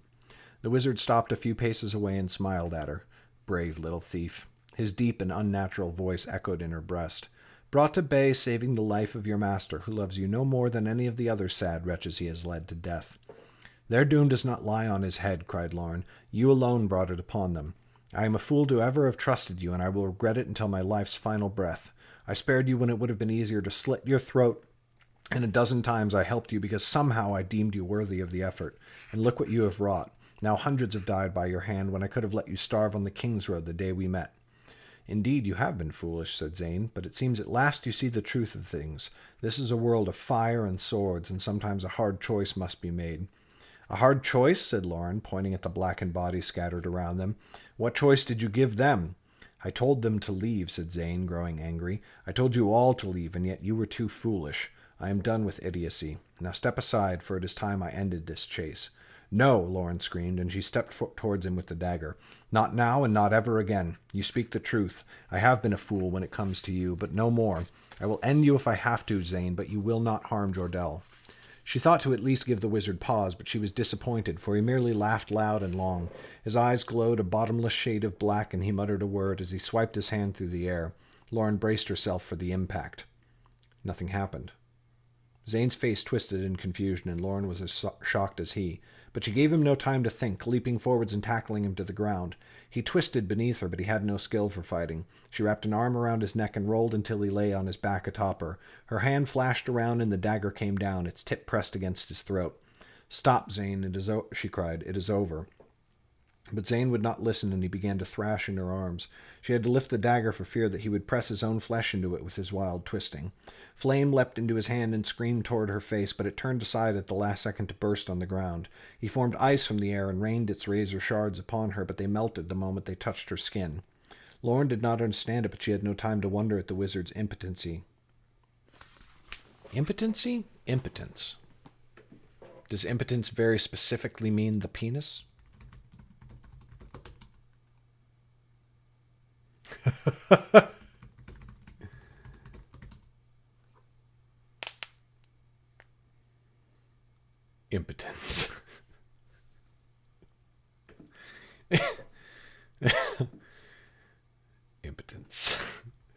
We'll do impotence.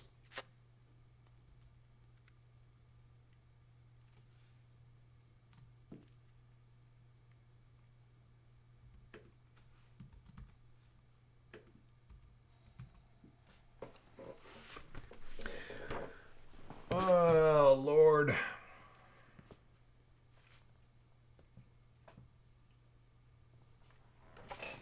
Lauren did not understand it, but she had no time to wonder at the wizard's impotence. His struggles grew ever more frantic, and she felt her grip slipping. Again and again she implored him to stop, but he would not listen. He snarled at her, the sound like a wild animal. She had no other choice. He would break free and kill her, or turn his magic on Annis and Jem or Jordell. She had to end it. She raised her hand. The dagger flashed in the sunlight, the black designs on its blade reminding her of the midnight in Zane's eyes. But she could not plunge it into his neck. Though half her mind willed it, the other half screamed at her to stop. Her muscles would not obey. Lauren had held to only one rule since leaving the birchwood, and she could not break it now. Zane froze atop her and hissed between his teeth. She tightened her grip on his throat, but still he managed to mutter, "The dagger." He seized Lauren's wrist, twisting it before she could react. His ferocity and her surprise made Lauren drop the weapon, and it tumbled away across the grass. Then Zane whispered, and his hands on her wrist burned with the strength of an inferno. Lauren heard her own flesh sizzling, and she screamed. Her arm on his throat loosened. Zane rolled away and quickly regained his feet. Grim and terrible he stood, looking down at Lauren, the corners of his mouth twisting in a secret smile. "The dagger," he said. "All this time, from the very day we met, you carried it with you, and yet I never suspected. But how could I? This is a magic I have not heard of." Oh, shit. Oh, poops. Poops and double poops.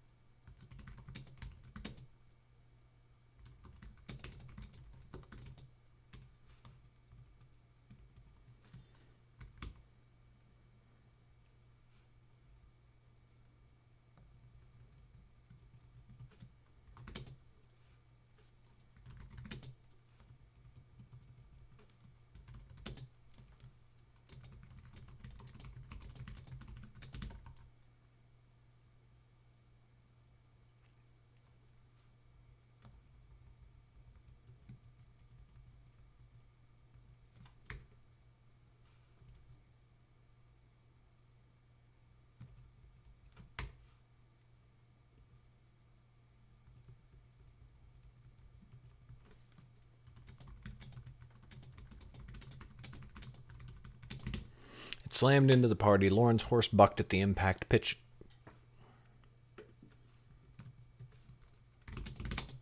Jem and Annis fell beside her with a cry. The winds kept on, but somehow Lauren could stand against them, though they threw dirt into her eyes that blinded her. When they died at last, Vivian and Zane locked in a mortal struggle. Vivian pushed and pulled.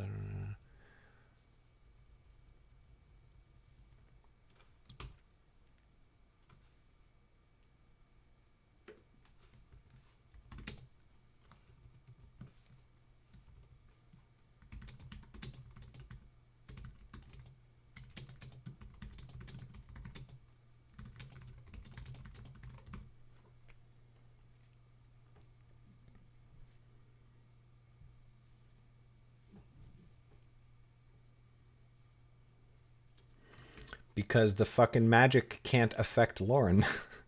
That's the thing.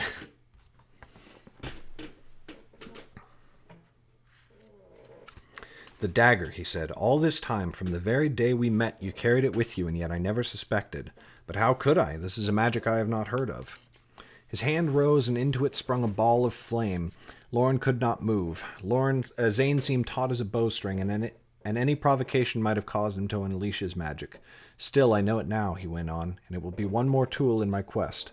I thank you, Lauren of the family Nelda, for ensuring my success, and for the last time." His hand shot forth, flame arcing through the air towards her, but then Jordell appeared behind him.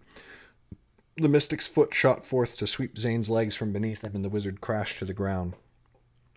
His flame guttered out. Jordell kicked him full in the face, and Lauren heard bones break. His body jerked once, and he lay still. The air was quiet, save for the crackling of the still-burning corpses. The fight was over. "Is he dead?" whispered Lauren. Jordell didn't...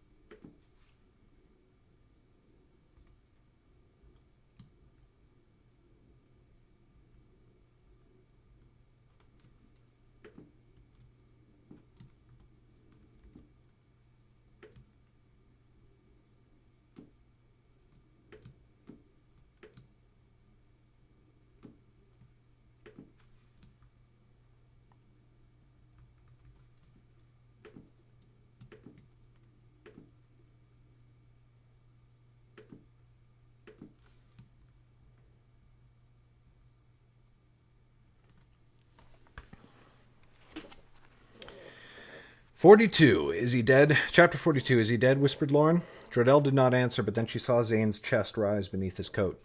All the fight left her, and she fell back trembling on the grass, but the moment's peace did not last long, for Jordell strode to stand above her. "Get up," he said, his voice like iced steel. Lauren shook at the anger in his eyes, but she forced herself to stand. He waited until she had risen before stepping close. She was reminded for a terrifying moment of her father, who had liked to place his face almost against hers so that she could look at nothing else. "What in the sky above were you thinking?" Jordell roared loud enough to make Lauren jump. "You had dealings with a wizard mad enough to use mage stones? How long? How long did he use them? How long did you know of it? Tell me." Her knees were shaking, and she could not reply. She would not. Some part of her would not accept such harsh words from Jordell, the man who had kept her from her 1,000 secrets and more, who never told her anything but what he deemed her worthy to know. Jordell did not await her reply, but instead turned and paced the grass. Magestones. Magestones. Had I known, how much death would have been prevented, how many of our aims would have been met, and so much sooner. How much becomes clear to me now that I know. He spun abruptly and went to Zane, who still lay senseless on the ground. For a moment Lauren feared he meant to kill the wizard, but instead he stooped and withdrew the brown cloth packet from Zane's coat. He hurled it down so that the black stones scattered across the grass, and then he raised his heel. "No!" cried Lauren, but too late. Jordell stamped and stamped until the stones were crushed into a fine black powder that scattered in the wind. Lauren cried out in pain, for it felt like all her hopes were blowing away. "What madness made you help him when he fled the city?" cried Jordell. "What madness made you pursue him out here alone and unaided? Did you not know he was a wizard? Did you not know your own peril? And all these lives, I might have saved them, I might." His shoulders slumped suddenly, and the spark died in his eyes. Spent, he fell to his knees beside Zane. His head drooped. Mayhap he wept. Lauren was not sure she wanted to know. Still mute, she went for the horses. Only two had remained, Jordell's fine mount and her own black mare. In Jordell's saddlebag she found some thin strips of white cloth. These she brought to Zane.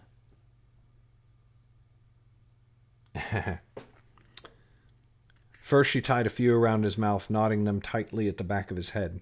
Then she trussed up his feet and his hands behind his back. Finally she tied both knots together with a single cord so that he could not move his limbs. When she was done, Zane was trussed up like a hog. Lauren went to Jem and Annis, who still sat huddled off to the side. She knelt and looked them over. Neither seemed harmed, save for some slight singeing. "Are you all right?" said Lauren. "What kind of question is that?" said Annis in a small voice. "Look at what has happened." Lauren had no answer, and she turned away for fear that her voice would fail her. She went back to Jordell and Zane, the mystic and the wizard, both defeated in their own way. Jordell rose, and Lauren saw that his fury had left him. He studied her with sad eyes and then inspected Zane. He tugged on the knots, and he must have found them to his liking, for he did not adjust them. "I am sorry for my wrath," said Jordell quietly. "I know you had no reason to tell me of the Magestones. I would guess that you knew little of their properties, but knew they were outside the king's law, and so you had many reasons not to tell me of them." "That is near enough to the truth, yes," said Lauren. If I could go back, knowing what I do, I should have told you from the first, or cast them into the river as soon as I was able. He went to his horse. Lauren had left one of his saddlebags open. Idly he buttoned it shut, focusing on the motion of his fingers. Then he turned back to her, his piercing blue eyes meeting hers of deep green. Lauren, you have proven yourself to be a woman of great resourcefulness and cunning. Those are admirable qualities, especially when joined to a kind heart and a sense of justice. I fear that if anything, my heart is too kind, said Lauren. I fear I must harden it if I am to have any chance at surviving this life. Let it remain as it is, said Jordell, for none survive life, and a heart that is too kind may balance out those which are too evil. Do not fear mercy and compassion, fear only ignorance. It was ignorance that led you down this road of folly, not any fault in your character. You have the ability to do tremendous good, but when you leap without knowing or strike without wisdom, you may yet be led to do evil. I aim to know all that I can, and if you mean what you say, then tell me. What is the dark knowledge you shared with Zane? Give me your counsel that I may better prepare myself to weather the coming storm. Alas, I must prove myself false, said Jordell, for I shared that counsel once already to one I hoped I could trust. It proved a mistake, and one I do not intend to repeat. A great evil is awoken, but it does not know that I know of it. If our enemies were aware that I am preparing to fight them, they could undo all my efforts. I would never tell the secret.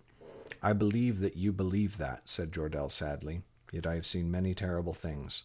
Tight lips can always be pried open by evil means, and I would not wish such a fate upon you. The truth is a burden, and I must bear it alone, for now. He turned and leaned his forehead against the saddle for a moment, and suddenly he seemed a much smaller man. She wondered at his age, as she had before. Though his hair was so silvered as to be almost white, his face was yet free of wrinkles. His eyes shone with deep wisdom, and yet with a youthful energy. So little she knew about this man, and yet so deeply her heart yearned to follow him. The time had come for a decision, and Lauren made it. She went to Jordell, and touching his shoulder, she drew his eyes to hers. I made my decision in Wellmont. I made my choice in Wellmont.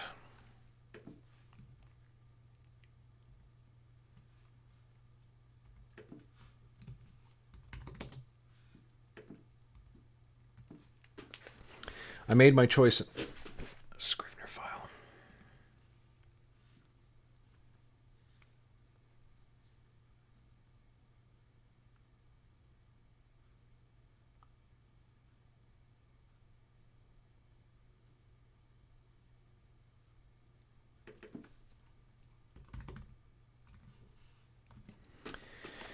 I made my choice in Wellmont, when we fought to save the city from burning. I will help you, Jordell of the family Adair. If you mean to prevent a war like the one we fought in Wellmont and which was fought here today, then I will aid you.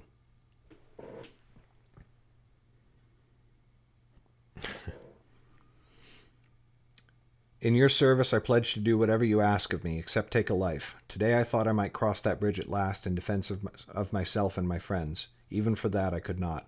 But ask any other deed of me, and I will serve you if I can. You make that pledge too freely, said Jordell, and caution is a skill you must learn. You do not know me so well, and I might ask anything of you. Yet I make the pledge regardless, said Lauren. It does not take me long to get the measure of a man, and I am not wrong, at least not often. She turned her gaze sadly to Zane. Then I accept your service, Lauren of the family Nelda, said Jordell, and he thrust his hand forwards for hers. They clasped wrists and shook. Excuse me, said Jem. The boy stood with eyebrows raised. All of this grand talk is grand enough, but I feel the need to mention that another army of sellswords still marches towards us. You are correct, Master Pickpocket, said Jordell, though I think they will not reach this place for hours yet. Still, haste would serve us, said Lauren. Let us gather our things. Now that none know where we are or our course, we can hide in the wilds until the sellswords have passed. That seems best, agreed Jordell. Yet I would not say that none know of our presence, nor where we mean to go. Lauren looked at him surprised. What do you mean? Zane struck my mystics with his fire, said Jordell grimly, but when the flames cleared, there were only 5 bodies. You mean that one of them escaped, said Lauren. How? My guess is that Vivian leapt on her horse in the midst of the flames, said Jordell. Though they would have burned her terribly, her magic might yet have saved her. One of the horses that fled had a blackened figure atop it. She might live. That is good, I suppose, said Lauren, though she was unsure she meant it. Not for me, I fear, said Jordell. My actions today will not sit well with many of my masters in the order. But no matter, we must be off. Gather yourselves and your possessions. Lauren had precious few possessions left, and most of them had been carried off on the backs of the panicking horses. But she had her dagger. She went to where it lay on the grass and picked it up. But before she slid it into its sheath, she looked at it for a moment in wonder. When Zane struck at me with his magic, his spells turned aside, and then he said something when we struggled. Something about my dagger. Jordell looked at her carefully. I suppose he guessed at the truth. Weapons of that kind are powerful wards, and any mage would find it hard to strike while you bear it. That is a wondrous enchantment, said Lauren. It is, and one that is lost in the long years of history. The last of those weapons was crafted a long time ago, many hundreds of years. His voice trailed off, and he looked thoughtful about something. Can it do anything else? Said Jem eagerly, looking at Lauren's dagger with renewed interest. It can cut tethers or spear a bite of meat to eat, said Lauren. She slid the blade into its sheath, and that is all I require for now. A magic dagger, said Jem. The legend of the Nightblade grows. And will grow further still, said Jordell, roused from his musings. But come, if any tales are to be told of this day, we must first live to recount them. Jordell went to Zane and grabbed the wizard by his bonds, dragging him towards the horse. What are you doing? Said Annis, aghast. Surely you do not mean to bring the wizard with us. I do, said Jordell grimly. Despite all, I still need him. But how can you think to let him live? Said Annis.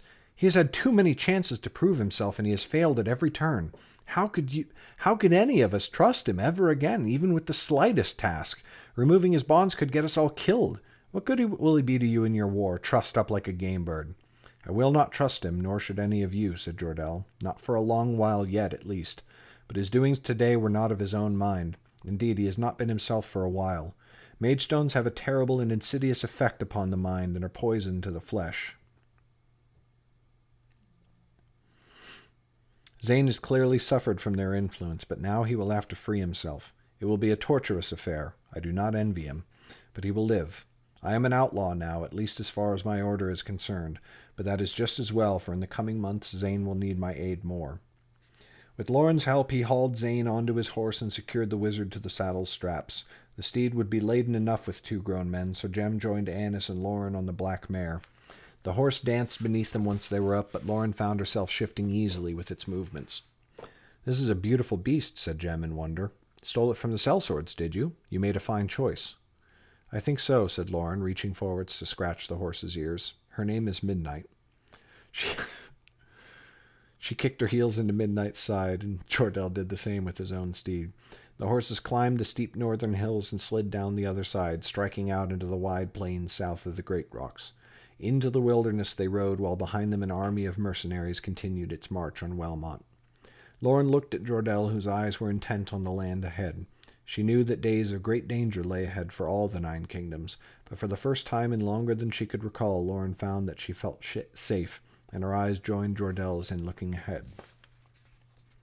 And we're done. That brief bark of laughter there at the end. Lauren's a fucking geek. She's a total fucking nerd. People are like the most common criticism that I hear of the Nightblade Epic, and it's totally fair. It's a totally fair criticism, is like, oh my god, Lauren's whole thing of like never wanting to kill and whatnot is so dumb. Like, she's so dumb. It's such a dumb thing. And I'm like, yeah. And they're like, and she calls herself the Nightblade? Like, honestly, dude, that's a pretty dorky name. And I'm like, yeah. They're like, what do you mean, yeah? I'm like, well, Lauren's a huge fucking dork. She gets a black horse and she fucking names it Midnight. Like, how much of a fucking dork are you to get a black horse? And like, that's not exactly edgelord, but that's like Reaper from Overwatch. He names himself fucking Reaper and he wears an owl skull mask. It's like, okay, we get it. You're so dark and edgy. That's Lauren. It's like, oh, okay. You're the Nightblade. Your horse is named Midnight. We fucking get it. Thief, scare, woo, you know? So, and I like that, honestly. I like it quite a lot.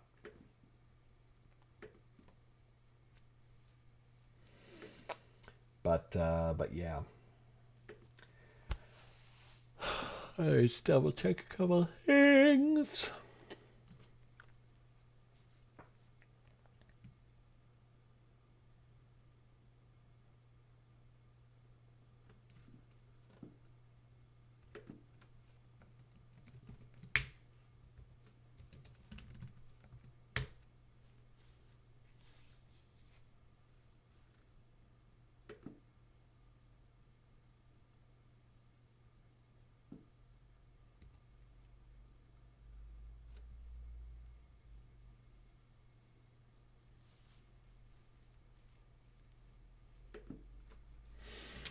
All right.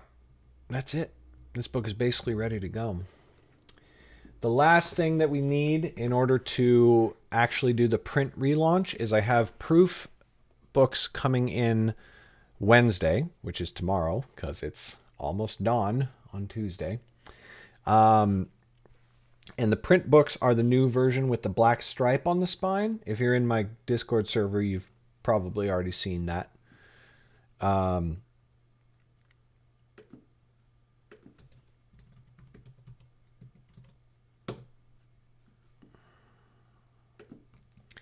And once those come in and I verify that I like the look of it,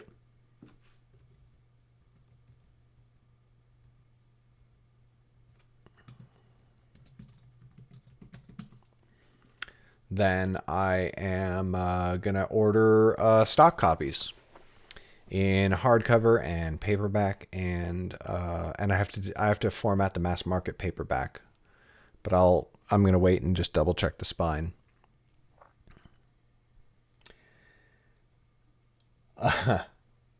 Yeah, totally. Totally fallen clown. That's what I'm waiting for.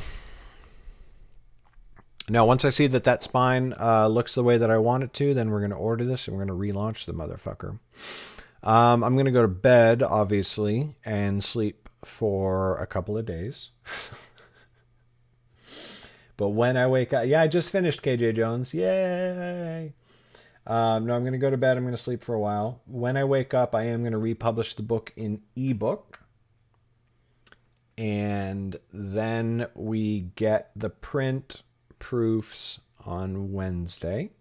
We double check the spines are good. We order our stock quantity, and then we do our print relaunch. And yeah, Mystic's done. Like this fucking manuscript is fucking done. Granted, you know, I'm probably going to have somebody point out a typo to me. Whatever. Shit happens. I mean, if Lord of the Rings can have typos in it, and it did, then I can have typos. But it's pretty done. So the next thing that we work on is Weremage, which I do not have a print version of, but we're going to get back to editing that, which is very exciting. And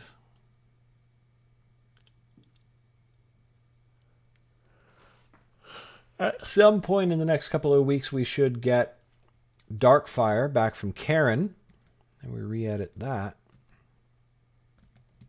Oh boy, I'm tired. Fun things we looked up today. Impotence.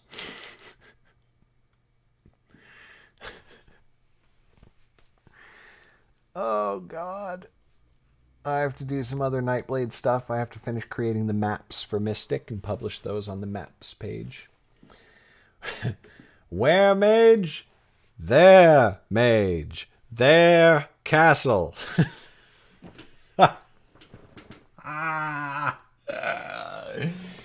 Young Frankenstein.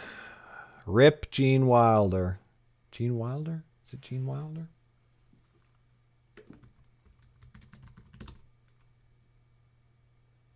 Yes.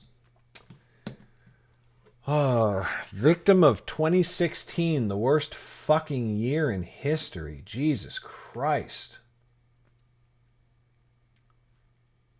Am I right or am I right? I think I'm fucking right. All right, I'm just babbling now, so I'm going to go and stop inflicting myself upon all of you. Thanks for being here with me at the end.